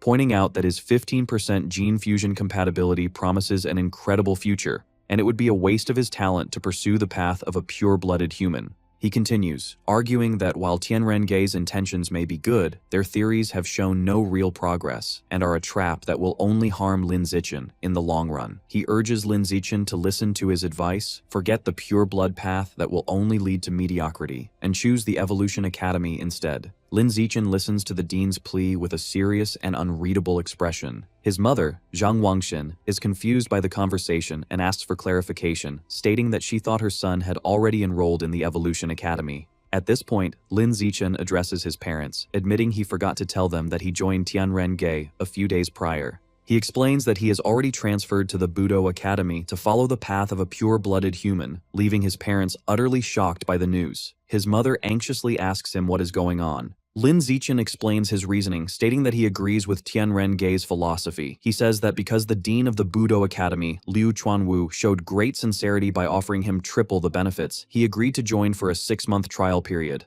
He clarifies that if he doesn't see any progress after half a year, he will return to the Evolution Academy and the gene fusion path. His parents seem to be processing his logical plan. Ma Zhenhe, however, is furious, silently questioning how the poor old Liu Chuanwu could possibly afford such an offer. He turns to Lin Zichen and says he has some advice for him as a young man. He argues that triple the benefits is a small, short-term gain that will result in a huge, long-term loss. He warns that in those 6 months, Lin Zichen will miss out on precious knowledge and experience that he can never get back, pleading with him not to waste his time. Lin Zichen remains firm, thanking the dean for his advice, but reiterating that he truly believes in Tianren Gei's ideals. He explains that if he doesn't at least try this path, he knows he will regret it for the rest of his life. Internally, however, he admits to himself that the triple benefits are just too good to refuse. Seeing that Lin Zichen's decision is final, Ma Zhenhe lets out a sigh of resignation. He stands up, stating that since Lin Zichen is so insistent, there's no point in talking further. He announces he has other matters to attend to and prepares to leave. Lin Yansheng quickly offers to see him out as he walks toward the door. The next morning, Lin Zichen is at home, sipping a drink while checking the news on his phone. He is shocked by what he sees. A news headline claims that the provincial top scholar, Lin Zichen, has been brainwashed by Tianren Gei and has chosen the pure-blood human path, effectively wasting his talent. The article even mentions a female genius from a decade ago who supposedly ruined her future after joining the same group. He scrolls through the comments and finds a wave of negativity, with people mocking his intelligence and calling for Tianren Gei to be shut down. Lin Zichen is deeply concerned, realizing his personal information has been leaked. He worries that this publicity could attract the dangerous attention of heretics. He wonders if Ma Zhenhe or another group hostile to Tianren Gei could be behind the leak. Deciding that the immediate priority is damage control, he makes a phone call to report a news outlet for leaking a student's private information. 2 hours later, Lin Zichen is sitting on his couch, relieved that the article has been taken down. However, his phone starts buzzing with notifications. He sees messages from a group chat where his classmates are questioning why he joined the misleading Tianren Gei. They also mention that his photos have been leaked online, and the internet is buzzing with discussions about him. He looks stressed, realizing that with his face now public, his situation has become even more complicated and dangerous. That night, Shen Qinghan appears at Lin Zichen's door in a pink nightgown, cheerfully announcing she will be sleeping there. Later, as they lie in bed, she sees him reading the negative news about himself and remarks on how awful people are. Lin Zichen calmly explains that in power struggles, those who follow the rules are at a disadvantage, while those who ignore them gain the upper hand. Shen Qinghan suggests asking her powerful master, Mo Dongji, for help. Lin Zichen dismisses the idea, pointing out the conflict is between the gene fusion and pure blood factions, so her master would have no reason to help him. Undeterred, Shen Qinghan insists on trying and messages her master. A short while later, she shows her phone to Lin Zichen. Mo Dongji has replied that the problem is solved. Shen Qinghan is amazed it was handled in just half an hour, and Lin Zichen is equally shocked. A quick online search confirms all news related to him has been completely erased. Lin Zichen is left wondering why Mo Dongji would help him, speculating if it's because she's doting on her new disciple or due to some sentiment for her ex-husband. Regardless, he acknowledges he has benefited. He asks Shen Qinghan to thank her master for him. Playfully, she leans in close and asks how he plans to thank her. When he asks what she wants, she tells him to kiss her. The two lean in for a kiss, both blushing. Later, Lin Zichen sits cross-legged on his bed, meditating as a white, misty energy swirls around him. He takes a deep, controlled breath. A system notification announces his biological level has increased to ordinary tier 7. He opens his eyes, powerful and covered in sweat, exclaiming he has finally finished tempering his entire skin. After his training, Lin Zichen checks his updated status. It confirms he is 18 and at ordinary tier 7 with a long list of 9 biological attributes. The screen also notes he has completed the first stage of body tempering for his skin. He feels confident, thinking that having 9 attributes must be equivalent to 10 gene fusions. With a confident smirk, he believes he is now strong enough to overpower the famous Kyoto prodigy. His thoughts are interrupted by a message from Shen Qinghan, asking him to accompany her and their friend Chu Rui to retrieve their eggs next Monday. He understands that since she plans to follow the gene fusion path, which often leads to infertility, she is preserving her eggs so they can have a test tube baby in the future. He quickly replies, agreeing to go. The following Monday, they arrive at a large modern hospital. Inside a room, Shen Qinghan lies on a hospital bed in her underwear, school shirt, and stockings. A nurse gives her an ovulation induction shot and tells her to return the next day for the retrieval procedure. Shen Qinghan thanks her. Later, as they walk down the hospital corridor, Lin Zichen comments on how troublesome the process is. Shen Qinghan admits she still feels a bit nervous. Hearing this, Chu Rui puts an arm around her shoulder and suggests they go shopping to take her mind off things. Shen Qinghan happily agrees. The girls ask Lin Zichen if he wants to join them, but he declines, explaining he has other things to do. Chu Rui is thrilled to have a fun day alone with Shen Qinghan. The two girls wave goodbye and walk off happily. Back in his room, Lin Zichen decides it's time for the next stage of his training, tempering his muscles. As he meditates, system notifications confirm his muscle strength, and blood tempering art proficiency are increasing. He notes the burning sensation is more intense than when he tempered his skin, but it's a pain he can endure. After an entire afternoon focused on tempering just his right arm, he lies on his bed, exhausted. To recover, he eats a large amount of bread to replenish the qi and blood he consumed. Afterward, he tests his new strength with a hand gripper and is amazed to find tempering just one arm increased his power by 50%. Suddenly, there is a knock on his door. Shen Qinghan enters and explains that Chu Rui suggested they all hang out with He Yu before school starts, and she has already accepted on his behalf. Lin Zichen takes her hand and assures her that if she is going, he will definitely go too. However, Shen Qinghan looks worried and explains that Chu Rui wants to go to the beach. She doesn't want to go but feels bad for wanting to refuse. She reminds him of her past trauma, recalling the terrifying, mysterious voice she heard in the ocean, and admits she is scared. Lin Zichen comforts her, promising to protect her. He suggests that if she's too afraid, they won't go in the water. Reassured, she agrees. The scene shifts to a dark, fiery cavern, with a large circular platform covered in glowing runes floating above lava. On this platform, a secret meeting is taking place. The giant green monster is reporting to an enigmatic figure, a man in a fine suit and a sinister plague doctor mask. The monster informs him he has successfully made his stinky rats dig all 108 required tunnels. The monster instructs the man in the plague doctor mask to set a biological coordinate in that spot. The masked man agrees. He then raises a strange, powerful staff with a single glowing red eye and slams it into the ground, releasing a surge of dark energy. To complete the ritual, the masked man slices his own wrist and lets his blood pour onto the staff, where it is absorbed by the red eye. As tendrils of red and black energy erupt from the ground, the masked man explains the coordinate has been set. He states his next step is to find a corresponding point at the source site and place another coordinate there. He concludes that once the two coordinates resonate, the tunnels will be fully connected to the source site, completing their plan. The friends are on their way to the beach, driving along a beautiful coastal road. Inside the car, Chu Rui asks He Yu when he got his driver's license.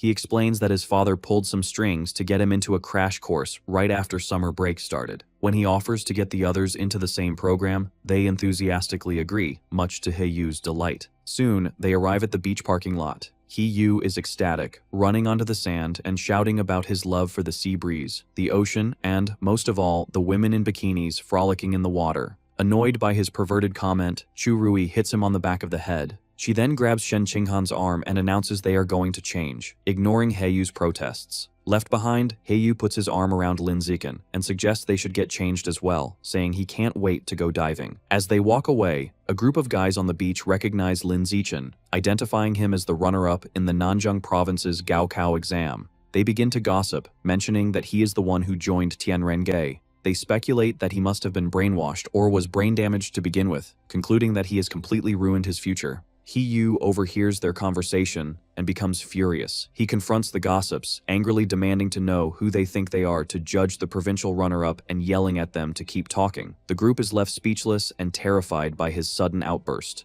Just as He Yu is about to escalate the confrontation, Lin Zichen calmly grabs his arm, telling him to forget it and not waste his breath on them. He Yu expresses his frustration, saying that Lin Zichen has a good temper and that he would have punched the guys. Lin Zichen explains that he simply doesn't care about their opinions, but if they had said something he truly cared about, he would have definitely gotten physical. When He Yu asks what he cares about, Lin Zichen just gives him a look and glances to the side, as if the answer is obvious. Just then, Chu Rui and Shen Qinghan return, now changed into their beach attire. Chu Rui cheerfully points out that obviously, the person Lin Zichen cares most about is Shen Qinghan, who is holding a tube of sunscreen. He Yu scratches his head, admitting it was a pointless question, while Chu Rui tells the boys to hurry up and get changed. A short time later, Lin Zichen and Heiyu reappear in their swim trunks, showing off impressive, muscular physiques. Lin Zichen teasingly offers to apply sunscreen for Shen Qinghan. From their lounge chairs, Shen Qinghan happily accepts the offer. As Lin Zichen rubs sunscreen onto her back, she confirms that he is doing a good job. He Yu watches with a jealous blush, thinking to himself that Lin Zichen has some serious moves. Inspired, he tries the same line on Chu Rui, who bluntly tells him to get lost. As Lin Zichen continues to apply sunscreen, now on Shen Qinghan's lower back and buttocks, she thinks about how amazing he is.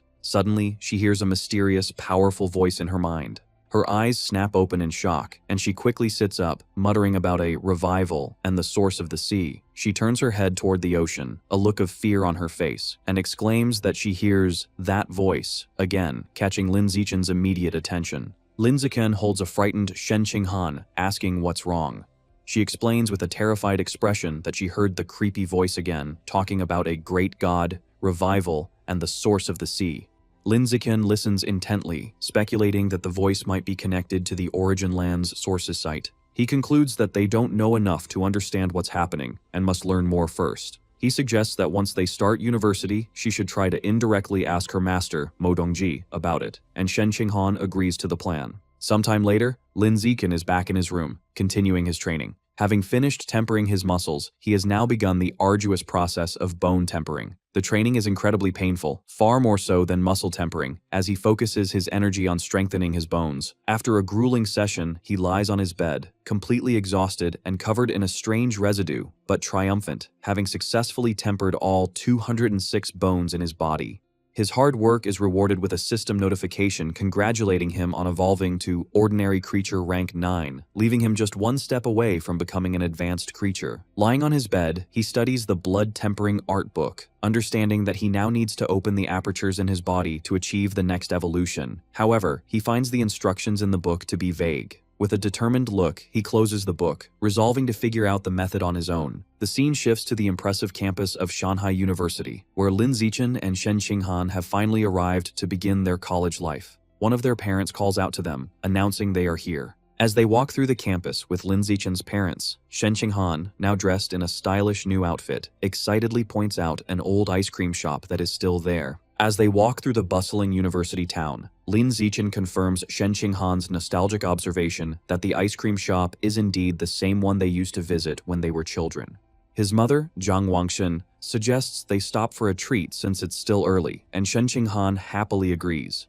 Inside, Shen Qinghan enjoys a large bowl of strawberry milk-flavored ice cream, delighting in how delicious it is.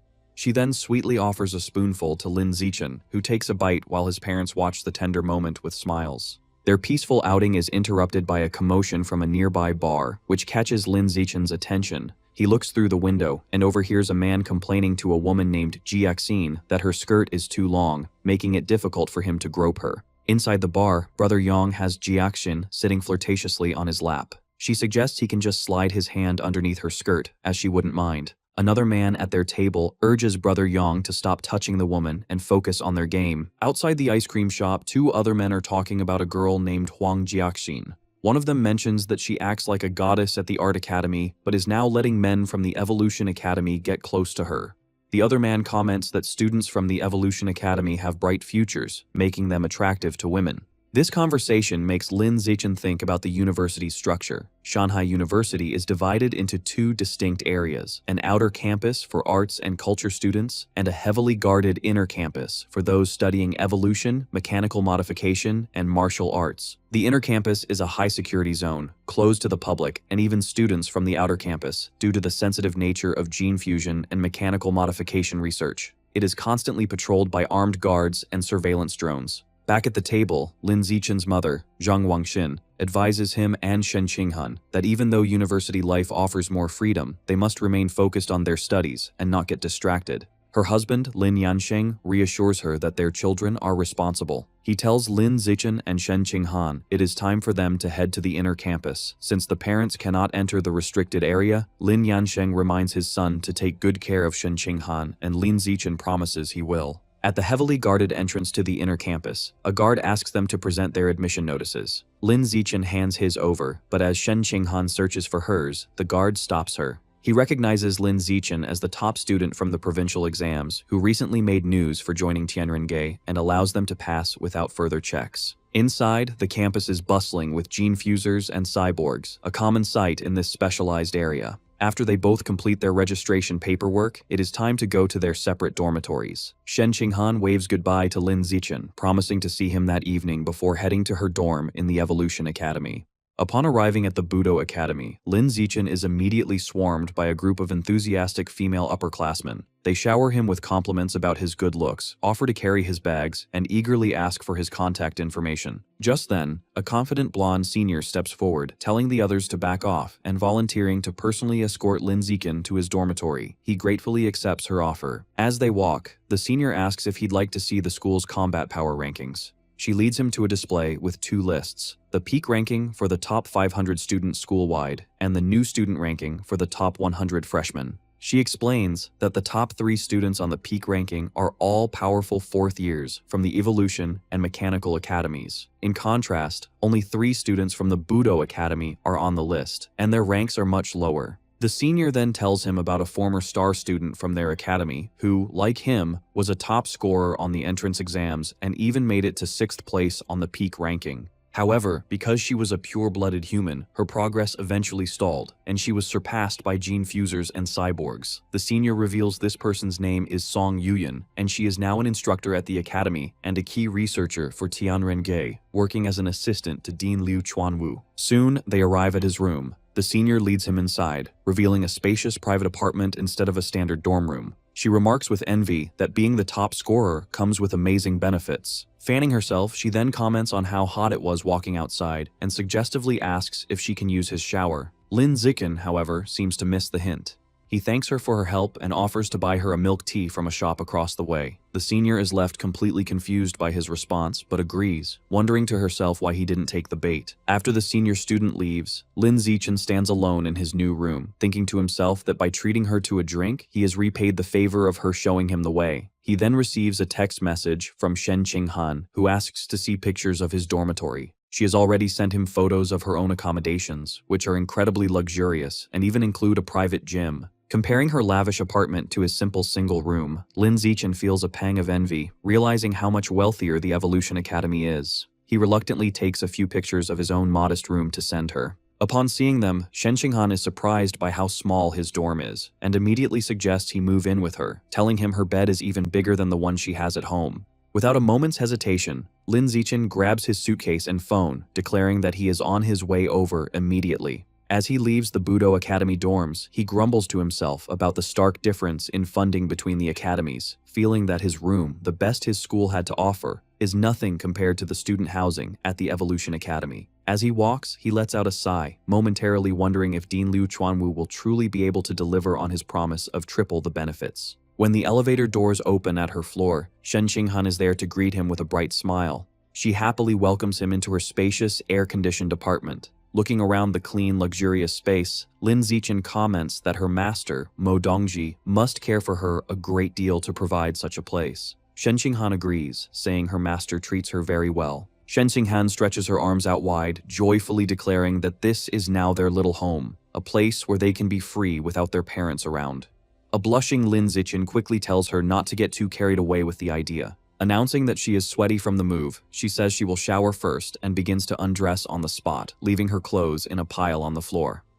Lin Zichen can only watch, asking her not to leave a mess. As she showers, a flustered Lin Zichen picks up her clothes. He decides to use the free time to check out the new university campus app he downloaded. He discovers an in-app store where students can use school credits to purchase resources for gene fusion and mechanical modification. He learns that there are 3 ways to earn these credits: placing on the school's power rankings, completing official school tasks, or achieving outstanding results in competitions. He realizes that for him, this will be even easier than earning money. His exploration is interrupted when Shen Qinghan calls out from the bathroom, asking him to bring her clothes in. He walks into the bathroom to give them to her, only to find her relaxing in the large bathtub. With a blush, she comments on how comfortable the water is, and invitingly asks if he wants to join her. A blushing Lin Zichen hesitates, then decides it would be a waste of so much hot water for one person. He agrees to join her and takes off his clothes. In the tub, he offers to wash her back, and she happily accepts, promising him it will be her turn to wash his back afterward.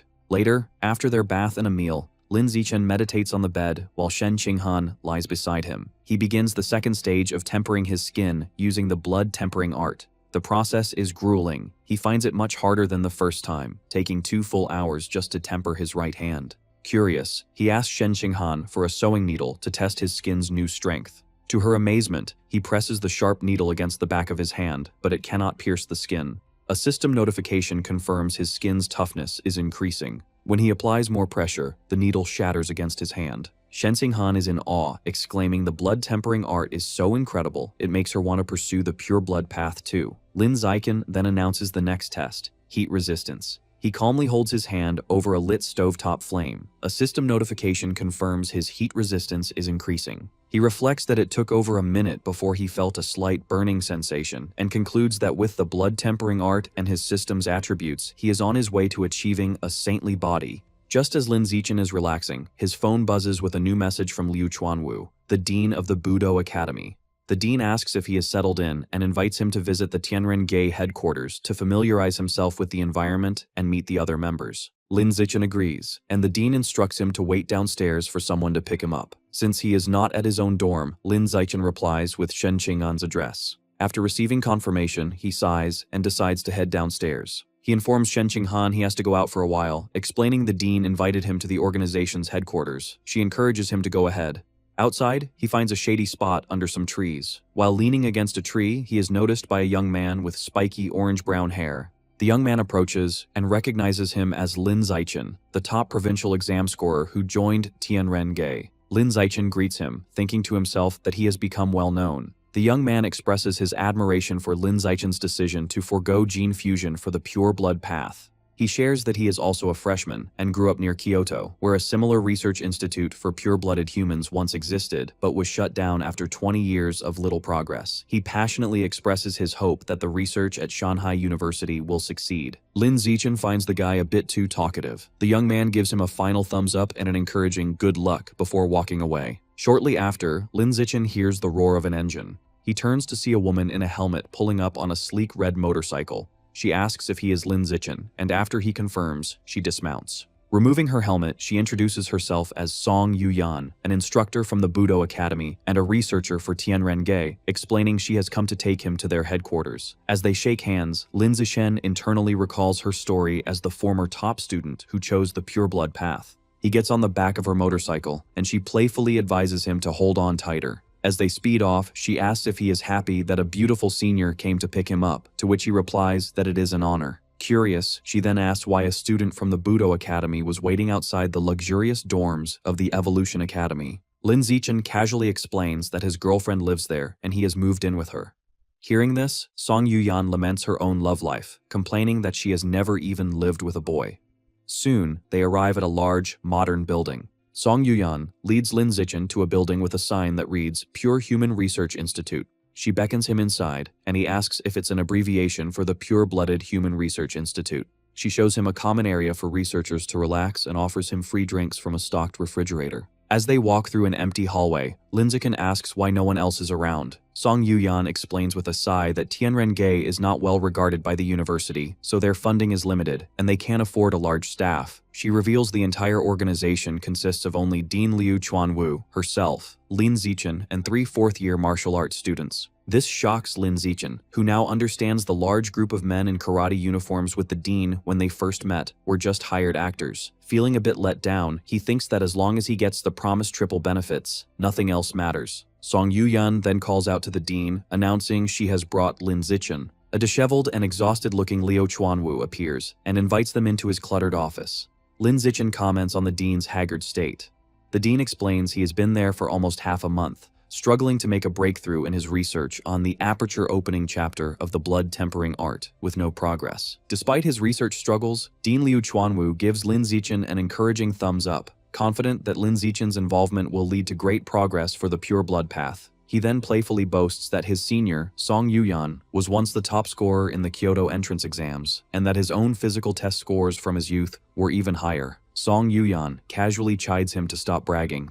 The dean's tone turns serious as he explains that with Song Yuyan's help, he finally broke through a decades-long plateau and completed his third body tempering. This breakthrough gave him the power, as an ordinary Tier 9 human, to defeat a high-level gene fuser. Putting his hands on both their shoulders, he assures Lin Zichen that with time, he has the potential to surpass even Song Yuyan. Changing the subject, Liu Chuanwu asks about Lin Zichen's progress with the blood tempering art. He questions if Lin Zichen has managed to learn blood control and reach the required ordinary Tier 4 to begin skin tempering. Lin Zichen calmly confirms he has. Pleased, the dean assigns Song Yuyan as his mentor, explaining that with her guidance, he should be able to complete his first skin tempering by the end of the semester. He notes that she herself accomplished this in just 3 months. Song Yuyan confidently accepts. However, Lin Zichen interrupts, plainly stating a mentor won't be necessary. He reveals that he already completed the first round of skin tempering during his summer vacation. This shocking announcement leaves both Liu Chuanwu and Song Yuyan completely stunned and speechless, wondering if they heard him correctly. Song Yuyan finds it impossible that Lin Zichen could have mastered the complex art of skin tempering on his own over the summer.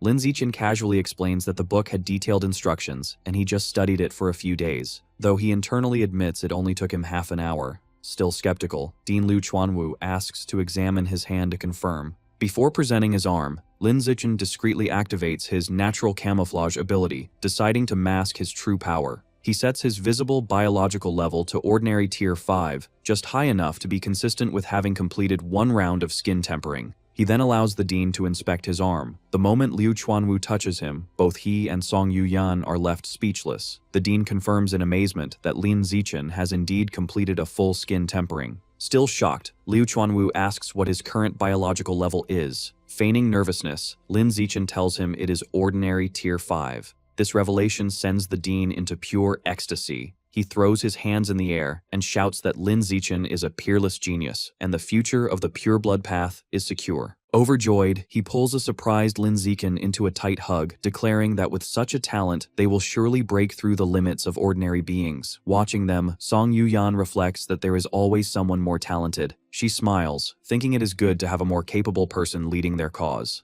Filled with renewed hope, she excitedly suggests to the dean that they should immediately publicize Lin Zichen's potential to attract more talented individuals and secure more funding. However, Liu Chuanwu immediately rejects the idea. He sternly explains that Lin Zichen's abilities must be kept a secret for now, as suddenly revealing his progress on the pure blood path could expose him to danger. The dean elaborates that their strategy should be quality, not quantity. Now that they have a prodigy like Lin Zichen, they must concentrate all their resources on helping him break through the ordinary biological barrier. When Song Yuyan raises concerns about finances, the dean reassures her. He promises to use all his connections to gather the necessary evolution resources. His plan is to wait until Lin Zichen's power is undeniable, find him a powerful backer, and only then begin to promote the ideals of Tianren-ge. Song Yuyan praises the dean's thoughtful planning, and he proudly accepts the compliment. Lin Zichen listens quietly, thinking how shocked they would be if they knew his true power, that he is already at ordinary tier 9, has completed tempering his flesh and bones, and is in the middle of his second tempering cycle.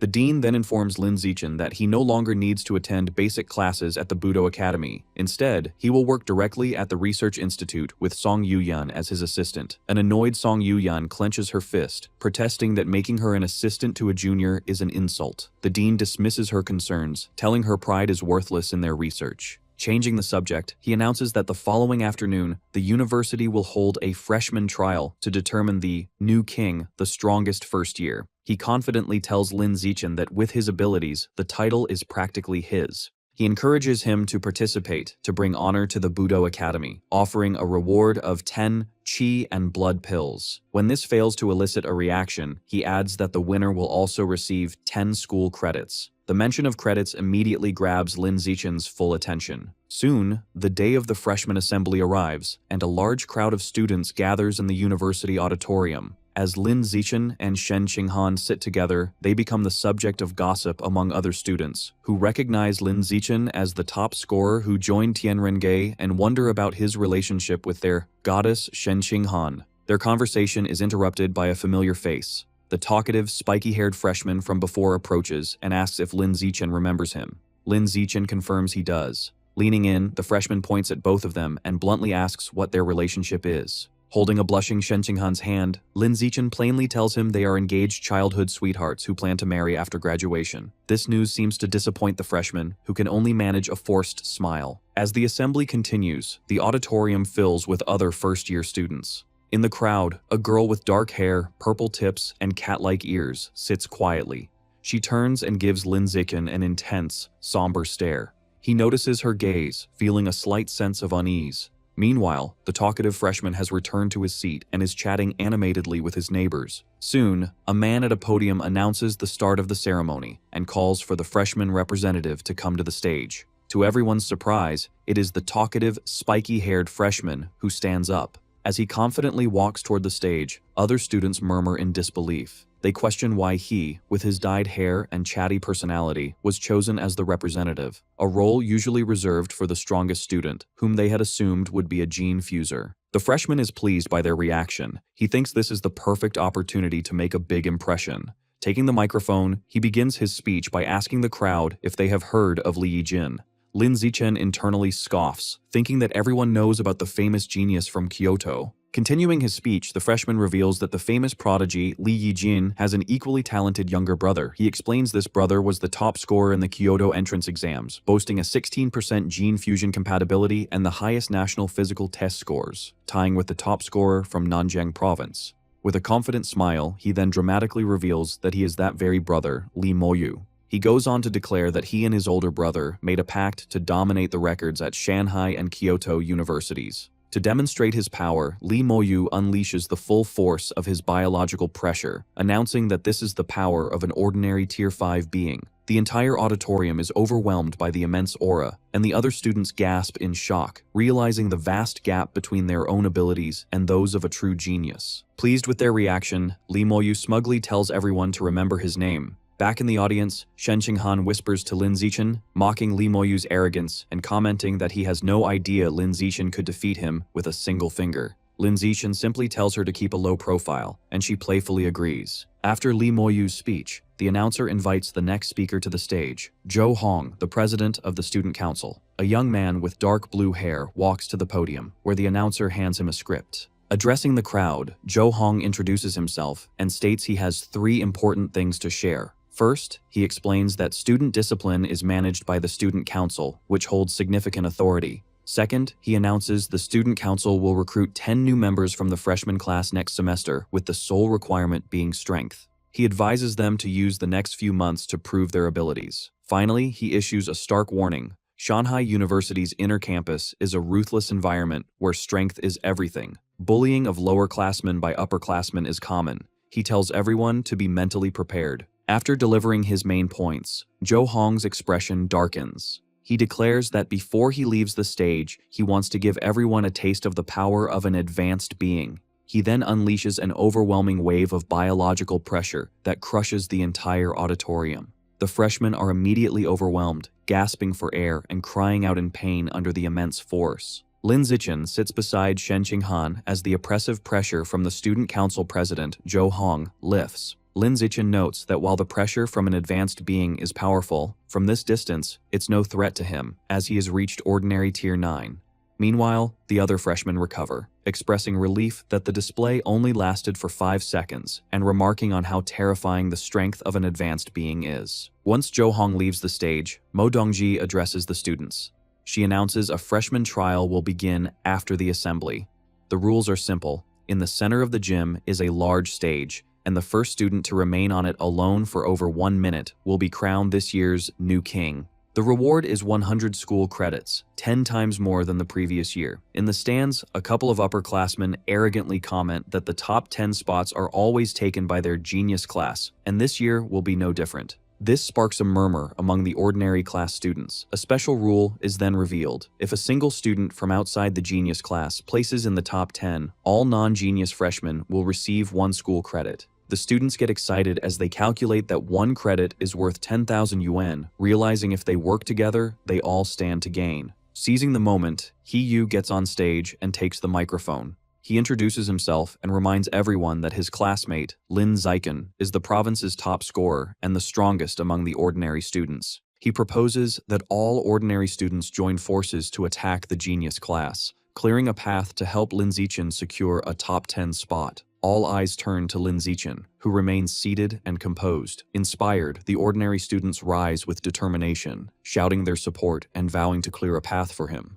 Meanwhile, a group of faculty, including Liu Chuanwu, Mo Dongji, and Ma Zhenhe, watch from a distance. Liu Chuanwu remarks to Zhou Hong that he was being too petty with his earlier display. Ma Zhenhe interjects, asking Liu Chuanwu if it was necessary to take his anger out on Li Moyu's younger brother just because Wu Tiancheng defeated him. He adds sarcastically that when it comes to being petty, no one at the university can compare to Liu Chuanwu. Liu Chuanwu calmly replies that his pettiness is directed only at the person involved, never their family. Liu Chuanwu taunts Dean Ma Zhenhe, asking if he heard his daughter performed exceptionally well on her entrance exams. Ma Zhenhe replies, she was the 3rd highest scorer in Kyoto. Standing beside them, Zhou Hong suggests Ma Zhenhe's daughter should join the student council, promising to personally cultivate her as a future leader. Ma Zhenhe agrees, asking Zhou Hong to look after his daughter, to which Zhou Hong replies he takes care of any student with genius potential. Down in the arena, students speculate on who will become the new king, with most considering the 2 top freshmen, Li Moyu and Ma Weiwei, as the main contenders. One student argues Li Moyu is the clear favorite, as his biological level is already ordinary Tier 5. However, another points out that while Ma Weiwei's scores were slightly lower, she successfully fused with Shadow Cat genes during the summer, so her actual combat strength might not be less than Li Moyu's. A 3rd student dismisses this, believing her fusion was only partial and her power increase is limited. Their debate is cut short when Liu Chuanwu's voice booms, declaring that neither Li Moyu nor Ma Weiwei will become the new king. As the others look on in shock, Liu Chuanwu continues with a confident grin, proclaiming that the true new king will be a member of his Tianren Ge, Lin Zichen. Ma Zhenhe immediately fires back in anger, questioning how that could be possible. He points out that Lin Zichen's physical test data didn't even place him in the top 10. He scoffs at the idea, accusing Liu Chuanwu of making baseless boasts. Liu Chuanwu calmly asks if Ma Zhenhe does not believe him, and challenges him to a bet. Furious, Ma Zhenhe immediately accepts, shouting that he's not afraid. They agree to wager 100 school credits, with Ma Zhenhe warning Liu Chuanwu not to go back on his word. Hearing the challenge, Liu Chuanwu invites the other staff to place bets. A powerful-looking gene fuser asks a senior professor, School Director Qin, if he's willing to wager 1,000 credits, and the director agrees. Watching this, Ma Zhenhe grows suspicious. He wonders how the old man can be so confident, speculating if he's trying to get Li Moyu to throw the match. He quickly dismisses the thought, remembering his own daughter is also competing. His face contorts in fury as he tries to understand Liu Chuanwu's strategy. A final, unsettling thought crosses his mind. Could Lin Zichen actually become the new king? He immediately dismisses the notion as impossible. A figure in a sleek red and black cyborg suit, the dean of the Mechanical Academy, approaches Dean Ma Zhenhe.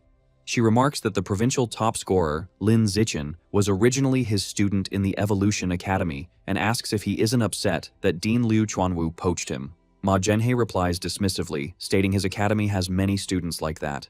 The cyborg dean smiles knowingly. She points out that she heard Ma Zhenhe also poached the only 3 senior students from Tianren-gai, suggesting his claim of not caring is just a front for his planned revenge. Meanwhile, on the balcony, Liu Chuanwu thinks with glee about the bets. He calculates that with 9 people betting 100 credits and 1 betting 1,000, he is about to make a massive profit. As the faculty watches, the trial begins. A huge crowd of ordinary students rushes onto the main stage, shouting their intent to defeat the genius class. The floor erupts into a chaotic brawl. Lin Zixin stands apart, calmly observing. He internally notes many genius class students rely on their high gene fusion compatibility scores rather than actual skill. Suddenly, Lin Zixin is surprised as his danger perception attribute activates, allowing him to see the students' power levels. He assesses that the strongest 2, Li Moyu and Ma Weiwei, are both at ordinary tier 5, while the other top 10 members of the genius class are at least ordinary tier 4. After the initial clash, the ordinary students cheer, having defeated several members of the genius class, who now lie on the floor. One student shouts that the genius class wasn't so tough after all. Fueled by their success, the remaining ordinary students charge forward, shouting at the genius class members still in the stands to come down and fight. In response, a very large and muscular student with white hair leaps down.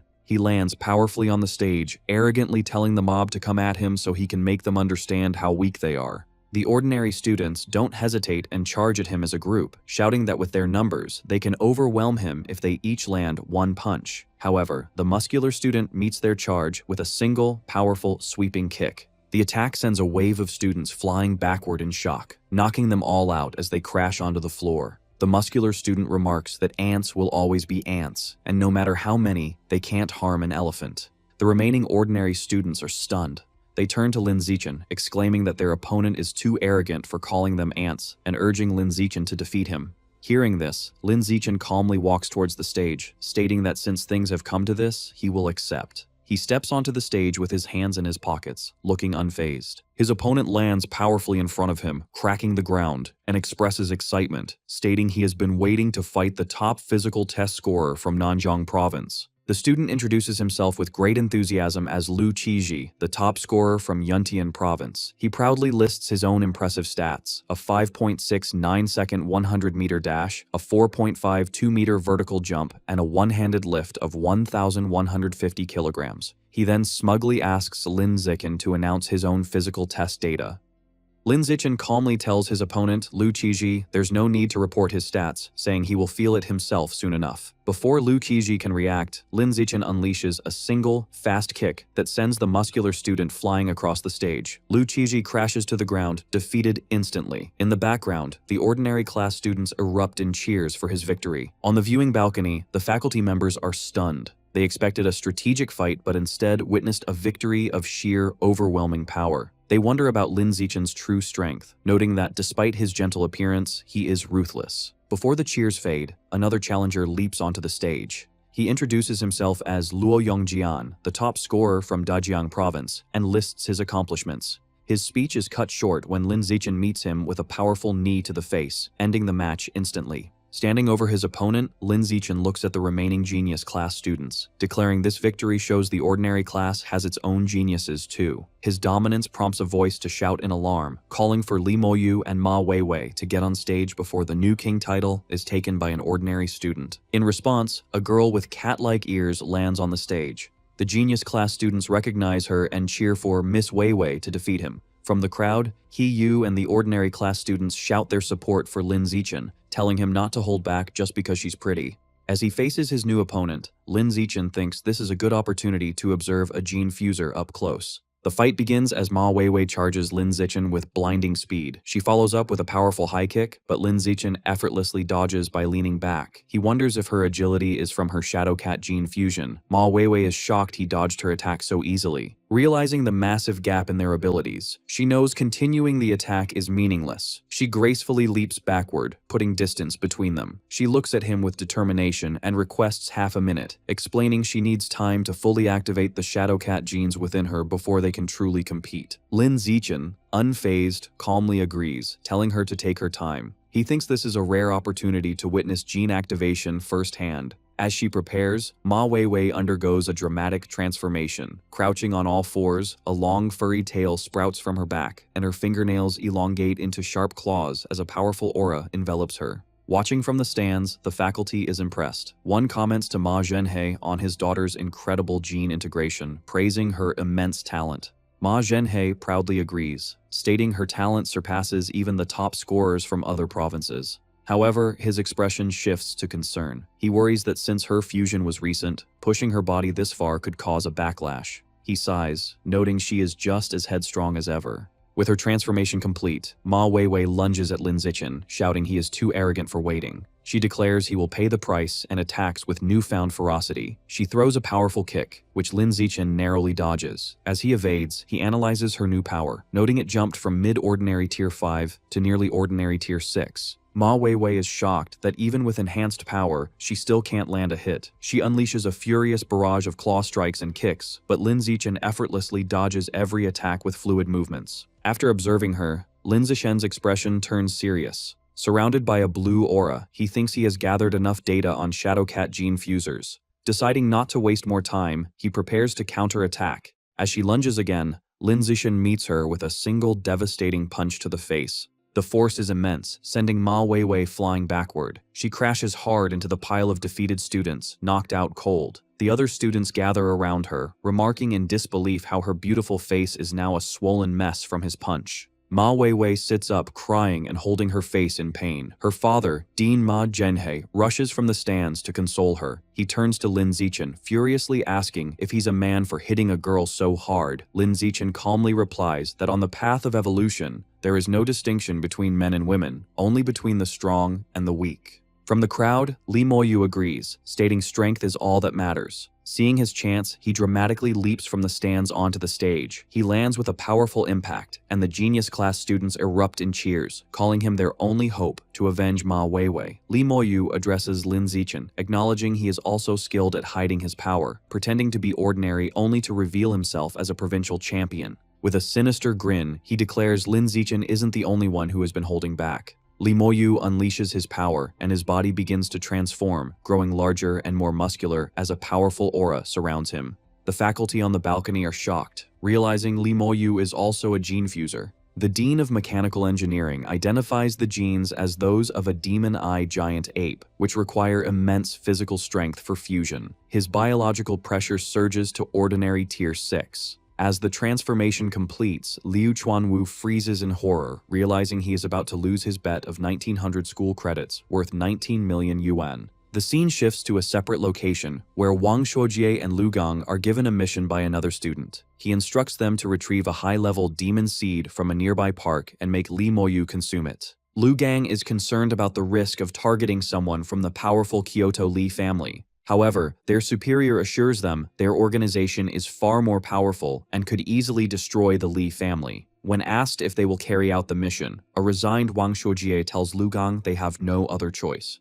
The battle between the two top freshmen begins. Li Moyu explains his transformation, boasting that the demon-eye giant ape maximizes strength and defense. Though it is usually slow, his power level is far superior, creating a massive gap between them. He taunts Lin Zichen, wondering if he can remain as relaxed now that he faces a true genius. Instead of replying, Lin Zichen immediately attacks, charging forward with a punch. As they clash, Li Moyu reacts to the attack, leading Lin Zichen to note that his opponent's reaction speed is decent enough to dodge a blow controlled at ordinary tier 6 speed. Deciding to push harder, Lin Zichen increases his output to test ordinary tier 7 speed. This increase is too much for Li Moyu, and Lin Zichen lands a heavy, direct punch to his face. Li Moyu stumbles back, angrily accusing Lin Zichen of a sneak attack. Lin Zichen calmly analyzes that the beast's defense is indeed strong, comparable to a high-level ordinary tier 6. Furious, Li Moyu regains his stance, vowing Lin Zichen's fists will not touch him again. Lin Zichen continues his offensive. However, he internally notes that although his speed is superior, he has not yet managed to inflict any significant damage. The battle intensifies as Li Moyu blocks a barrage of attacks. Lin Zichen analyzes that while Li Moyu is slower, his high defense gives him a large margin for error, whereas Lin Zichen cannot afford a single hit, making it seem the winner is already decided. Testing his limits, Lin Zichen engages in a rapid exchange, dodging Li Moyu's heavy punches. He decides the test of reaction speed is sufficient. Lin Zichen leaps backward to create distance. He prepares himself, deciding it is time to test the final attribute, strength.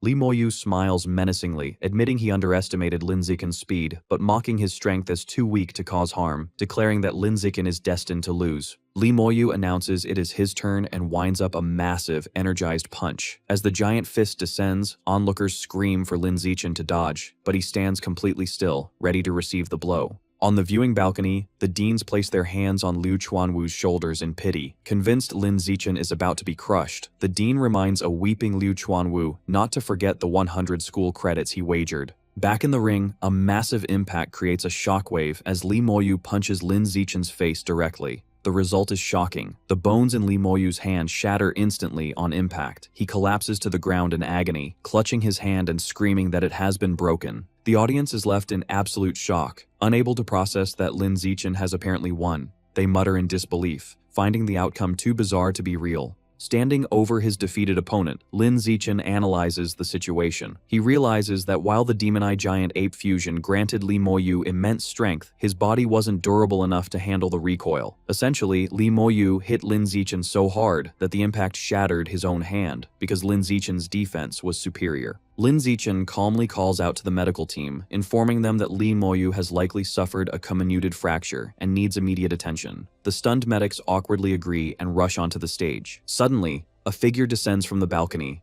It is Mo Dongji. She lands gracefully and orders Lin Zichen to step aside. She examines Li Moyu's arm and confirms the diagnosis. The entire right hand is shattered. She deduces with shock that this was caused by the rebound force of hitting Lin Zichen's face. She takes out a glowing golden pill and feeds it to Li Moyu. As she does, she can't help but wonder just how hard Lin Zichen's face must be to cause such damage. Suspecting there is more to him, Mo Dongji unleashes mental power to probe Lin Zichen's strength. Sensing the intrusion, Lin Zichen immediately activates his skill, Natural Camouflage, hoping to hide his true level. Mo Dongji analyzes him closely. Because of his skill, she perceives him as having a biological level of ordinary tier 6. She notes his skin, bones, and muscles possess a density far exceeding that tier, but finds nothing else unusual. She wonders if that physical toughness is his only secret. The other faculty members gather around her, eager for her assessment. Mo Dongji reports her findings. Lin Zichen is simply at ordinary tier 6 with exceptionally high physical durability, and there are no other abnormalities. Hearing this, Lin Zichen maintains a stoic expression, but internally breathes a sigh of relief, glad his camouflage successfully deceived them. Meanwhile, the pill Mo Dongji administered takes effect instantly.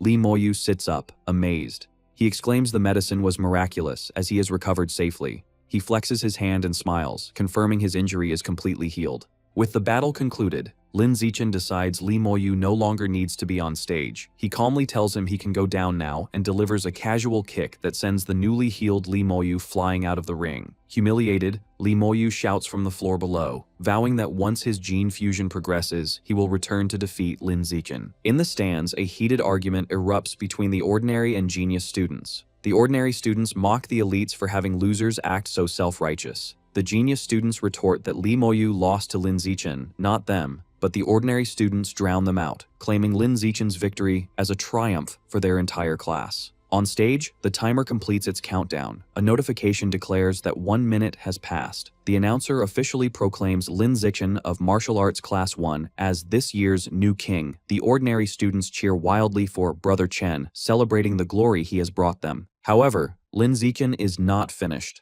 Thinking that since he has secured the top spot, he might as well go further, he suddenly leaps from the stage into the spectator stands. To the shock of the crowd, he lands near the genius class seating and scoops Shen Qinghan up into his arms in a princess carry. The students whisper in confusion, wondering why he is grabbing Shen Qinghan. Shen Qinghan blushes intensely as Lin Zichen leaps back toward the stage with her in his arms. Her heart races, and she wonders if he intends to publicly announce their relationship. Lin Zichen lands gracefully back on the ring. With Shen Qinghan standing behind him, Lin Zichen faces the stunned audience and faculty. He boldly declares that for the remaining rankings, from 2nd to 10th place, he wants them all. The enraged genius class students refuse to accept defeat. Shouting that Lin Zichen is bullying them, they charge together to crush him and the traitor Shen Qinghan. The stage erupts into a chaotic brawl. Lin Zichen moves fluidly through the attackers, dominating the fight despite being outnumbered. He dismantles their formation with a flurry of punches and kicks, knocking students away with ease. Seeing an opening, Ma Weiwei lunges from the air, aiming her attack at a shocked Shen Qinghan and shouting at her to die for her betrayal. However, Lin Zichen reacts instantly, intercepting her midair with a heavy kick to protect Shen Qinghan. The force of the blow sends Ma Weiwei flying off the stage. From the balcony, her father, Ma Zhenhe, screams as he watches his daughter crash violently onto the floor. With the genius class wiped out, Lin Zichen stands triumphantly over the defeated students. Immediately, a notification announces that Shen Qinghan has officially secured second place in the trial.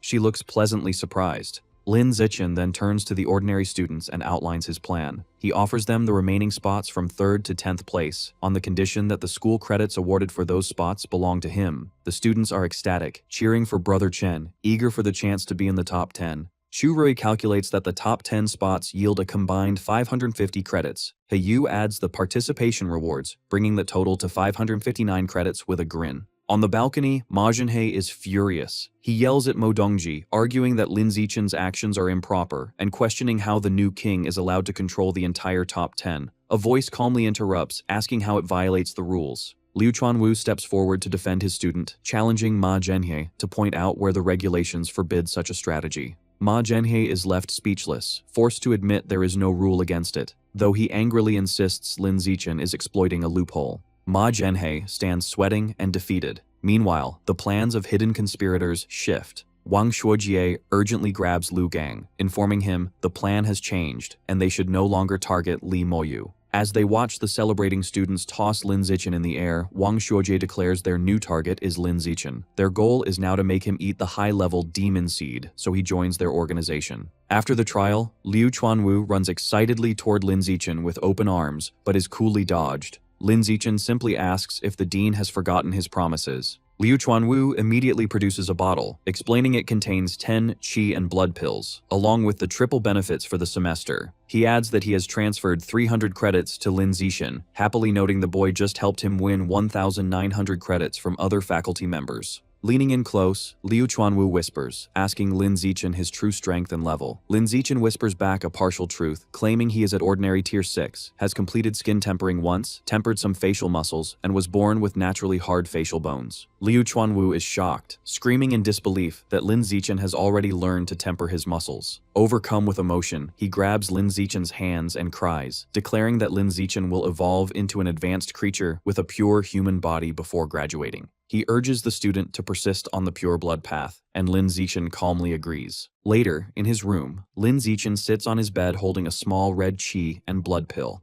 Curious, he puts the pill in his mouth to test its effects. Steam rises from his body as he metabolizes the pill, but a system notification shows a meager increase of 108 points. Disappointed, he realizes the pill is less effective than his usual training. Realizing the pills are of little use to him, he decides it would be better to give them to Shen Qinghan. Just then, Shen Qinghan walks in wearing athletic gear, sweaty from a workout. She asks when he got back, and he replies half an hour ago. Lin Zichen calls her over and hands her one of the red pills, instructing her to eat it. Shen Qinghan curiously takes the pill and eats it. The effect on her is immediate. Steam erupts from her body as she blushes, exclaiming how hot she feels as her qi and blood surge. Seeing how effective it is, Lin Zichen hands her the bottle. He explains the pills don't do much for him, so she should take the remaining 8, advising her to take only 1 per day. Shen Qinghan happily agrees. The next morning, at the Tianrengei Research Institute, Lin Zichen greets Song Yuyan. She is in the middle of a workout and playfully calls him the new king. While stretching, Yuyan asks him to confirm what she heard from the dean. She asks if his biological level is truly ordinary tier 6, and if he has mastered muscle tempering. Lin Zichen confirms the story he fabricated for the dean is true. Hearing his confirmation, Yuyan is overcome with excitement and rushes toward him. She exclaims that he is an absolute genius and declares that with his membership, Tianrengei will shock the world. As she rushes him, Lin Zichen agrees they will work hard together. Lin Zichen is busy studying in the research institute. He realizes Liu Chuanwu and Yuyan have failed to decipher the aperture opening chapter of the blood tempering art, so he decides he must find the answers in the original text himself. Thanks to his celestial root of wisdom, he finds researching such such complex matters is easy for him. His study session is interrupted by Yuyan, who informs him that people from the student council are waiting at the door. She deduces they want to recruit him after his outstanding performance. Lin Zixin immediately dismisses the idea, stating he is not interested.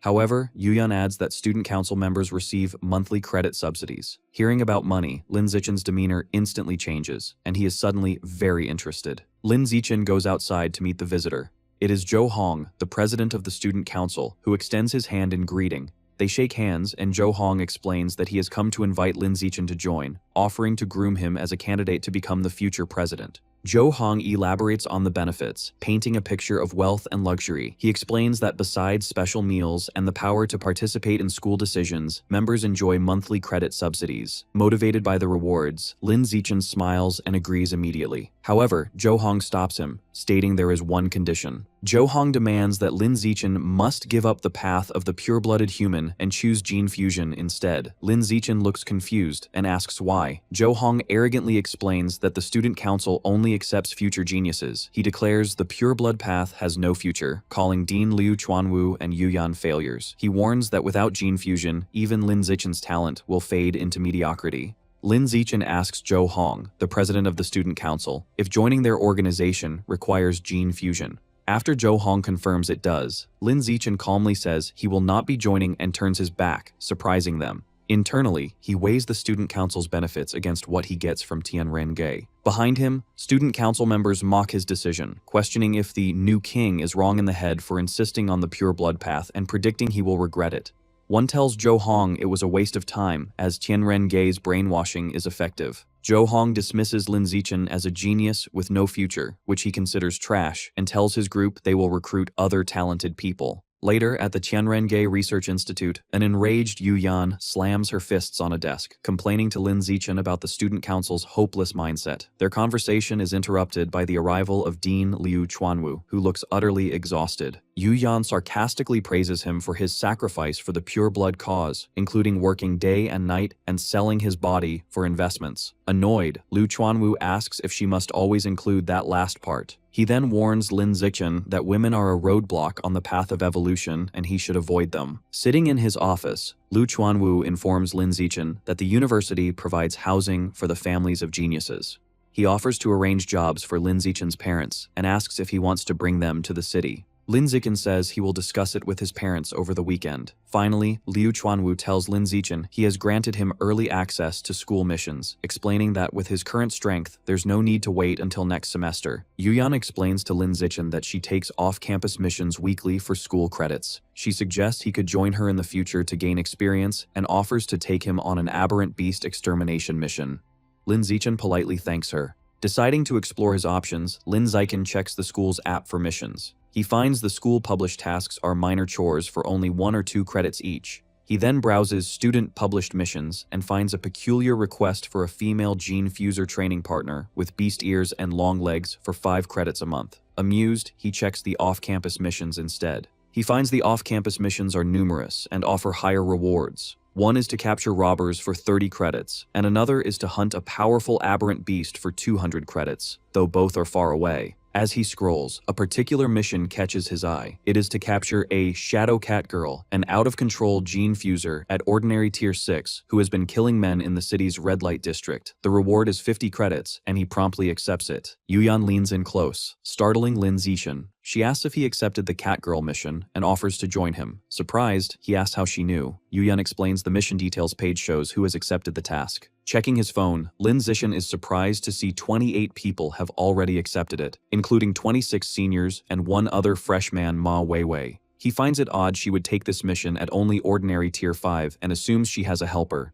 Telling Yuyan it's getting late, Lin Zixin announces he is heading home for lunch and waves goodbye. As Lin Zixin walks through campus, he feels he is being followed. His danger perception activates, and he senses a hostile presence at Ordinary Tier 7. Suddenly, a muscular guy in a blue tracksuit emerges and calls out his name. The guy confronts Lin Zixin, angrily accusing him of targeting Ma Weiwei. He furiously lists Lin Zixin's offenses, from slapping her during the trial to now competing with her for a mission, and questions if Dean Liu Chuanwu put him up to it. The guy continues his tirade, challenging Lin Zichen to a fight and calling him a bully. Lin Zichen looks on, annoyed. He asks if Ma Weiwei or her father sent him, but the guy insists he came on his own. When the guy repeats his challenge, Lin Zichen simply asks, "So what?" Knowing he's dealing with a foolish simp, Lin Zichen turns to walk away, but the guy grabs his sleeve, yelling at him to stay put. Fed up, Lin Zichen turns and swiftly punches him in the face. The muscular guy is knocked unconscious. Standing over him, Lin Zichen thinks to himself if he is satisfied now. Lin Zichen arrives back at the apartment. From the kitchen, Shen Qinghan welcomes him home and says dinner is ready. She mentions that the 10 pounds of life and death toad meat he ordered were delivered. He takes the bag from the fridge, thinking he initially wanted to buy more to unlock the codex, but decided against it to avoid attention. He places his hands over the package, and a surge of blue energy flows from it as a system notification confirms he has devoured a large amount of the toad's life essence, bringing his codex progress to 10%. Later, a confused Shen Qinghan finds Lin Zichen putting the now spoiled-looking meat in a garbage bag. He explains it has gone bad. She finds this strange, as it looked fresh on delivery. He clarifies that he has already absorbed all its essence, which causes it to spoil rapidly. Shen Qinghan is surprised and asks if this is his superpower. He confirms it is, explaining he can absorb the essence from aberrant beasts to gain some of their abilities. She is shocked, exclaiming she finally understands why he chose the pure-blood path. With such a power, he doesn't need gene fusion. While eating dinner, Lin Zichen brings up the dean's offer of housing and jobs for their parents. Shen Qinghan is thrilled, and they agree to visit their families over the weekend. During the meal, she mentions an interesting duel between peak-ranking students at the gym that afternoon. She suggests they go watch it, and Lin Zichen agrees. At the university gym, a large crowd has gathered. Lin Zichen notes that in addition to students and faculty, representatives from the Mechanical God group are also there. Shen Qinghan excitedly points to a woman in a large white cyborg suit in the VIP section, the famous mechanical genius girl they've seen online. In the center of the arena, two fighters face each other, a muscular bull-like gene fuser and a sleek cyborg. Shen Qinghan asks Lin Zichen who he thinks is more powerful between the Kyoto genius and the mechanical genius girl. He replies they should get a good idea from this duel. He clarifies that if the 8th-ranked Evolution Academy student wins, the Kyoto genius is stronger, but if the 9th-ranked cyborg wins, the mechanical genius girl is more powerful. With an announcement, the duel begins. The cyborg immediately takes to the air with mechanical wings. From above, the cyborg unleashes a massive barrage of missiles, which rain down on the bull-like opponent below. The bull-like gene fuser is overwhelmed by the relentless missile attack, trying to shield himself from the explosions tearing up the stage. After the barrage, the cyborg lands. The bruised gene fuser sees an opportunity for close-quarters combat. Both fighters charge forward at incredible speed, meeting in the center of the arena. The cyborg easily blocks the gene fuser's punch and delivers a devastating counterpunch to his face. The blow sends the gene fuser flying, and he crashes to the ground, defeated. The cyborg raises its fist in victory as the crowd erupts. Meanwhile, in a private office, Mo Dongji receives a video report from a subordinate. She informs her that source site number 36 has been quiet for months, and they are unsure if the enemy has abandoned it or is plotting something big. Mo Dongji asks for an update on Luo Qiangshu. Her assistant reports that Qian Shui is adapting well, growing incredibly fast, and is close to evolving to advanced Tier 2. Curious, the assistant asks about Luo Qianshu's origins, noting her special constitution doesn't seem human.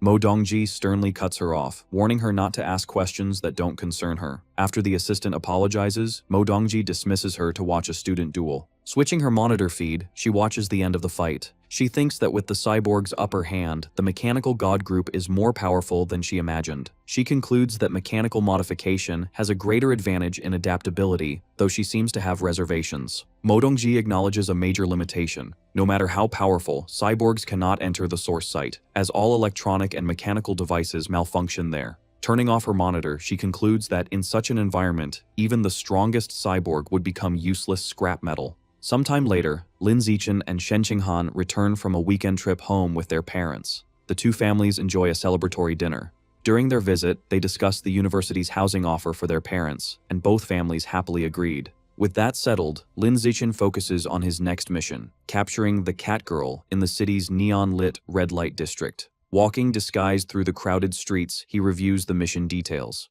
The target is an ordinary Tier 6 gene fuser with incredible speed who lures and kills men. The file also notes she is a master of disguise and skilled with drugs. Lin Zichen understands why the mission remains uncompleted. The large area and her cunning make her hard to track. To begin his search, Lin Zichen uses his Eye of the Sky and Danger Perception for a wide area scan. As he activates his powers, his eyes glow with golden light behind his sunglasses. The crowd is startled by his strange appearance. Some are unsettled by his eyes, while others comment that he is handsome but has a creepy gaze. As Lin Zichen stands out, a large muscular man confronts him, demanding to know who he is staring at. Unfazed, Lin Zichen unleashes his biological pressure, telling the man to get out of his way and sending him flying as the crowd parts in shock. Standing over the unconscious man, Lin Zichen concludes his search yielded no targets and decides to move on. Just then, he spots some familiar faces. He sees Ma Weiwei with 2 other students, whom he identifies as ordinary Tier 7 seniors, likely there to assist her. Ma Weiwei and her female companion notice him. The companion points him out, and Ma Weiwei looks away, annoyed. The companion suggests they stay away, and Ma Weiwei agrees, leading her group away. Lin Zichen is bewildered by their sudden avoidance. Ma Weiwei states that since Lin Zichen accepted the mission, he must be there for the cat girl. She declares they must find the target first. Their male companion confidently tells them to leave it to him. He boasts he is fused with demon dog genes, giving him a keen sense of smell to find the cat girl before Lin Zichen. As he concentrates, a pink scent-like aura appears, and he triumphantly announces he has picked up the cat girl's scent. Having locked onto the scent, the demon dog gene fuser points to a bar across the street, declaring the target is inside. Determined to beat Lin Zichen, Ma Weiwei and her companions rush across the street. Her female senior vows they will capture the cat girl and flaunt their victory. The group enters the crowded bar following the scent trail. Ma Weiwei asks where she is. The demon dog guy points to a woman with glasses on a couch. Ma Weiwei expresses doubt, noting the woman looks like an ordinary college student. Her male companion is certain, explaining her scent is identical to the one on the cat girl's belongings at the public security department. Ma Weiwei concludes the target is a cunning master of disguise. Seeing no reason to hesitate, the female senior declares they should capture her now. The 3 charge towards the woman. As they close in, she looks up with a sinister grin. She suddenly leaps up, smashes through the glass table, and makes a break for it, with one of them shouting she's escaping. Ma Weiwei and her companions burst out of the bar, chasing the fleeing cat girl through the crowded streets. As they pursue her, Ma Weiwei worries the cat girl is too fast. The demon dog gene fuser confidently tells her not to worry, as he can track her scent and she will eventually have to rest. Following the trail, they corner the cat girl in a dead-end alley. The male companion confirms she is there and urges the others to finish the fight quickly. However, the cat girl turns around with a smug smile, taunting them and asking if they really thought they could catch her if she were trying to run. A menacing red aura surges around her as she explains that the most skilled hunters often disguise themselves as prey.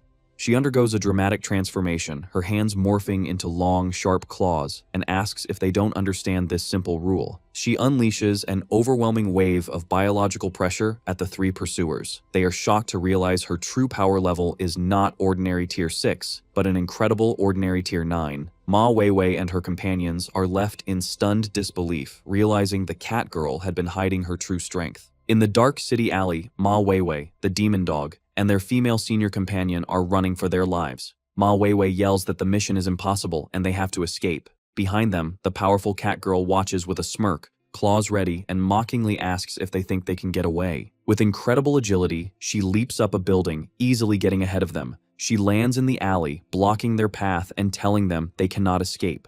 The cat girl then focuses on the trembling demon dog. She leans in menacingly, telling him she had her eye on him since he entered the bar. Seeing no other way out, Ma Weiwei throws a smoke grenade, which fills the alley with thick purple smoke. She tells her teammates the smoke will dull their enemies' senses, giving them a chance to run. Under the smoke's cover, the 3 manage to escape. Exhausted and shaken, they finally reach a crowded street. The demon dog remarks on the mission's danger, saying the information was wrong and they almost died. The female senior urges Ma Weiwei to call her father, Dean Ma Zhenhe, to report the situation so the mission details can be corrected. A terrified Ma Weiwei pulls out her phone and agrees to call him immediately. However, as she's about to call, she has a shocking realization. She remembers Lin Zichen also accepted the mission. She panics, thinking if he encounters the cat girl, he will surely die without knowing her true power. She declares they must warn him. She can't just watch him die. She checks her contacts but doesn't have his number and decides her only option is to contact Shen Qinghan instead. Back in the empty alley, as the purple smoke fades, the cat girl is annoyed that her cooked duck has flown away. Just as she laments her missed chance, she notices someone else in the alley, Lin Zichen, standing calmly at the other end. Seeing him, the cat girl is immediately captivated, thinking he's handsome and exactly her type. Believing it's his bad luck, she decides he's her new prey and charges at him, claws extended. Lin Zichen is unfazed. He notes her power level is an impressive, ordinary tier 9 as he concentrates his energy and rushes to meet her attack. The cat girl is shocked, wondering how he could be faster than her. Before she can react, Lin Zichen unleashes a powerful, glowing punch that connects with her face. The force sends her flying backward, crashing hard into a wall at the end of the alley. Kneeling injured in the rubble, she is amazed by his power. Staring at him, she is completely bewildered, wondering how a young man who isn't a gene fuser could possess such incredible strength. Realizing she is outmatched, the cat girl decides fighting is suicide, and her priority is to escape. She turns and flees, but to her shock, Lin Zichen easily keeps pace with her. Announcing she can now experience his full power, Lin Zichen leaps and delivers a devastating kick to her head, sending her flying. The blow sends her crashing into another wall, embedding her in the rock. Lin Zichen presses his attack, unleashing a furious barrage of kicks against her pinned body. He notes that despite multiple hits, she is still alive, though her biological pressure is weakening. Deciding to finish her before she recovers, he picks up a large rock. But just as he is about to strike, he looks up, surprised. A massive surge of red energy erupts from the cat girl as her body transforms, her muscles bulging grotesquely. Lin Zichen realizes with alarm that in a desperate moment, she has unlocked more power and is about to evolve into an advanced creature. The newly transformed and enraged cat girl glares down at him. She thinks how activating her shadow cat genes saved her life and made her stronger, but also increased her beastly nature and vulnerability to genetic backlash.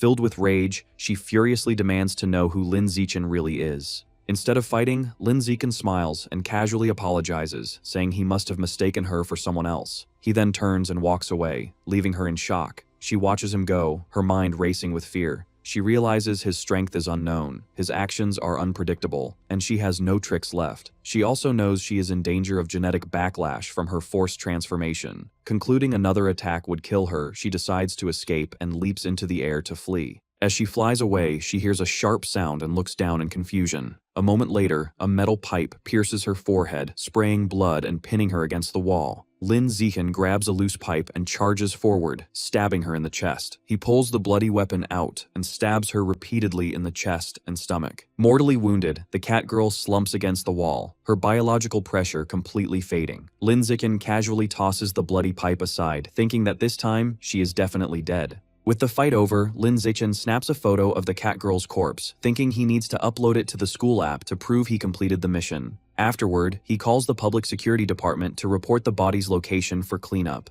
With official tasks done, Lin Zichen turns to his real goal. He reaches for the body, and as red energy swirls around him, his system confirms he has devoured a large amount of the Shadow Knight cat's life essence, increasing his guidebook progress to 36%. He is surprised by how much progress he made and speculates the genetic backlash she suffered must have concentrated the beast genes in her body. Meanwhile, Ma Weiwei and her companions are walking through the city. Ma Weiwei is on the phone with her father, Dean Ma Zhenhe, telling him the Catgirl mission information was wrong and almost got them killed. She explains the target was not an ordinary tier 6, but a powerful ordinary tier 9, which shocks her father. In his office, Dean Ma Zhenhe asks his daughter for a detailed report, promising to speak with the mission system director later. Back on the street, the female senior suggests they should hurry back to school to avoid retaliation, but then she suddenly grabs Ma Weiwei's arm. She points to her phone, which shows the mission to capture the Catgirl has already been completed by Lin Zichen. Ma Weiwei is left in complete shock, wondering how a freshman could defeat an ordinary tier 9 creature on his own. After the weekend, Lin Zichen and Shen Qinghan are walking on the university campus. Lin Zichen checks his phone and sees a notification that 300 school credits have been deposited into his account. He thinks the reward for the Catgirl mission has arrived, but is confused why the amount is so much higher than the original 50 credits.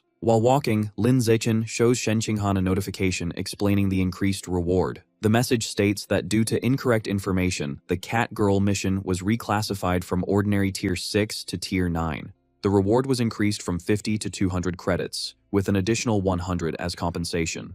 Shen Qinghan complains that the school's mission system is unreliable and tells Lin Zichen he is lucky to be so strong, otherwise, he could have been killed. Lin Zichen agrees the system is a problem and says he'll be more careful accepting missions. He then tells Shen Qinghan that when suitable missions come up, he will take her with him so she can get used to real combat. Overjoyed, Shen Qinghan exclaims that it's great she can finally go on missions with him. As they continue, Lin Zichen looks at his phone, deciding to use his new credits to order the 90 jin of life and death toad meat he needs.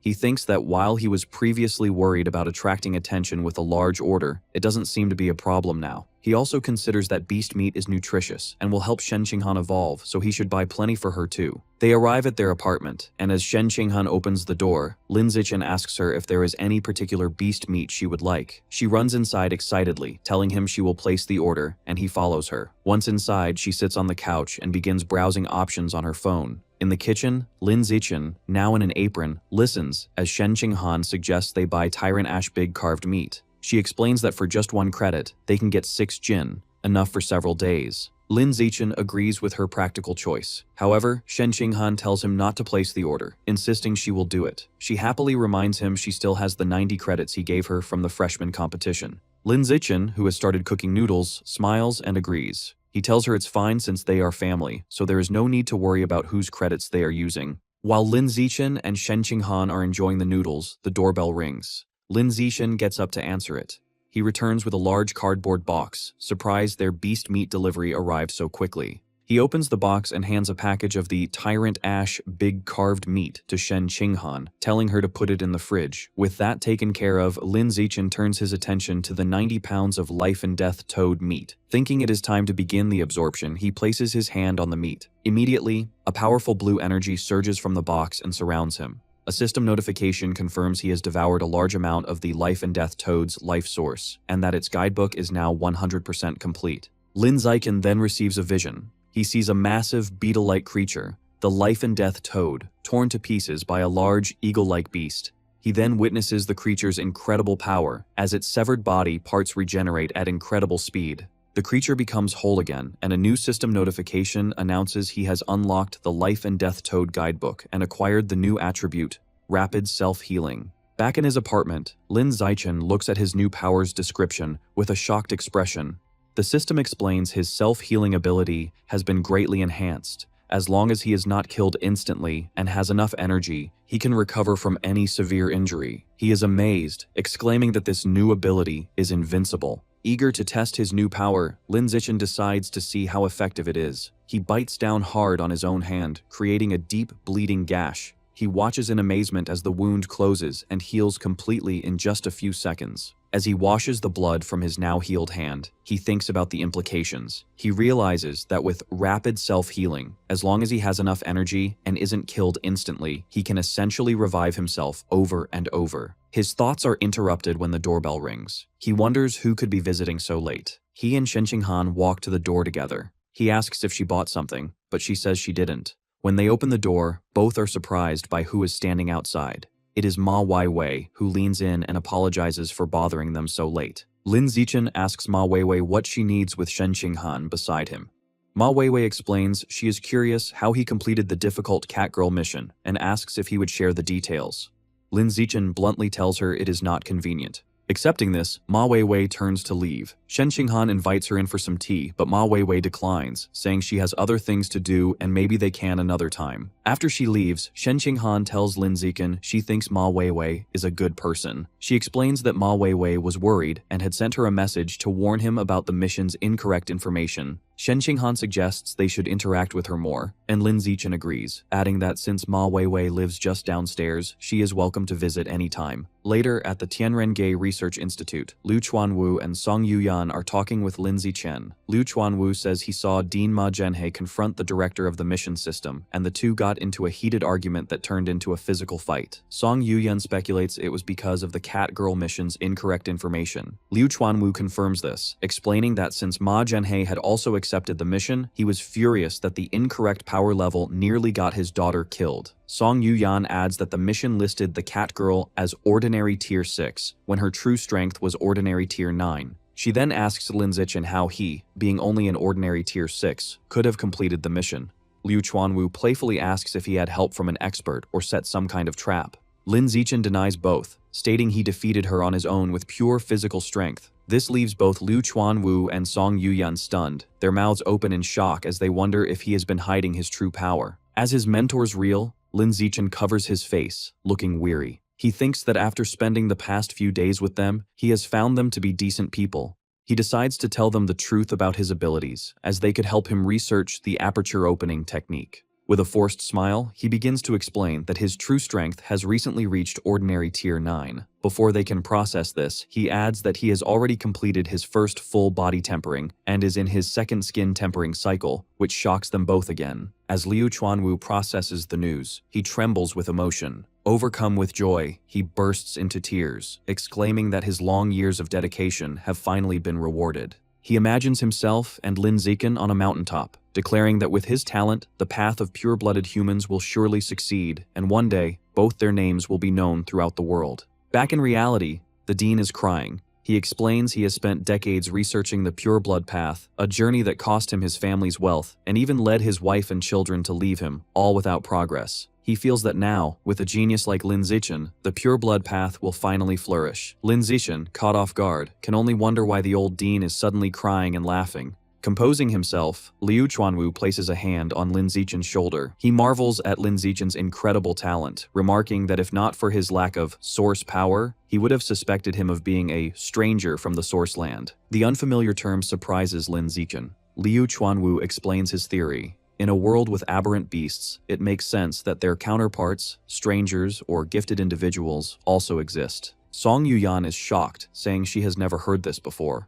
Lin Zichen then asks what source power is. The Dean clarifies that it is a unique energy exclusive to beings from the source land, similar to ki, blood, and spiritual power. Curious, Lin Zichen asks how this power is used. Liu Chuanwu admits he doesn't have a clear answer, as he has only encountered 2 such strangers in his long life. Song Yuyan scoffs, accusing him of bluffing and pointing out that since he is stuck at ordinary tier 9, he cannot enter the source land himself. This prompts Lin Zichen to ask if there is a biological level requirement for entry. Liu Chuanwu confirms the standard is high-level being, and anyone below that would be turned to ash. Defensively, Liu Chuanwu clarifies he met the strangers here on Earth, not in the source land. The first was a female disciple he took on decades ago. As he speaks, Lin Zichen has a vision of Luo Qianshu fighting monsters, leading him to realize that Shen Qinghan's mysterious senior sister must be one of these powerful strangers. Liu Chuanwu continues, stating he met the second stranger in the ancient ruins where they discovered the blood-tempering art. Having shared these secrets, he sternly warns them never to reveal this information. Song Yuyan eagerly promises to keep her lips sealed, and Liu Chuanwu says he trusts them. He then gives Lin Zichen a specific warning to keep his true strength a secret to avoid being targeted by dangerous heretics, who are pervasive even within the university. To help with this, he proposes that if Lin Zichen wants to take on missions matching his true power, he should use Song Yuyan's account. Since she is also an ordinary tier 9, he can go all out without exposing his rapid progress. Lin Zichen agrees. Intrigued, he asks the Dean if he has any information about the source land. Liu Chuanwu's expression turns grave. He explains everything about the source land is top secret, and even he knows very little. He advises Lin Zichen not to worry about it until he evolves into a high-level being. However, he shares one crucial piece of information. For humans, most creatures from the source land are enemies, and they are constantly trying to invade Earth. Liu Chuanwu explains some powerful individuals believe the creatures want to invade because Earth has something they desire. Their serious conversation is interrupted by the Dean's phone, which plays a cheerful ringtone. He answers with a flirtatious,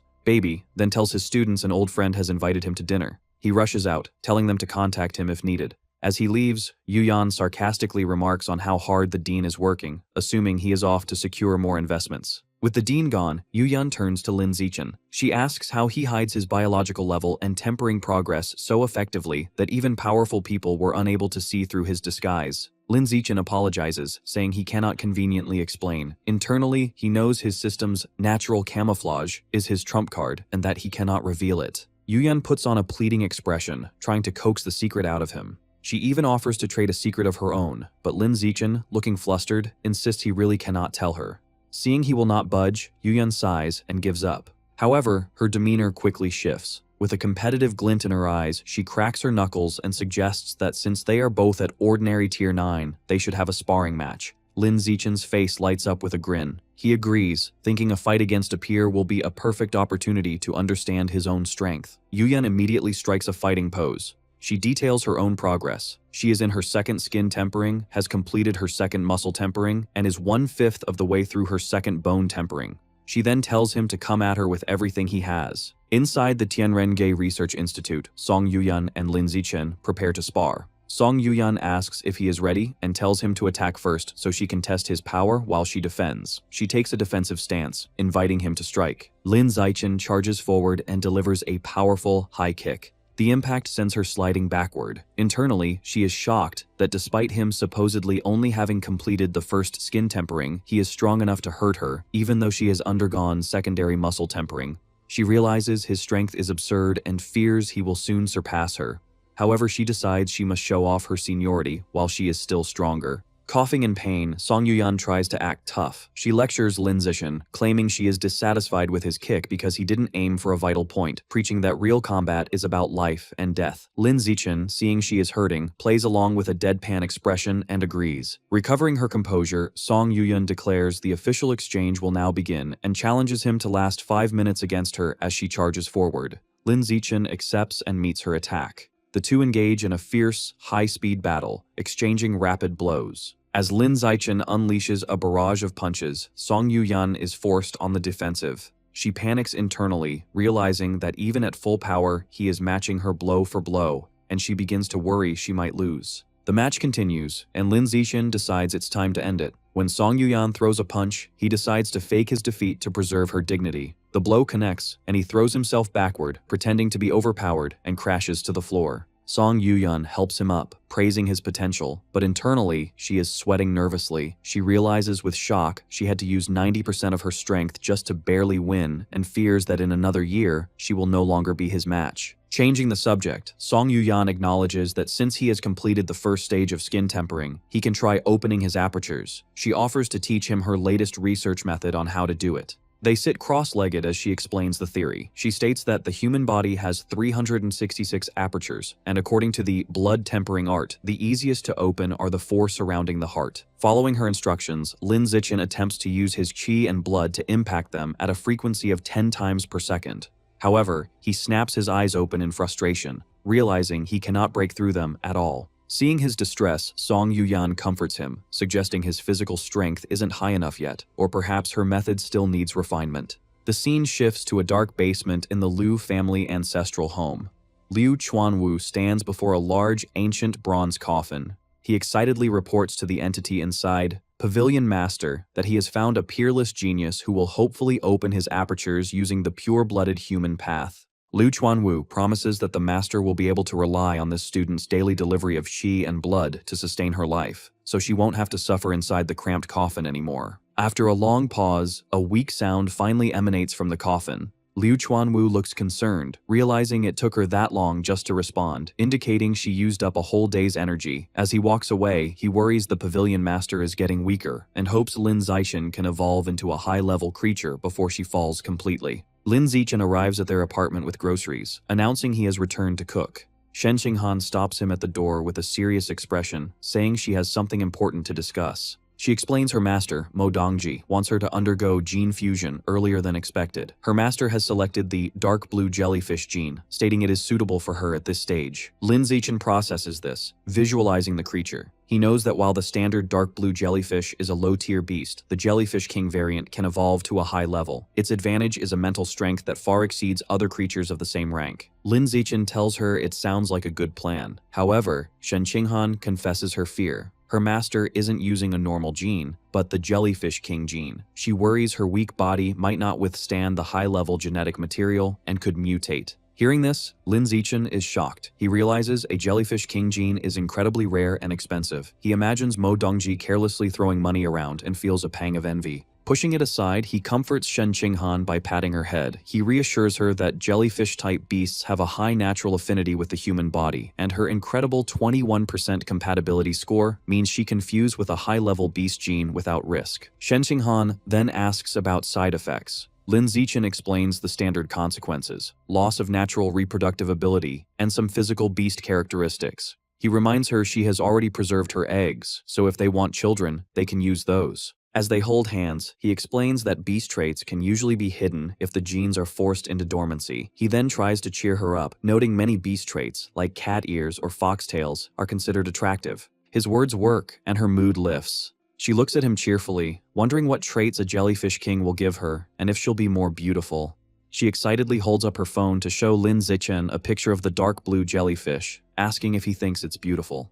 He leans very close, causing her to blush, and replies that while the jellyfish is pretty, it's not nearly as beautiful as she is. The conversation shifts. Shen Qinghan explains her master filmed the video by diving thousands of meters into the deep sea without protective equipment. Lin Zichen estimates that to withstand such pressure, her master's body must be at least at the rare level. Shen Qinghan wonders if she will ever evolve to such a high level herself. Lin Zichen reassures her with confidence, pointing out that with her 21% gene compatibility, reaching the rare or even epic level is within her grasp. Shen Qinghan remains practical, countering that compatibility isn't everything and she will need a vast amount of evolution resources. Hearing her concern, Lin Zichen gives her a thumbs up and makes a firm promise. He tells her not to worry about resources because he will work hard to earn money and provide whatever she needs. Touched by his generosity, she adopts a playful and seductive demeanor. She kneels on the bed, teasing that she must properly please her new, wealthy patron. She picks up 2 pairs of stockings and, blushing, asks which color he prefers. Lin Zichen replies that he likes both. To satisfy him, she puts a black stocking on one leg and a white stocking on the other. Watching her, Lin Zichen thinks that while the combination is a bit strange, he can definitely enjoy it. With Shen Qinghan at her afternoon classes, Lin Zichen decides to skip the Pure Human Research Institute and stay home to train. While pouring water, he checks the latest news on his phone. An article catches his attention. Mysterious, unknown plants have appeared across Shanghai City. The article shows a large, menacing, flower-like plant emerging from a building as citizens watch in shock. The public is being warned to stay away. Lin Zichen instantly recognizes the strange flora, realizing they look identical to plants from the source site in a painting of Shen Qinghan's senior sister, Luo Qianshui. He wonders how they could be on Earth and suspects a new plant god cult is responsible. Frustrated that another group of heretics has appeared just after the rat god cult was dealt with, he feels motivated to increase his strength. He reflects that after his secondary tempering, his body consumes qi and blood too quickly. He browses the school's online store for pills to help him recover energy faster. He finds blood recovery pills for 1 school credit each. Noting they offer very fast recovery for his level, he buys 100 of them. With recovery supplies sorted, he thinks about his next evolutionary goal. Now that he has unlocked the Life and Death Toads Codex, it's time for a new one. He browses the beast meat section and finds 10,000 poison chimera meat, which costs 20 credits per jin. The description explains the creature isn't poisonous. Instead, it devours poisons, giving it extremely high poison resistance. Lin Zichen speculates that unlocking this creature's codex could grant him a valuable poison resistance attribute. Realizing he has less than 200 credits, he decides to buy just 1 jin to begin unlocking the guidebook. Finally, he reconsiders his failed attempt to open his apertures. He concludes his body isn't strong enough yet. With renewed purpose, he decides to continue his secondary skin tempering. He sits to meditate, and a fiery aura envelops his body as he resumes training. After 2 hours of intense skin tempering, Lin Zichen's body is enveloped in a fiery aura. The session ends, and he collapses onto the floor, exhausted and drenched in sweat.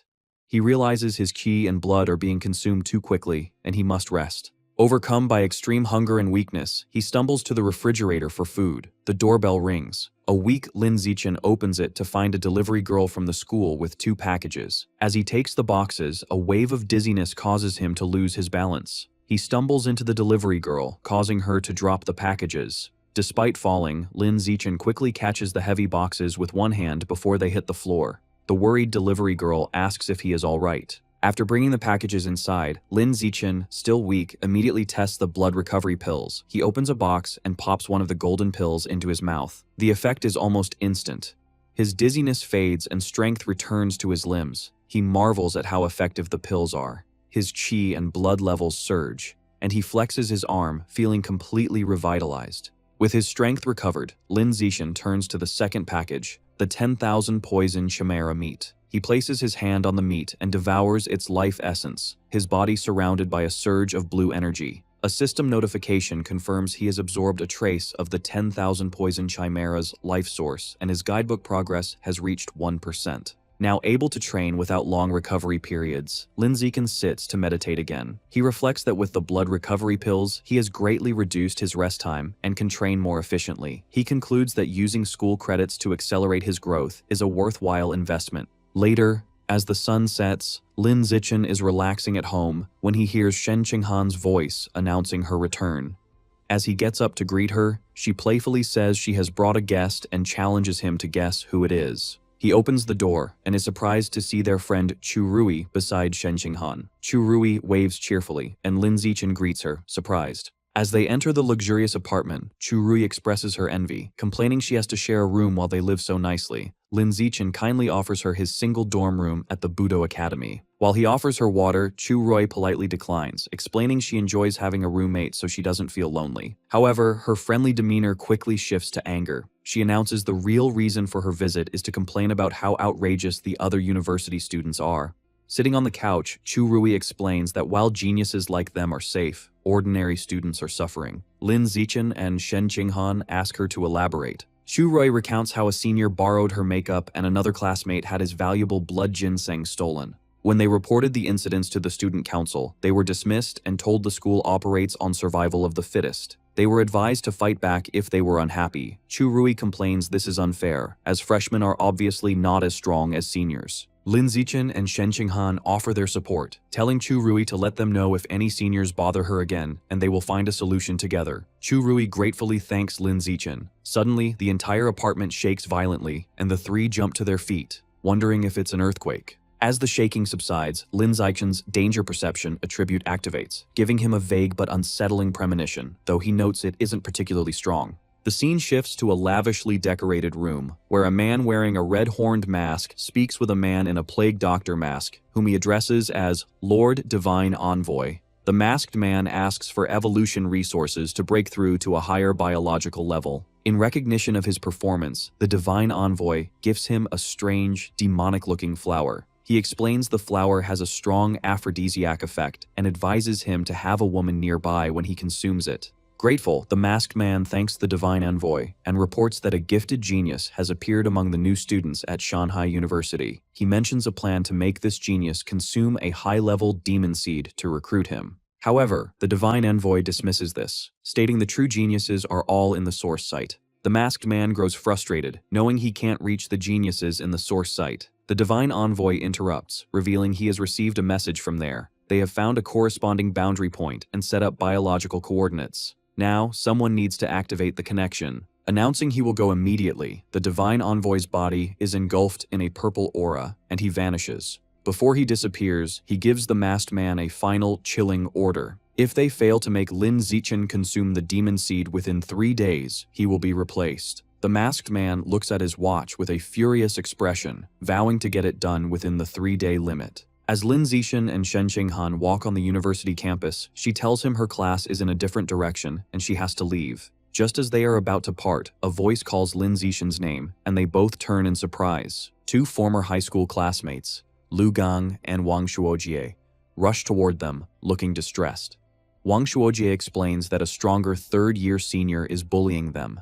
Lu Gang adds that since Lin Zichen is the freshman's new king, the senior would surely back down if he helped. To convince him, Lu Gang offers Lin Zichen a bag of valuable evolution resources and spirit fruits from his family. Wang Shuojie pleads with him, reminding him they were classmates. Lin Zichen asks about the senior's power level, and they tell him he is at ordinary tier 6, which Lin Zichen realizes is no threat to him. He agrees to help and takes the bag, telling them to meet him at the Pure Human Research Institute at 5:30 that afternoon. Overjoyed, Lu Gong and Wang Shuoji promise to help him in the future. They thank him and leave, saying they will see him later. Once they are gone, a curious Shen Qinghan urges Lin Zichen to open the bag so they can see the spirit fruits, admitting she has never tried one. Lin Zichen holds the bag of spirit fruits out to Shen Qinghan, suggesting she take one. After picking a small one, Shen Qinghan examines it with a disgusted expression, telling Lin Zichen it looks gross, and asking if it might be rotten. Taking the fruit to inspect it, Lin Zichen wonders aloud if it has gone bad. As he examines the small, seed-like object, his danger perception ability suddenly activates, shocking him. Realizing the danger, Lin Zichen quickly gets in front of the departing Lu Gong and Wang Shuojie, startling them by shouting for them to stop. He then urgently tells Shen Qinghan to contact her master, Mo Dongji, and ask her to come at once. Shen Qinghan agrees and runs to make the call. A moment later, Mo Dongji gracefully descends from the sky, asking what has happened. Lin Zichen holds up the strange red seed and explains that Lu Gong and Wang Shuojie gave him a bag of what they claimed were spirit fruits, but he found these suspicious seeds inside and suspects they are connected to the plant god cult, causing the two former classmates to tremble. Mo Dongji recognizes the object immediately, explaining it is a seed from a strange tree that controls anyone who eats it. She states this is a common method the plant god cult uses to recruit members. Lin Zichen is horrified, wondering if Lu Gong and Wang Shuojie were already under the cult's control. As Mo Dongji uses her power to lift the two into the air, they cry out that they were forced to do it. Mo Dongji tells Lin Zichen she will take them for questioning and inform him of the results. As they are carried away, Lu Gong and Wang Shuojie are terrified to find they can no longer speak. As she flies away, Mo Dongji leaves Lin Zichen with a stern warning, telling him the heretics are everywhere, and he cannot fully trust even his teachers or school leaders, so he must remain vigilant. Shen Qinghan looks on in awe as her master flies away, remarking how amazing it is that Mo Dongji's mental power lets her fly. Lin Zichen agrees it would be nice. Shen Qinghan's admiration turns to anger as she exclaims how awful Lu Gong and Wang Shuojie are for trying to harm Lin Zichen. Lin Zichen agrees they will need to be more careful and throws the contaminated spirit fruits into a recycling bin. The next day, the investigation confirms Lu Gong and Wang Shuojie are members of the plant god cult. They were forced to eat a demon seed by a safety officer during their high school entrance exam. As a result, both are expelled from the university and will face criminal charges, ruining their lives. Sometime later, Lin Zichen and Shen Qinghan are with their parents, who have moved into university housing.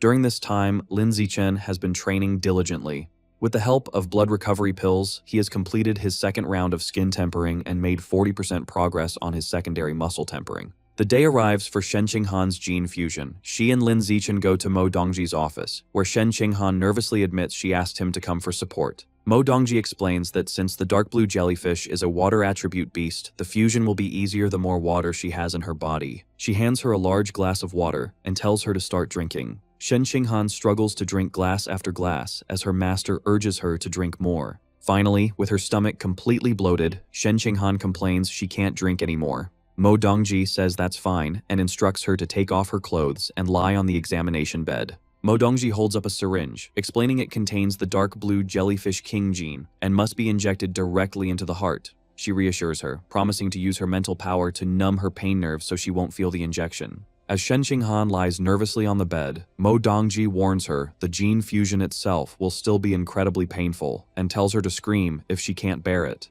Shen Qinghan confirms she understands, and Mo Dongji injects the gene into her chest. As Lin Zichen watches, he notes that while the fusion process typically requires precise monitoring instruments, Mo Dongji's immense mental power makes them unnecessary. After the injection, Mo Dongji informs Shen Qinghan that the gene fusion has begun and intense pain will soon follow. She tells her to be mentally prepared, and a blushing Shen Qinghan nervously agrees. However, 2 minutes later, a confused Shen Qinghan sits up, asking why she doesn't feel anything. A concerned Lin Zichen asks Mo Dongji if there is a problem. Mo Dongji is completely surprised, wondering how this could be possible. Shen Qinghan is left in shock, fearing her gene fusion has failed. Mo Dongji explains to a worried Lin Zichen and Shen Qinghan that the gene fusion has failed, as Shen Qinghan could not fuse with the dark blue jellyfish king gene. However, she adds that it isn't a complete failure either, which confuses them. Mo Dongji clarifies the normal process. As long as there is no severe rejection, when the beast gene is injected, it is a success. With the help of drugs, the host's genes fuse with the beast genes, allowing the person to gain new abilities. In Shen Qinghan's case, while there was no rejection, the fusion process never started.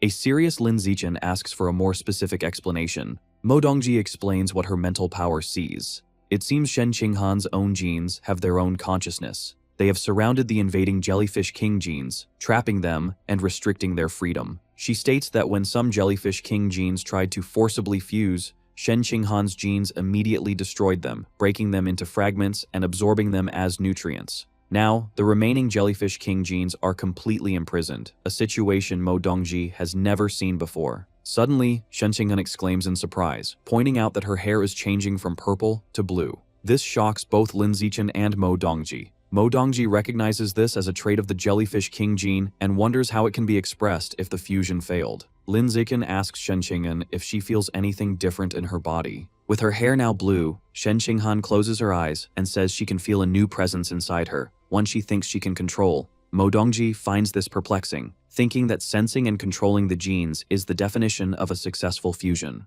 Wondering if she missed something, she leans close to Shen Qinghan, using her mental power to investigate again. She tells Shen Qinghan the new presence is the Jellyfish King gene and instructs her to use her mental power to control it and force it into a dormant state. Shen Qinghan nods. She closes her eyes and concentrates, saying she will try. As she focuses, her hair begins to revert from blue back to its original purple. Mo Dongji then tells her to try expressing the gene again, and Shen Qinghan agrees. In an instant, a powerful blue aura surrounds her, and her hair turns a brilliant blue once more. Mo Dongji is internally stunned, realizing that renowned geniuses Li Moyu and Ma Weiwei took half a month to master making their beast genes dormant or expressed. Yet Shen Qinghan learned it in a moment. A confused Lin Zichen steps closer, asking what is happening with Shen Qinghan. Mo Dongji turns to them and says she has good and bad news, asking which they want to hear first. After a moment, Shen Qinghan says they will hear the bad news first. Mo Dongji explains that the bad news is that Shen Qinghan may never become a gene fuser, which shocks the girl. However, the good news, she continues with a confident smile, is that Shen Qinghan is something more advanced and powerful. She can do everything a gene fuser can, and even better, without needing to fuse at all. Mo Dongji explains that Shen Qinghan's genes can enslave beast genes injected into her body. This means she can use their abilities without actually fusing, allowing her to avoid genetic backlash and remain a pure-blooded human. Mo Dongji reveals that until now, no pure-blooded human has ever broken through the ordinary biological barrier to evolve. She believes Shen Qinghan has the potential to be the very first pioneer on Earth to achieve this. Amazed, Shen Qinghan asks if she is truly capable of something so incredible. Mo Dongji reassures her with absolute confidence, stating that if any pure-blooded human is to break that barrier, it will be her.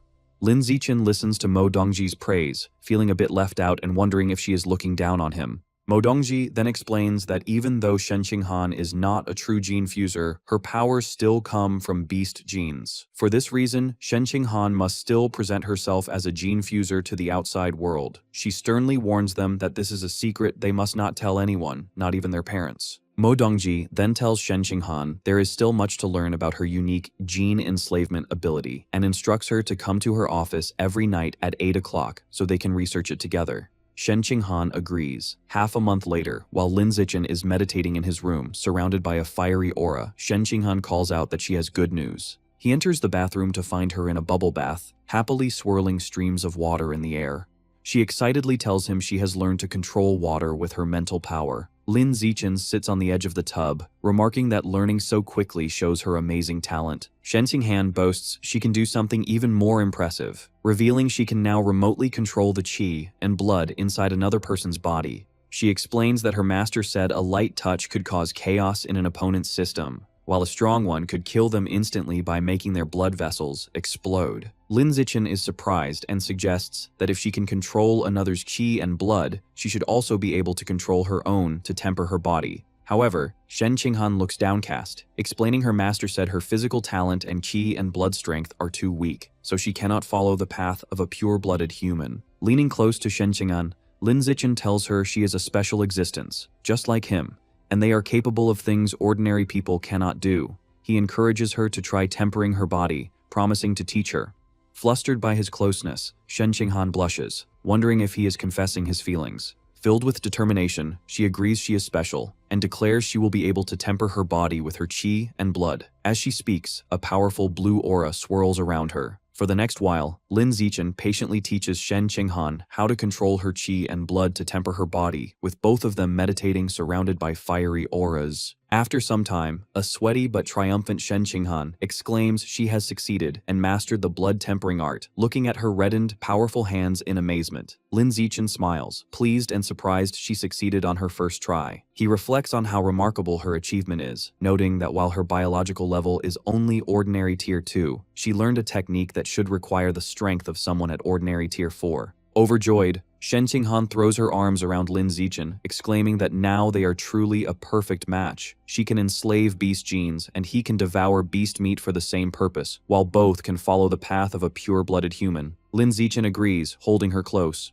In less than half a month of training together, Shen Qinghan completes her first full skin tempering, and her biological level evolves from ordinary Tier 2 to ordinary Tier 3. Later, as Shen Qinghan sleeps beside him, Lin Zichen lies awake, thinking it is time for her to experience real combat to temper her mind. He picks up his phone and browses the school's off-campus missions, settling on one to capture 21 armed drug dealers, noting the reward of 50 school credits. At 9 o'clock at night, Lin Zichen and Shen Qinghan arrive at the Shanghai City Public Security Headquarters. A friendly officer with a goatee introduces them to the team, explaining they are students from Shanghai University assisting with a case. He points out that Lin Zichen is the famous top scorer from Nanjiang Province. The other officers recognize him, welcoming him and commenting on his talent and good looks. The friendly officer mentions that his godson is also a freshman in the elite genius class. He tells Lin Zichen it's a shame he joined Tianrenge, as his talent would have surely gotten him into the genius class with his godson. He advises Lin Zichen to transfer, but Lin Zichen is silent. The officer adds that he invited his godson to help with the operation, suggesting he could be a powerful friend to protect them from seniors at school. Just then, a voice announces his arrival. A young man with long blue-green hair and a confident air leans in the doorway. The other officers are impressed by his presence, commenting on how lucky the officer is to have such a remarkable godson. The officer proudly greets his godson, Xiaojian, and mentions that he heard he recently evolved to ordinary Tier 5. Xiaojian replies modestly that his progress is normal. The officer then tells him that 2 other freshmen are on the mission, including a very pretty girl, and offers to introduce them. The godson seems intrigued by the chance to impress her. However, when the officer leads him over for the introduction, the godson is shocked to see Lin Zichen and Shen Qinghan. His confidence vanishes, replaced by horror as he realizes his chance to show off is ruined. Oblivious to his godson's distress, the officer begins the introduction. Noticing his godson's pale face, the officer asks if he is unwell. Lin Zichen internally recognizes the young man as Luo Yongjian, the top scorer from Dajiang Province, whom he defeated instantly during the freshman trial. Luo Yongjian stammers that it's nothing, he was just surprised to see people he knew. The confused officer asks if he knows them. Luo Yongjian introduces Shen Qinghan as the top scorer from Nanjiang, and Lin Zichen as the runner-up and the university's new king. Luo Yongjian adds that Lin Zichen single-handedly defeated the entire genius class during the trial, calling him the strongest in history. An embarrassed Lin Zichen tells him to be more low-key, and Luo Yongjian agrees.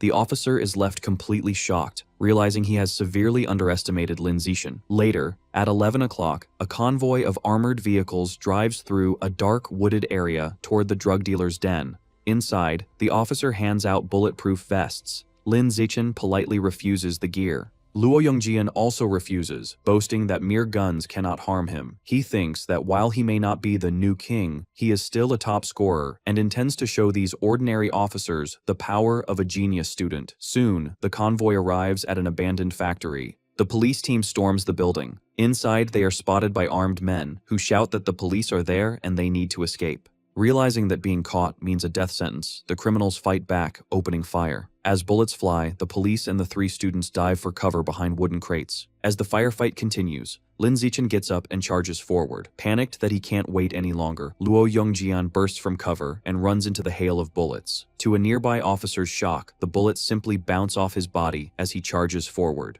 Lin Zichen follows, and the criminals are stunned as their bullets have no effect on him either. Lin Zichen unleashes a flurry of powerful punches, taking down the criminals one by one and ignoring their pleas to surrender. Seeing their comrades defeated, a desperate criminal throws a grenade, vowing to take Lin Zichen down with him. the grenade goes off in a massive explosion. Lin Zichen emerges from the smoke unharmed. Seeing the few remaining criminals trying to flee, he decides this is a good opportunity for Shen Qinghan to practice. He calls out to her, telling her it is her turn.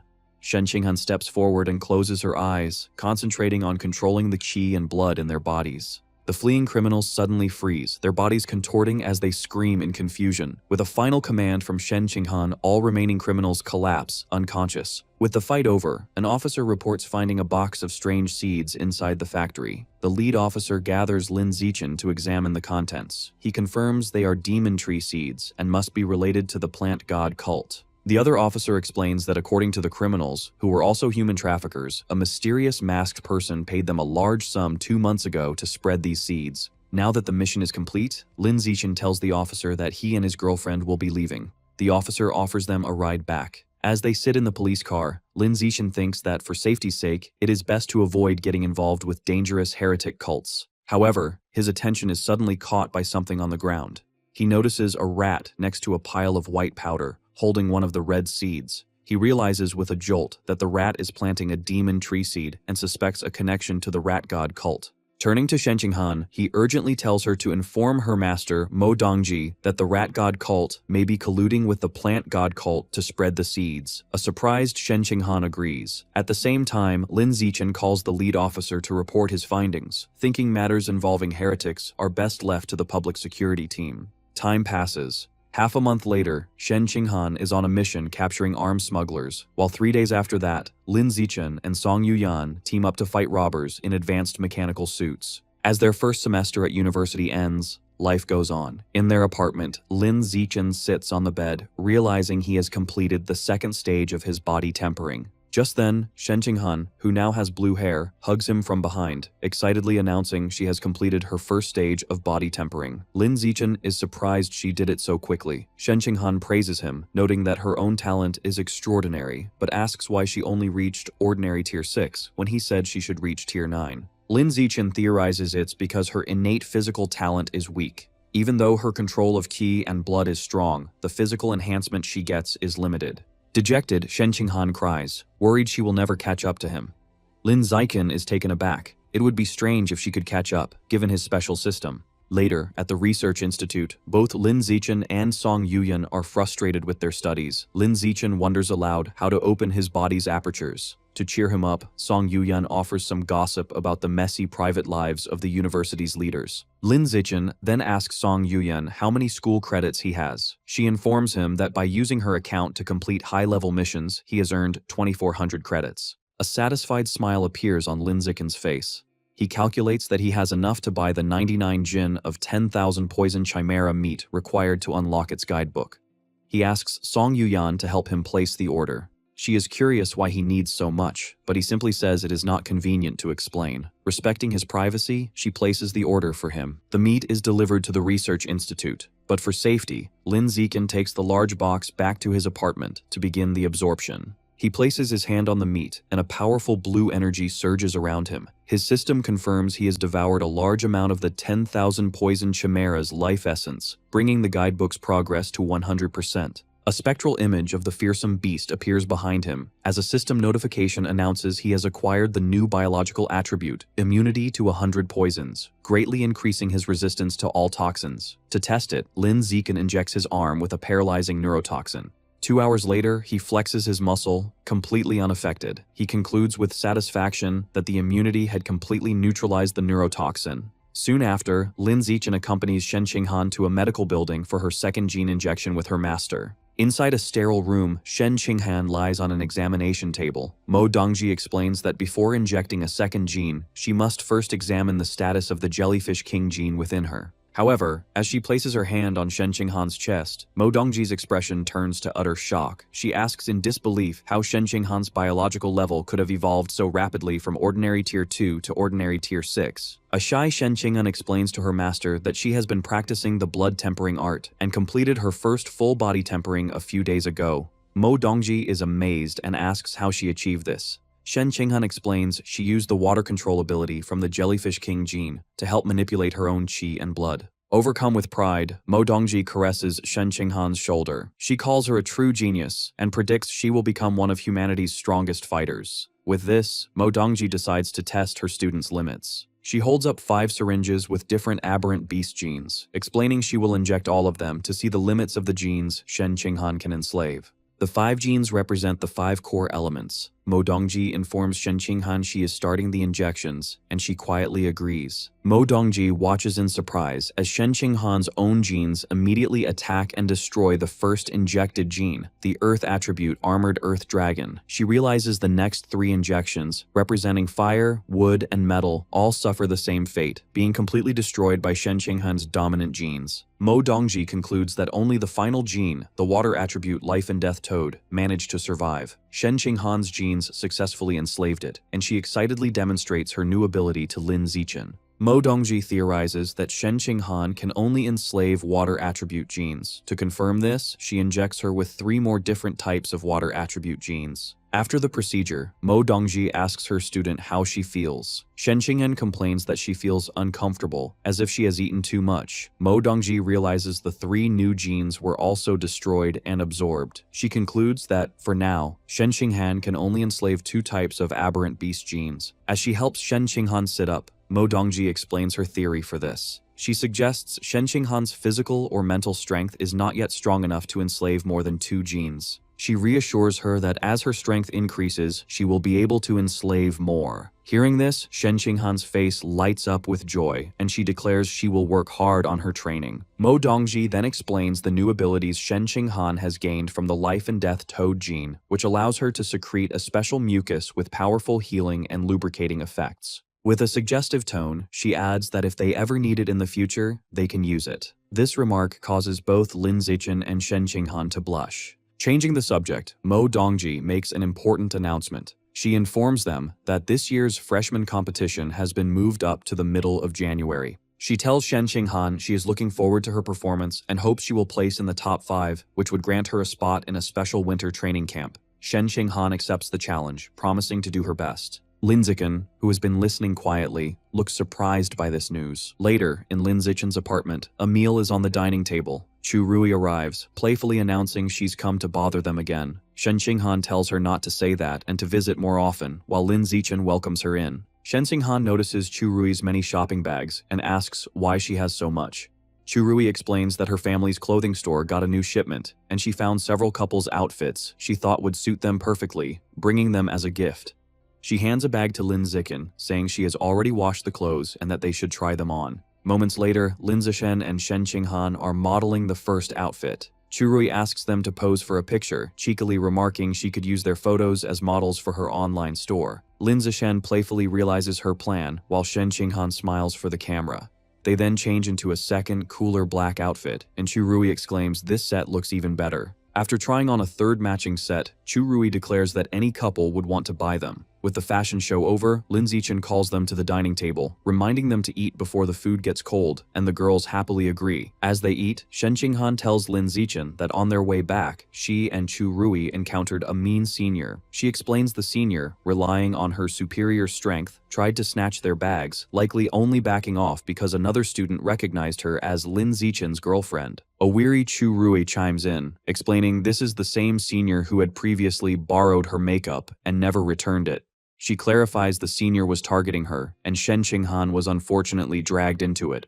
Shen Qinghan insists this is outrageous, and that they must seek justice after their meal. Chu Rui is hesitant, pointing out the bully is on the student council, and her boyfriend is also an official there, making her someone they can't afford to offend. However, Shen Qinghan is encouraged by Lin Zichen, who firmly states he will go with them, leaving Chu Rui to wonder what they have to fear with him on their side. The group knows the second-year students are having their martial arts class in the gym, so they head there. When Lin Zichen, Shen Qinghan, and Chu Rui arrive, the crowd immediately takes notice, recognizing him as the new king Lin Zichen and wondering why he has come. Shen Qinghan points out the bully, a senior with reddish-pink hair named Li Ziki. Lin Zichen asks her if it is true she borrowed makeup from his friend and hasn't returned it. Li Ziki dismissively replies she will return it when she is done, accusing Chu Rui of being petty. An angry Chu Rui retorts that Li Ziki always takes her brand new makeup and gives back nearly empty products. Li Ziki denies this, and her friend backs her up. As Chu Rui gets more upset,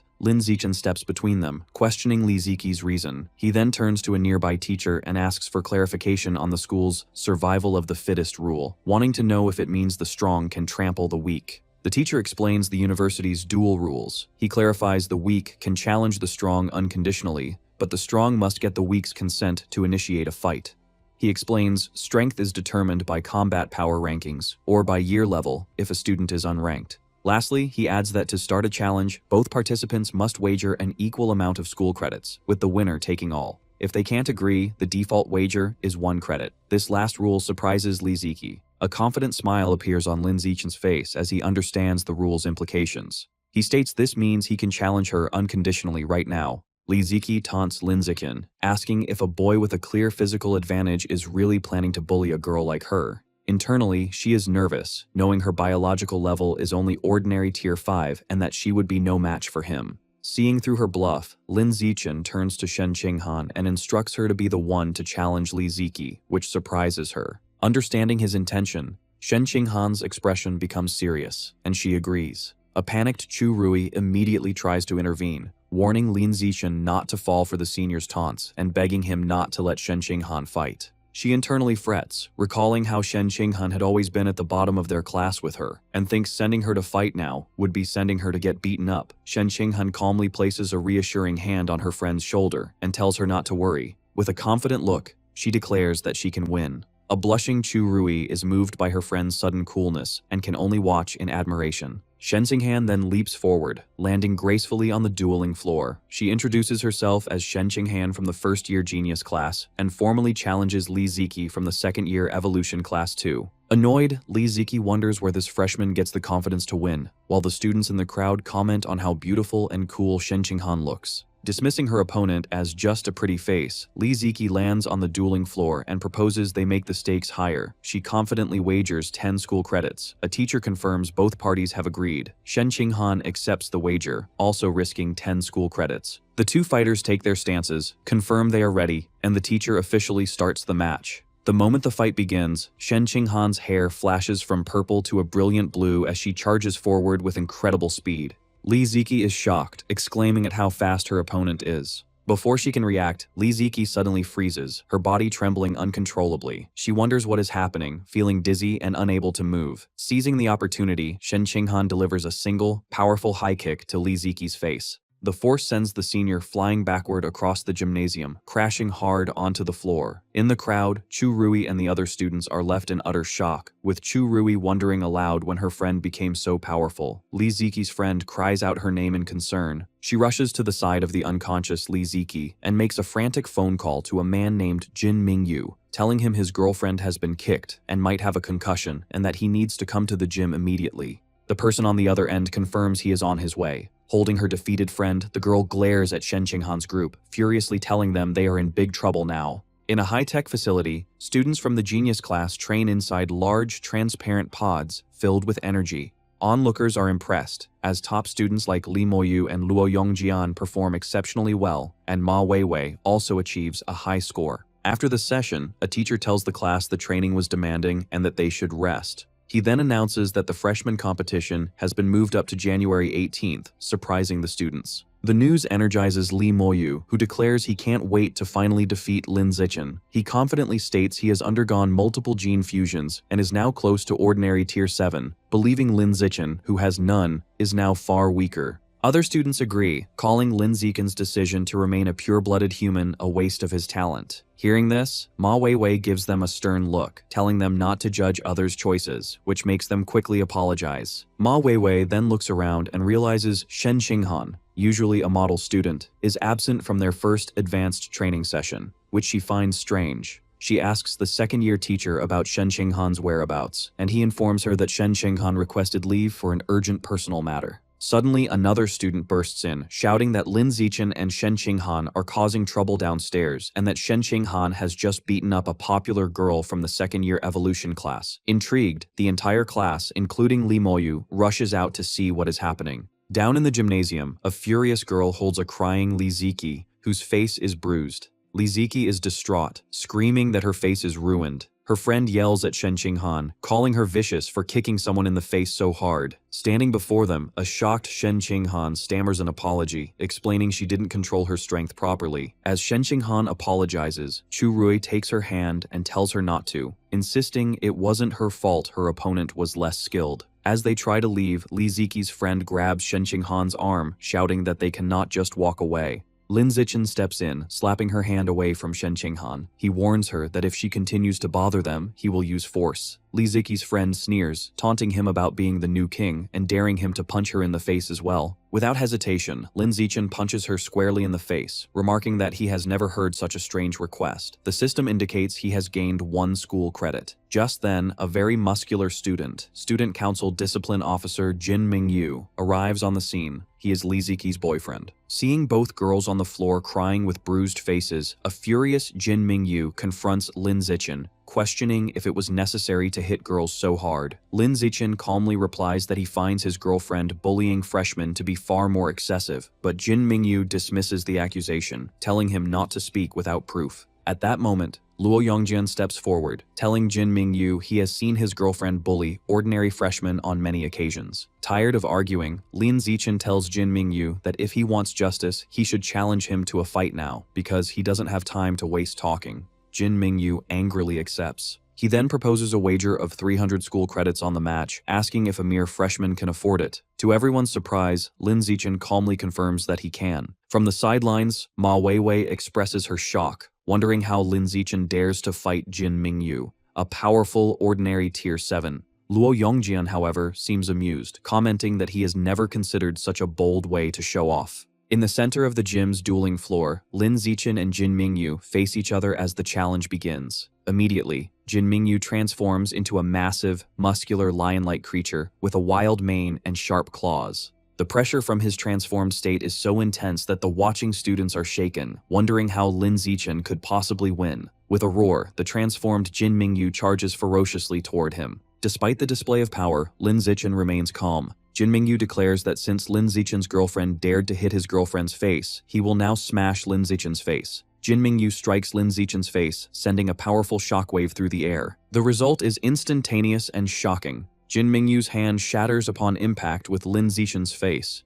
The beastly senior collapses to his knees, clutching his mangled hand and screaming in agony. Standing over his defeated opponent, Lin Zichen casually announces the match is over. He then delivers a powerful kick, sending Jin Mingyu's massive body flying across the gym into the empty spectator seats. The crowd of students is left in stunned silence. Luo Yongjian remarks with a wry smile that this scene feels incredibly familiar, while Li Moyu stands completely mortified with a red face. Witnessing this overwhelming power, a furious Li Moyu immediately calls his grandfather. He says he needs to fuse with a second beast gene the very next day, determined to become stronger. Lin Zichen then addresses the entire student body. He announces that from now on, he will accept paid requests to fight on behalf of others. He clarifies that it doesn't matter if the client is a freshman or a senior. As long as they pay him in school credits, he will help them challenge anyone. Hearing this, Luo Yongjian's eyes sparkle, and he exclaims that Lin Zichen is a true king, and that he wants to become his disciple. Meanwhile, the student council is holding a meeting, its members furious about the incident.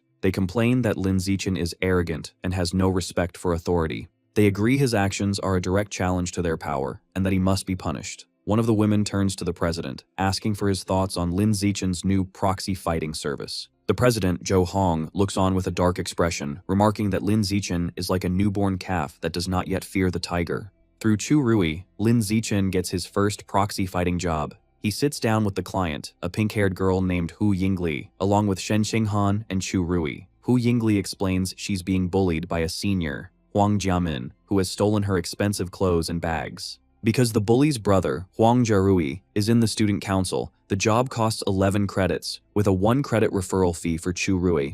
Soon after, Lin Zichen confronts Huang Jiamin. She tries to threaten him by mentioning her brother, but her attitude changes to fear when she recognizes Lin Zichen, the infamous new king. Later, in a dorm room, a terrified Huang Jiamin begs Lin Zichen not to hurt her, especially not in the face. Lin Zichen turns to Shen Qinghan and tells her to handle the bully. Shen Qinghan cracks her knuckles and confirms she understands. As Shen Qinghan stares her down, Huang Jiamin yells for her to stop, insisting she can't be hit. She makes a final, desperate threat, crying that if she loses even a single hair, her brother will make Shen Qinghan pay. Suddenly, a voice bellows, asking who dares to touch his sister. Huang Jiarui, an ordinary Tier 7, bursts in with 2 other students. Huang Jiamin runs to her brother's side and starts crying, falsely claiming she did nothing and that Lin Zichen came to bully her for no reason. Huang Jiarui angrily confronts Lin Zichen, accusing him of going too far. However, instead of fighting, he tries to end the confrontation, saying they will let it go this time, but warns him not to cross them again. Lin Zichen remains silent. Huang Jiarui's friends are confused by his reasonable tone, thinking he must be afraid of the new king. They express their disappointment, realizing there probably won't be a fight. But Lin Zichen has no intention of leaving. With a cold expression, he gives a simple command to Shen Qinghan, telling her to proceed. Shen Qinghan agrees and charges toward Huang Jiamin. Panicked, Huang Jiamin tries to flee, screaming for her brother to save her. As she moves, Shen Qinghan's hair turns blue, and she is enveloped in a watery aura. Using her power, she stops Huang Jiamin in her tracks, leaving the bully trembling and unable to move. Seeing his sister helpless, a furious Huang Jiarui yells that they are courting death and charges at Shen Qinghan. Before he can get close, Lin Zichen unleashes an immense wave of power, shattering the floor around him without moving. The incredible bio-pressure slams into Huang Jiarui and his friends, stopping them instantly. They are left shocked, with Huang Jiarui wondering in terror if he is facing a high-level being. The overwhelming force crushes the 3 students to the ground, pinning them. Huang Jiarui concludes Lin Zichen must have a powerful master secretly helping him. With Huang Jiarui and his friends pinned down, Shen Qinghan leaps into the air and delivers a powerful kick, striking Huang Jiamin and knocking her to the floor, defeated. Later, in the student council office, Huang Jiarui reports the incident to the president, Zhou Hong. He explains they all felt an overwhelming biopressure, which they believe came from a high-level expert. They conclude Lin Zichen is so arrogant because he has powerful backing. After listening, Zhou Hong advises his members that since they don't know the identity of this backer, it would be best to avoid Lin Zichen for now and simply observe. He further instructs them that if a conflict is unavoidable, they should only issue a verbal warning and avoid a physical fight. In a different office, Dean Ma Zhenhe complains to Mo Dongji that the campus is in chaos. He blames the disruption on Lin Zichen's proxy fighting service and asks Mo Dongji if it was her idea.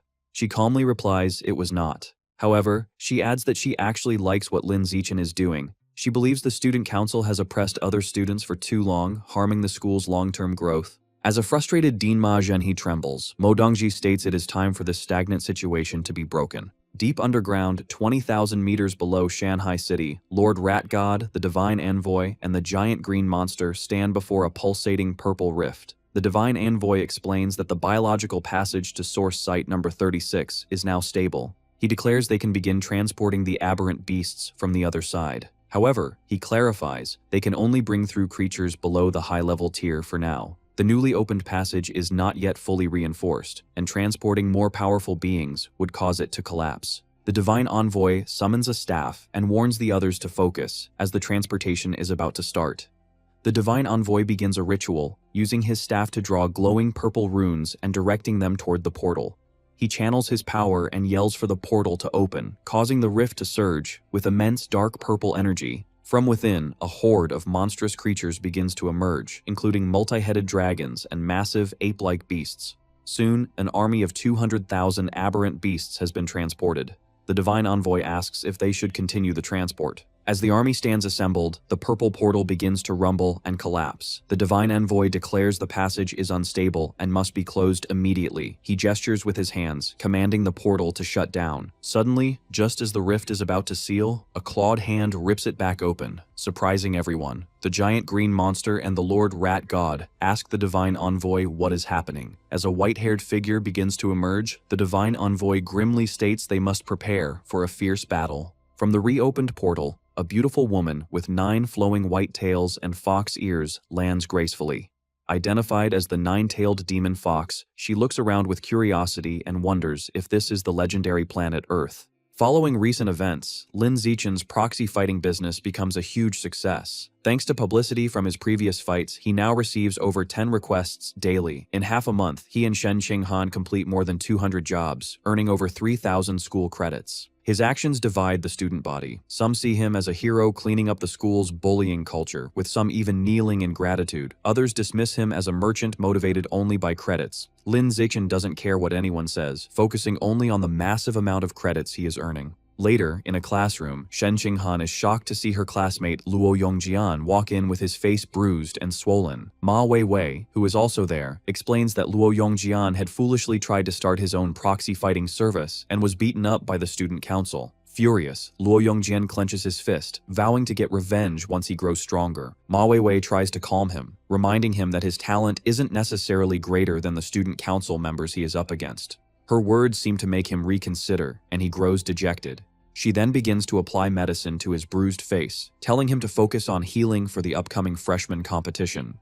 Luo Yongjian complains that the medicine stings. On the day of the freshman competition, a massive crowd fills the stadium. Lin Zichen and Shen Qinghan both fight easily through the early rounds, successfully advancing to the top 8. In the audience, the school's deans, including Ma Zhenhe and Mo Dongji, watch the matches. The dean of mechanical engineering comments on Shen Qinghan's shocking progress. Ma Zhenhe agrees her growth is almost unbelievable, but adds that it is a shame, as she is now facing his daughter, Ma Weiwei, and will likely not make it to the semi-finals. Down in the arena, the match between Shen Qinghan and Ma Weiwei begins. Both girls immediately transform. Ma Weiwei sprouts cat ears and sharp claws, while Shen Qinghan is enveloped in a powerful blue aura. Ma Weiwei lunges forward with incredible speed. Instead of dodging, Shen Qinghan simply extends her hand, unleashing her ability to control qi and blood. Ma Weiwei freezes mid-charge, her body trembling uncontrollably. She is shocked to feel the energy inside her own body thrown into disarray by an external force and looks up in terror, wondering how Shen Qinghan can do such a thing. Seizing the opportunity, Shen Qinghan delivers a single high kick to Ma Weiwei's side, sending her flying across the arena and knocking her out of the fight.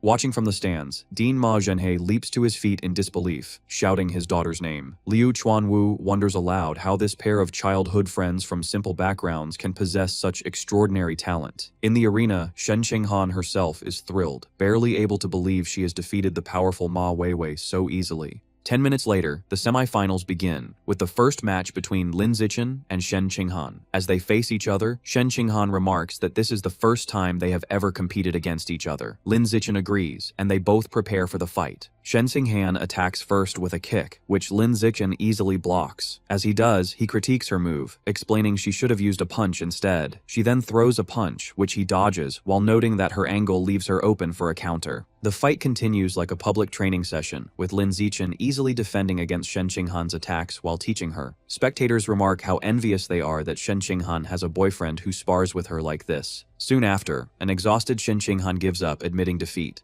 Lin Zichen is declared the winner. The final match is against Li Moyu. Before the fight, Li Moyu calls out to Lin Zichen, acknowledging he might not be as strong, but warning that he won't be defeated easily. He declares he will fight with everything he has. Instantly, Li Moyu transforms into a massive, muscular, ape-like creature. Despite his opponent's intimidating new form, Lin Zichen charges straight at him and delivers a single, powerful kick. The audience erupts in shock, marveling at his incredible power and that he has won with another one-hit knockout. The force sends the transformed Li Moyu flying out of the ring, defeated. Lin Zichen is declared the winner of the freshman competition. Afterward, Mo Dongji addresses the crowd, officially concluding the event. She states that besides school credits for the top 8, the top 5 finishers will be invited to a special winter training camp. This surprises Lin Zichen, Shen Qinghan, Li Moyu, Ma Weiwei, and Luo Yongjian. Mo Dongji explains the camp will be at the military headquarters in Nanjiang Province, the same district responsible for guarding source site number 36. She tells them it begins in 10 days and that she will personally drive them there. Lin Zichen thoughtfully considers this, specifically the connection to the military base guarding a source site. Meanwhile, on a rooftop overlooking the city, the nine-tailed demon fox speaks with the divine envoy. She tells him that since his plant god cult is well established on Earth, they must know of some handsome men. She reveals her main reason for coming to Earth was to find a partner. The divine envoy respectfully replies that he knows a young man who fits her requirements perfectly, explaining he is not only handsome, but also possesses an unbelievably powerful physical body. He then shows her a photo of Lin Zichen on his phone. A seductive smile spreads across the nine-tailed demon fox's face as she looks at the picture, and she instructs the divine envoy to tell her everything about him. A short time later, the day for the special training arrives.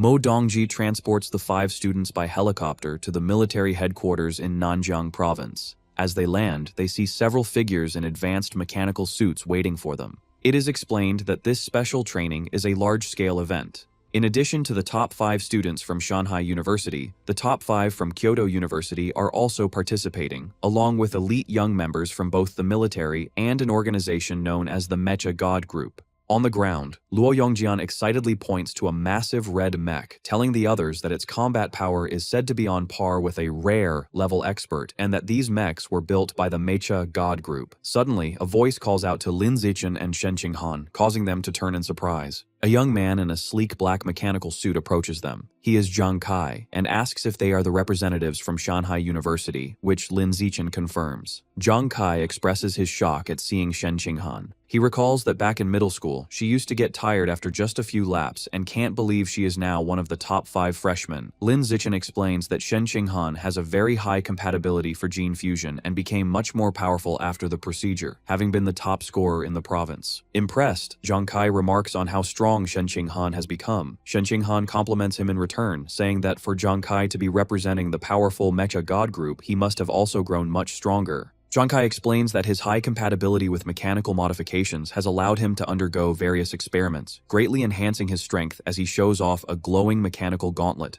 He then says he has other business and will see them tomorrow at the training ground before leaving. As it's getting late, Luo Yongjian suggests that the group should go to the cafeteria to eat. Inside the spacious dining hall, Shen Qinghan excitedly tells Lin Zichen how delicious the food is, much better than their school's cafeteria. She then picks up a piece of food and offers it to Lin Zichen, telling him to try it. He accepts the bite and agrees that it tastes good, while Li Moyu and Luo Yongjian watch their public display of affection with annoyance. Trying to join in, Li Moyu playfully asks Ma Weiwei to feed him a piece of tofu. Ma Weiwei bluntly tells him to get lost. Suddenly, a voice calls out Li Moyu's name, causing him to turn around with an annoyed expression. He looks surprised to see who has approached them. 2 young men stand before their table. The blonde guy smugly addresses Li Moyu as a traitor from Kyoto. The purple-haired guy mocks Li Moyu, calling him the trash he used to easily beat. Enraged, Li Moyu stands up and retorts that things are different. The blonde guy dismisses this, claiming that the moment Li Moyu chose to attend Shanghai University, his strength was destined to be surpassed by him and another person named Qin Chuan. He then challenges Li Moyu to a fight outside. Li Moyu grins and readily accepts. The confrontation quickly draws the attention of everyone else in the cafeteria. The other diners stop eating and rush outside, excited to witness a showdown between a genius from Kyoto University and a genius from Shanghai University. Outside, Li Moyu confidently tells his 2 opponents to come at him at the same time, stating it would be a waste of time to beat them one by one. The blonde young man, Gao Mu, retorts that it won't be necessary, claiming he alone is more than enough to crush Li Moyu. He then leaps forward, landing directly in front of his rival. Li Moyu scoffs, mocking Gao Mu as a perennial loser, and immediately transforms into his powerful white ape form. Internally, he feels confident, thinking about how he fused with a Shadow Knight cat gene the previous week. He believes this new fusion has compensated for his previous lack of speed and that there is no way Gao Mu can possibly defeat him now. In response, Gao Mu also transforms. His body becomes covered in tough, purple, feather-like armor. Watching from the crowd, Lin Zichen analyzes the transformation. He recognizes that Gao Mu has fused with the gene of an armored earth dragon, an earth attribute beast renowned for its incredibly strong defense. Lin Zichen reflects that even a standard Tier 9 armored earth dragon is durable enough to withstand a full-powered punch from a high-level Tier 1 demonic eye giant ape. The fight begins with Li Moyu throwing a massive punch, which Gao Mu easily blocks with his armored arm, the impact creating a shockwave. Li Moyu follows up with a furious barrage of punches, but Gao Mu stands firm, his incredible defense absorbing every blow without him moving an inch. Frustration turns to panic as Li Moyu realizes his opponent is unbelievably tough, and his attacks are having no effect. Watching the stalemate from the crowd, Shen Qinghan remarks to Lin Zichen that it looks like neither of them can harm the other, and that the fight will likely end in a draw. Lin Zichen, however, disagrees. He confidently states that it won't be a draw and that Gao Mu will win. He explains that Gao Mu is holding back his true strength, as he has another beast gene within him that he hasn't even activated yet. As if to confirm this, Gao Mu grins confidently, knowing that while he is still conserving his power, Li Moyu is already fighting with everything he's got. Furious and unable to break through his opponent's ironclad defense, Lee Mo-yu grits his teeth in frustration. He yells out, accusing Gao Mu of being a coward who can only hide inside his shell like a turtle to drag the fight out into a boring draw. Hearing this, Gao Mu reveals a sharp-toothed, sinister grin. He decides that he is done playing around and announces that it is time to show Lee Mo-yu his true, full power. As he speaks, the air around him seems to vibrate. His body begins to swell, his muscles bulging and tearing through his clothes as he transforms even further. He takes on the terrifying, muscular characteristics of a demonic eye-giant ape. The crowd watches in stunned silence, suddenly realizing that Gao Mu has fused with the very same beast gene that Lee Mo-yu possesses. Lee Mo-yu freezes, his face pale with complete shock. He yells that it has to be impossible. His mind races as he questions how someone with Gao Mu's average level of talent could have successfully fused two different and powerful beast genes in such a short amount of time without dying. Enjoying the look of horror on his rival's face, Gao Mu admits that his natural talent might be inferior to Lee Mo-yu's. However, he proudly states that Kyoto University's gene fusion technology is far superior to anything at Shanghai University. Before Lee Mo-yu can process this, Gao Mu lunges forward, throwing a devastating punch with massive force. Their fists collide with an explosive boom, shattering the stone ground beneath their feet and sending dust swirling into the air. As they trade heavy blows, Gao Mu taunts his rival, shouting that betraying Kyoto University to attend a place like Shanghai was the biggest mistake of Lee Mo-yu's life. The two engage in a brutal exchange of high-speed punches, their raw power shaking the entire arena. However, the spectators begin to notice a shift in the battle. They note that while the two fighters are matching each other in raw strength, Gao Mu possesses the added defense of the armored Earth Dragon gene. This means Lee Mo-yu has zero chance of winning a direct brawl. Just as the crowd predicts, the fight ends decisively. Lee Mo-yu lies sprawled on the broken ground, beaten, bloody, and completely unconscious. Standing over his defeated rival, Gao Mu delivers a final, cruel taunt. He leans down and asks the unconscious Lee Mo-yu if he knows why his family only supports his brother, Li Yi. He sneers, answering his own question. It's because Lee Mo-yu is, and always has been, completely useless.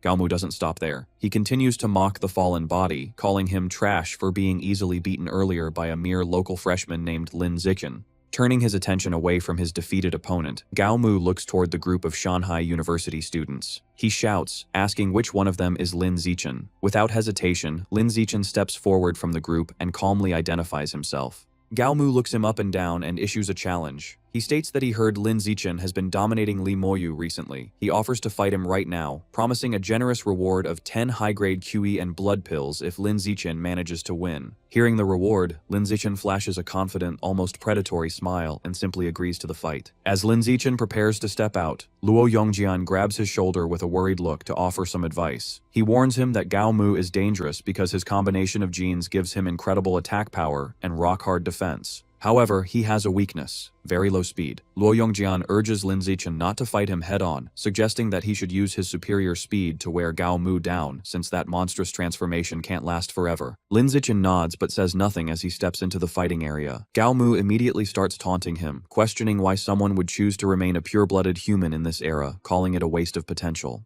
Gao Mu grins to himself, thinking that by crushing Lin Zichen here, he will show Lee Mo-yu the true, insurmountable difference in their power levels. Lin Zichen, looking completely unimpressed by the trash talk, simply tells him to shut up and get on with it. With a ferocious roar, Gao Mu charges forward, his armored body and sharp claws ready to rip his opponent apart. Ignoring Luo Yongjian's earlier advice completely, Lin Zichen does not retreat or dodge. Instead, he explodes forward with blinding speed. He moves so fast that he creates multiple afterimages, rushing straight in to meet his opponent head-on. As the two fighters close the distance, Lin Zichen pulls back his fist and unleashes a single, devastating punch that glows with intense, fiery red energy. The blow connects instantly with Gao Mu's defensive stance. The impact is terrifying, completely shattering the armored Earth Dragon armor like it was made of glass. The punch continues through the defense and lands squarely on Gao Mu's face. Blood goes flying as the massive fighter is thrown backward by the sheer force of the hit. He crashes hard onto the ground, sliding to a halt.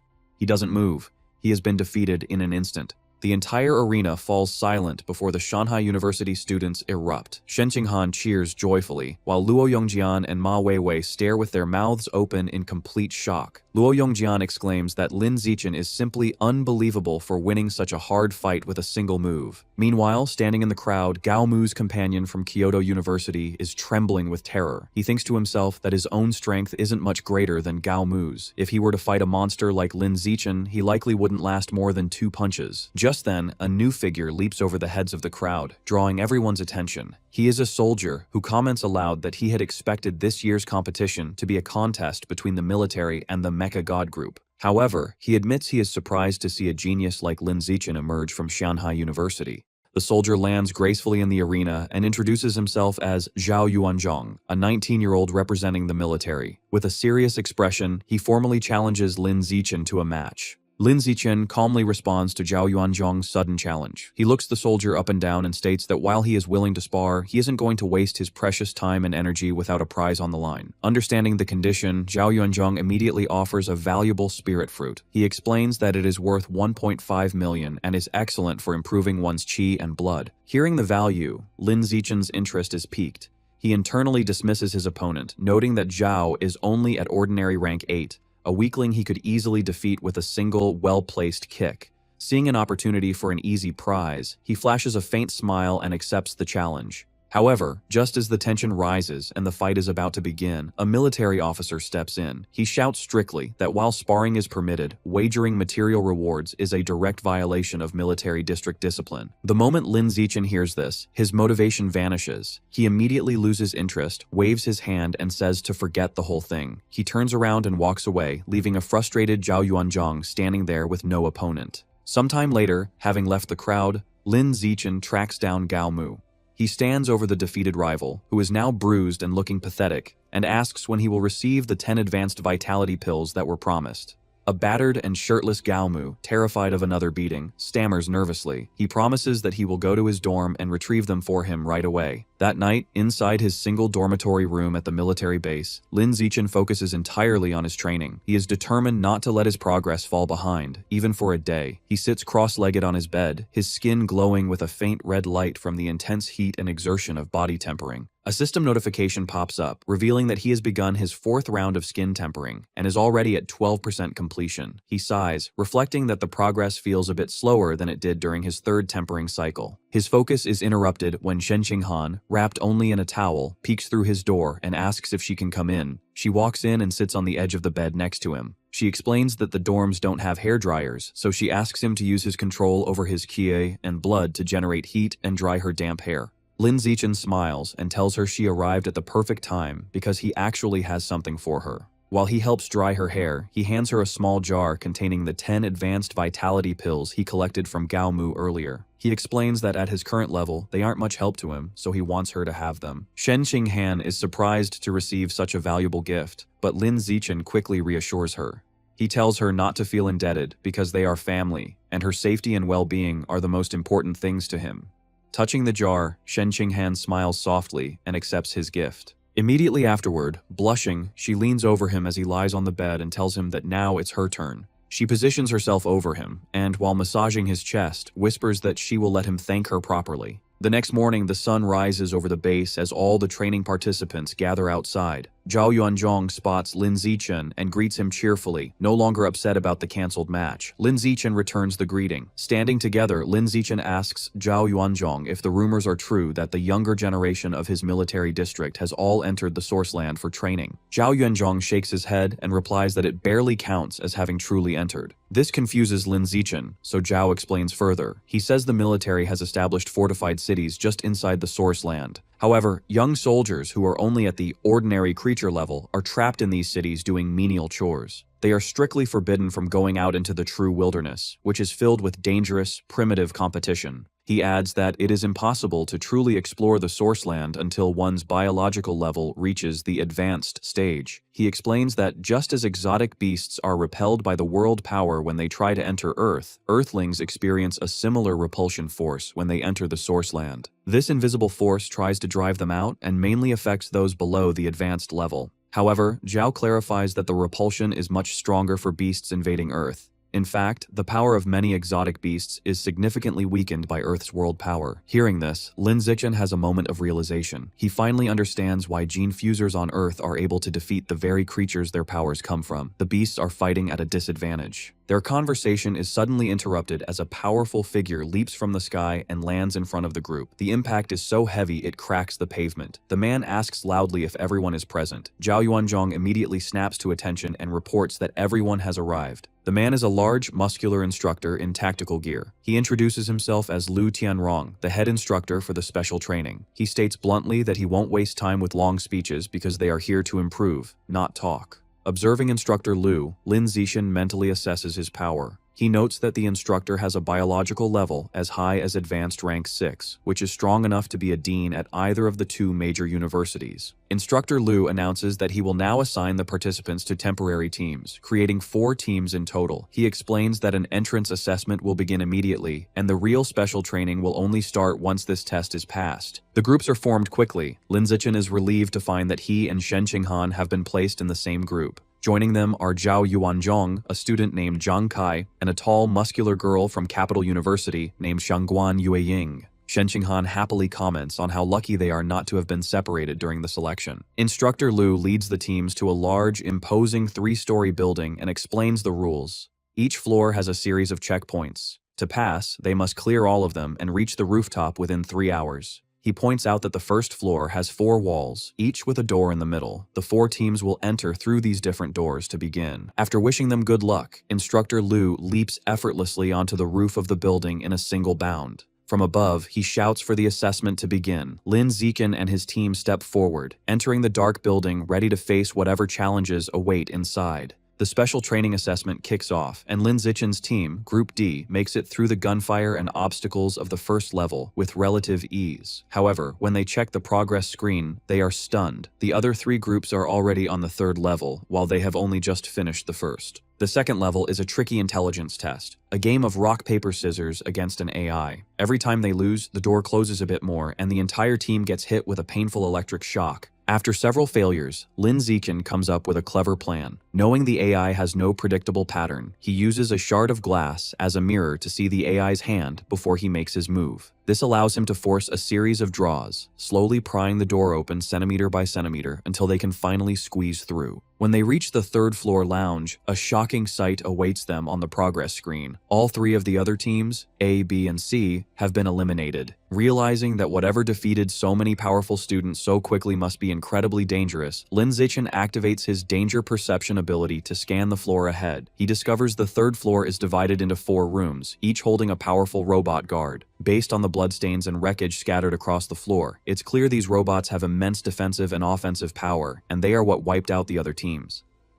Despite the obvious threat, Lin Zichen leads his group confidently into one of the rooms. The 5 of them stand together, facing the massive robot that serves as the level's guardian. As the team prepares for battle, the robot's single red eye flashes to life. Without warning, it opens fire, unleashing a hail of bullets from its arm-mounted cannons. "Everyone, be careful," Zhao Yuanzhong yells, warning them that the robot is using armor-piercing rounds that could easily shatter their bones. The group scrambles for cover, and Zhang Kai suggests they wait for the robot to run out of ammo before they try to attack. That hope dies quickly as the robot continues its relentless assault, shredding the cover around them. Lin Zichen and Shen Qinghan realize it has far too much ammunition. They have to attack soon, or they'll be left completely exposed. The terrifying display of power sends Shangguan Yueying into a panic. She suggests they just forfeit, believing that if every other team was eliminated, they don't stand a chance. However, Zhao Yuanzhong refuses to back down. He tells her that no matter how hopeless it seems, they can't quit, or they'll have to face the instructor's wrath for their cowardice. Shen Qinghan agrees, adding that she has complete faith that with Lin Zichen leading them, they can clear the level. With their determination renewed, Zhao Yuanzhong lays out a new plan. He announces that he and Lin Zichen are in the best physical condition, so they will attack the robot head-on. Meanwhile, Zhang Kai, Shen Qinghan, and Shangguan Yueying will provide support from a distance. With the plan set, Zhao Yuanzhong and Lin Zichen burst from their cover, charging the robot from different sides as it continues to fire. As they charge, Zhang Kai lobs 2 thermal-sensing smoke grenades to buy them time. He tells them to hide in the purple smoke, which will block the robot's thermal sensors and hide their positions. At the same time, Shen Qinghan unleashes her power, declaring, "I'll slow it down." She uses her mental abilities to manipulate the fluids inside the robot's systems, causing it to malfunction and slowing its reaction time. With the robot's sensors and speed now compromised, Shangguan Yueying steps up as a decoy, skillfully dodging its gunfire to draw its attention. Seeing an opening, Zhao Yuanzhong transforms his arm, encasing it in sharp, stone-like armor. He leaps forward and smashes his fist directly into the robot's head. However, the robot's defense is unbelievable. Zhao Yuanzhong stumbles back in shock and pain, his armored fist cracking from the force of the blow as he feels the bones in his arm break.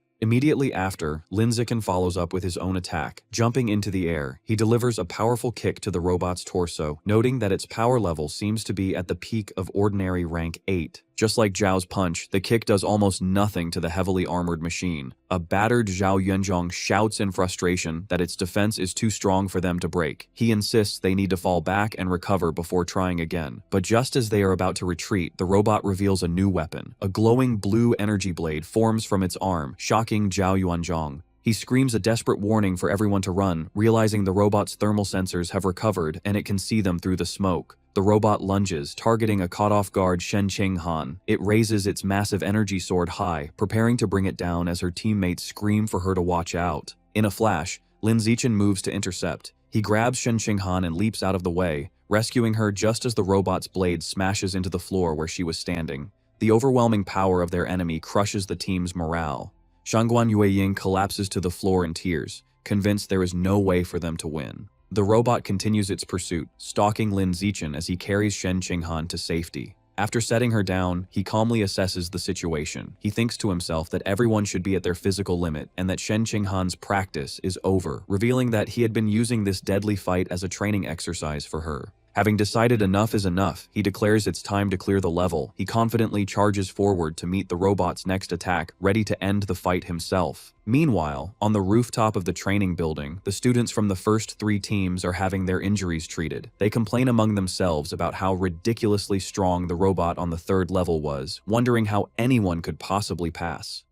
One student figures the test must have been designed to be impossible, just as a way for the instructors to show off their power. Sitting together, a beaten-up Gao Mu, Li Moyu, Ma Weiwei, and Luo Yongjian talk about the situation. Gao Mu wonders what's happening with Group D, since they still haven't emerged. The others dismiss the idea that they could succeed, pointing out that Lin Zichen's team was already the weakest and furthest behind, meaning they stand no chance. Suddenly, a massive explosion shakes the rooftop, throwing the students into a panic as they wonder if it's an earthquake. Instructor Lu Tianrong and the others stare in absolute shock at what caused the commotion. Crashed into the center of the roof is the severed, sparking head of the very same robot that had defeated all of them. In a private observation room, Mo Dongji and a high-ranking female military officer watch the events on a monitor. Mo Dongji criticizes the test, saying that placing a robot with the power of a peak ordinary rank 8 against the students means it is designed for them to fail. The officer, Commander Yao Muling of the Nanjiang Province Military District, calmly sips her tea and explains that the students are young and arrogant.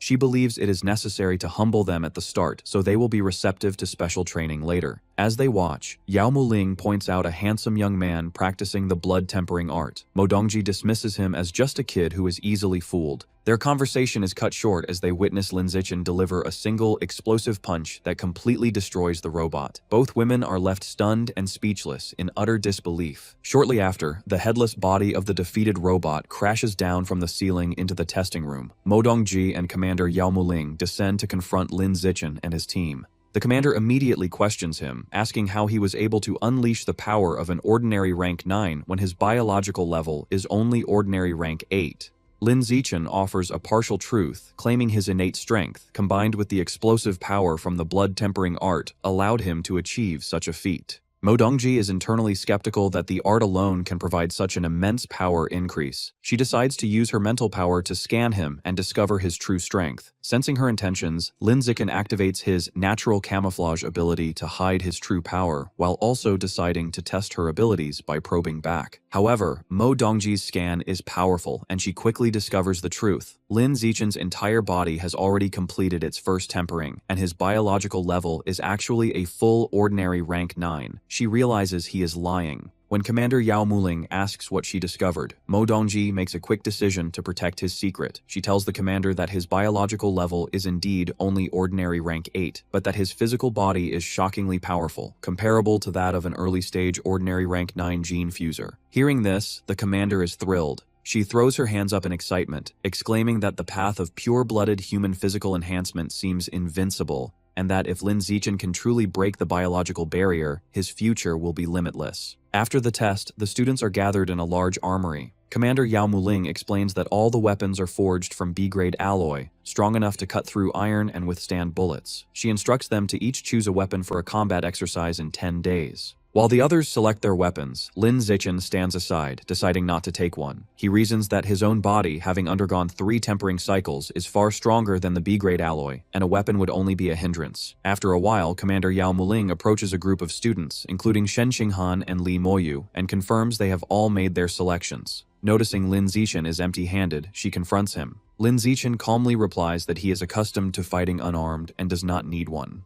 The commander is secretly annoyed, thinking the genius has become overly arrogant and needs a lesson. She then announces that the best way to get familiar with their new weapons is to use them in a sparring match. With a smirk, she singles out Lin Zichen, stating she is curious about his bare-handed fighting style and suggests he be the first to demonstrate his strength. Lin Zichen simply agrees. Immediately, Zhao Yuanzhong, armed with a large, futuristic halberd, steps forward and volunteers. Lin Zichen coolly invites him to begin. Zhao Yuanzhong charges forward, swinging his massive weapon in a powerful downward strike. To everyone's shock, Lin Zichen does not dodge, but instead catches the halberd's blade with his bare hand, stopping it instantly. With a slight squeeze, cracks spread across the B-grade alloy blade, and Zhao Yuanzhong watches in disbelief as his weapon is crushed in Lin Zichen's grip. The halberd shatters into pieces. Standing over the wreckage, Lin Zichen coolly asks who is next. The surrounding students are left completely stunned, wondering how a person can crush B-grade alloy with their bare hands. Following this incredible display, a new challenger emerges, a girl from the Mecha God group named Zhu Shishi, clad in a powerful white mechanical suit, hovers down using her jet boots. She issues a challenge, asking if he dares to face an enhanced armor-piercing bullet.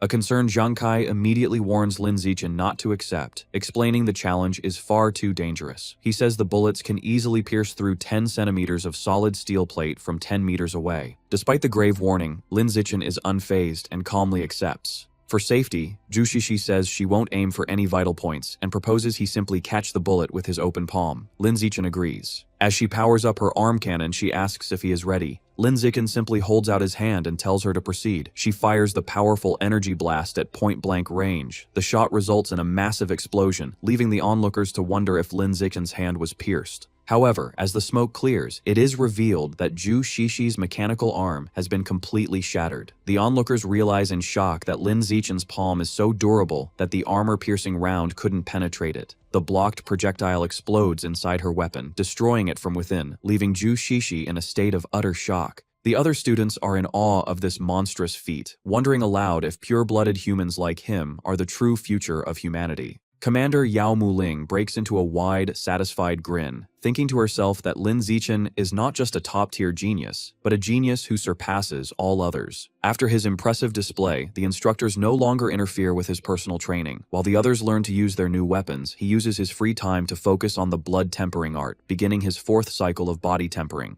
The next phase of the camp involves training in special, futuristic pods designed to enhance the user's QI, blood, and spiritual power. Shen Qinghan emerges from her pod exhausted but having achieved incredible results. Her Qi and blood can withstand level 6 intensity, while her mental strength reaches an astounding level 7, a feat that amazes everyone. When it is his turn, Lin Zichen enters a pod and calculates his limits. He estimates his body can handle a level 11 pod, equivalent to an advanced rank 2 expert. However, to avoid suspicion, he deliberately sets the machine to only level 8. Despite holding back, he still emerges to the shock of the instructors and students, who can't believe he withstood a level 8 mental training session. Lin Zichen thinks to himself that he was right to conceal his true abilities. He makes a plan to sneak back to the training room with Shen Qinghan later that night to test his true limits, which he hopes will also give him a clearer idea of his current biological level. Meanwhile, at the Pure Human Research Institute at Shanghai University, Song Yuyan sits alone in the library, surrounded by stacks of books.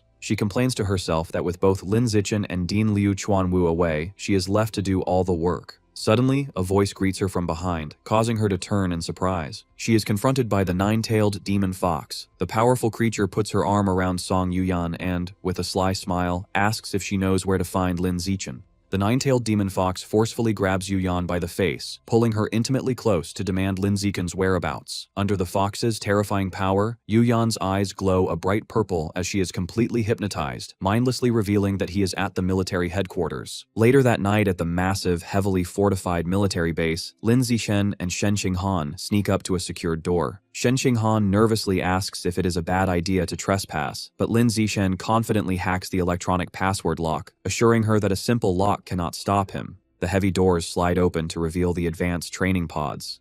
Lin Zichen explains he just wants to secretly use the machines to test his true limits, brushing off the risk of getting caught. Lin Zichen gets into one of the pods and pushes his physical body to the extreme, glowing with fiery energy while an anxious Shen Qinghan watches him from outside. He manages to endure a level 12 intensity for half a minute, proving his physical strength is incredibly high and nearly at the third stage of a high-level being. He then tests his mental limits, enduring intense mental attacks inside the machine while sweating heavily from the strain, finding out his mental strength limit is at level 10. Emerging from the pod, a tired but satisfied Lin Zichen reflects that his mental strength has reached the first stage of a high-level being, noting that this mental power is far more valuable and difficult to improve than physical strength. Sometime later, a military vehicle travels along a winding coastal road surrounded by green mountains. The day for real combat training has arrived, and Lin Zichen has been appointed as the team captain for a mission to destroy a local branch of the plant god cult. Inside the vehicle, Lin Zichen and Shen Qinghan review the mission details on a phone. They learn that the leader of the cult branch is a formidable enemy who has undergone 2 gene fusions. They read further that the cult leader has fused with the genes of the Shadow Knight cat and a giant shark, making them a peak ordinary tier 9 fighter who is just one step away from evolving into a high-level creature. Arriving at their destination, the team steps out of their vehicle into a dense forest. Shen Qinghan points out that the trees are unnaturally tall, even larger than those in a tropical rainforest. Li Moyu and Ma Weiwei note that the strange, overgrown environment confirms they have found the right place, proving this is the plant god cult's hideout.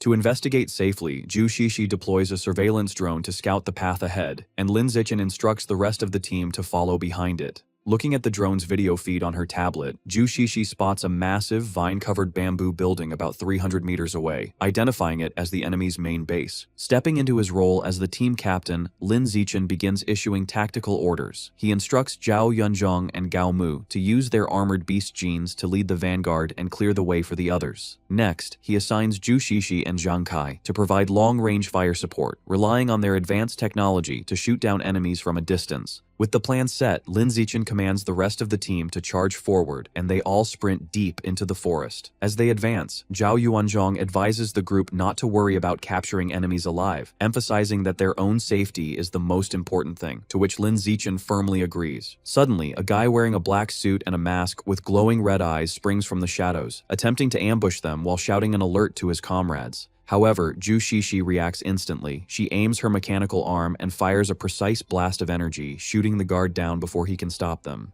The team quickly reaches the massive bamboo building. Without slowing down, Lin Zichen uses his immense physical power to leap forward and smash completely through the heavy front doors, shattering them into pieces. The moment he bursts inside, another masked guy wielding a knife tries to attack him, but Lin Zichen effortlessly counters the assault, delivering a devastating high kick directly to the attacker's face that sends him flying backward. After defeating the masked guard, Lin Zichen places his hand on the unconscious man's head. Blue energy flows into Lin Zichen's hand as his system confirms he has devoured a trace of life essence, increasing his codex progress. Lin Zichen looks pleasantly surprised, realizing that devouring the essence of someone who has already activated a beast's codex can actually enhance his own corresponding biological attributes, noting how useful this ability is. Harnessing his power, Lin Zichen propels himself upward with incredible force, his launch shattering the floor beneath him in an explosion of golden energy. He lands gracefully on an upper level covered in thick vines, completely surprising 3 more masked guards who are stationed there. Recovering from their shock, the 3 masked guards draw their knives and aggressively charge at Lin Zichen, shouting orders to kill him. Unfazed, Lin Zichen unleashes a terrifying glare, his eyes glowing with intense, fiery energy as a powerful aura erupts from his body. The sheer force of his invisible aura instantly crushes the area, creating a massive crater in the floor and easily neutralizing the attackers. Standing victorious amidst swirling blue energy, Lin Zichen's system displays his increased progress across several beast codexes. Feeling satisfied that this area is cleared, he decides it is time to check on how the rest of his team is doing. Meanwhile, in another part of the base, Li Moyu, fully transformed into his giant white ape form, is struggling in a fight against a massive muscular guy with gray hair and glowing red eyes. Unable to hold the enemy off, Li Moyu desperately calls for backup, prompting Ma Weiwei to rush in to assist him. Suddenly, Lin Zichen's danger perception ability activates, and he looks surprised as he senses an impending threat. Working together, Ma Weiwei and Li Moyu manage to strike the massive enemy, sending him crashing violently through a stone wall. From below, Luo Yongjian urges them to follow up with a finishing strike, warning that the enemy is not dead yet. Elsewhere, Zhang Kai, Zhu Shishi, and another guy in cyan armor provide heavy long-range fire support, unleashing a massive explosion that completely engulfs several enemy fighters in a blazing inferno. Suddenly, Lin Zichen notices the entire bamboo building shaking violently around them. He leaps out of the way as the massive vines and roots making up the structure begin to writhe and crash down. A panicked Shen Qinghan shouts a warning for everyone to dodge as the environment wildly shifts. The moving vines quickly weave together, trapping Lin Zichen, Shen Qinghan, and the rest of the team inside a massive, inescapable wooden cage, leading them to realize they have walked right into an elaborate trap. Spotting a group of masked cultists who are also trapped inside the cage with them, Lin Zichen leaps down toward them, deciding to interrogate them to understand the situation. He swiftly beats the enemies down with a flurry of powerful punches. Grabbing one of the defeated cultists by the collar, Lin Zichen demands to know what the vine cage is, promising to spare the man's life if he explains. The terrified cultist stammers and begins to answer. However, before the cultist can finish his sentence, a thick vine violently bursts out from inside his mouth. The man screams in agonizing pain as more vines erupt from his face and body, tearing him apart from the inside out. Lin Zichen, Shen Qinghan, Li Moyu, and Luo Yongjian watch in horrified silence as the vines completely consume and drain the cultist, leaving behind only a shriveled, lifeless husk. Lin Zichen grimly realizes this horrifying parasite is how the plant god cult controls its followers. The sound of slow clapping echoes through the cage as two figures appear standing on the vines above. It is a man with a red-horned mask who possesses a terrifying biological level of high-level Tier 6, accompanied by a woman wearing a spiked red mask who is at peak ordinary Tier 9. The masked man praises Lin Zichen as a peerless genius and invites him to join the plant god cult to achieve a higher state of evolution. Looking up at them with a serious, sweating face, Lin Zichen realizes with dread that these two powerful enemies and the entire trap were set up specifically to target him.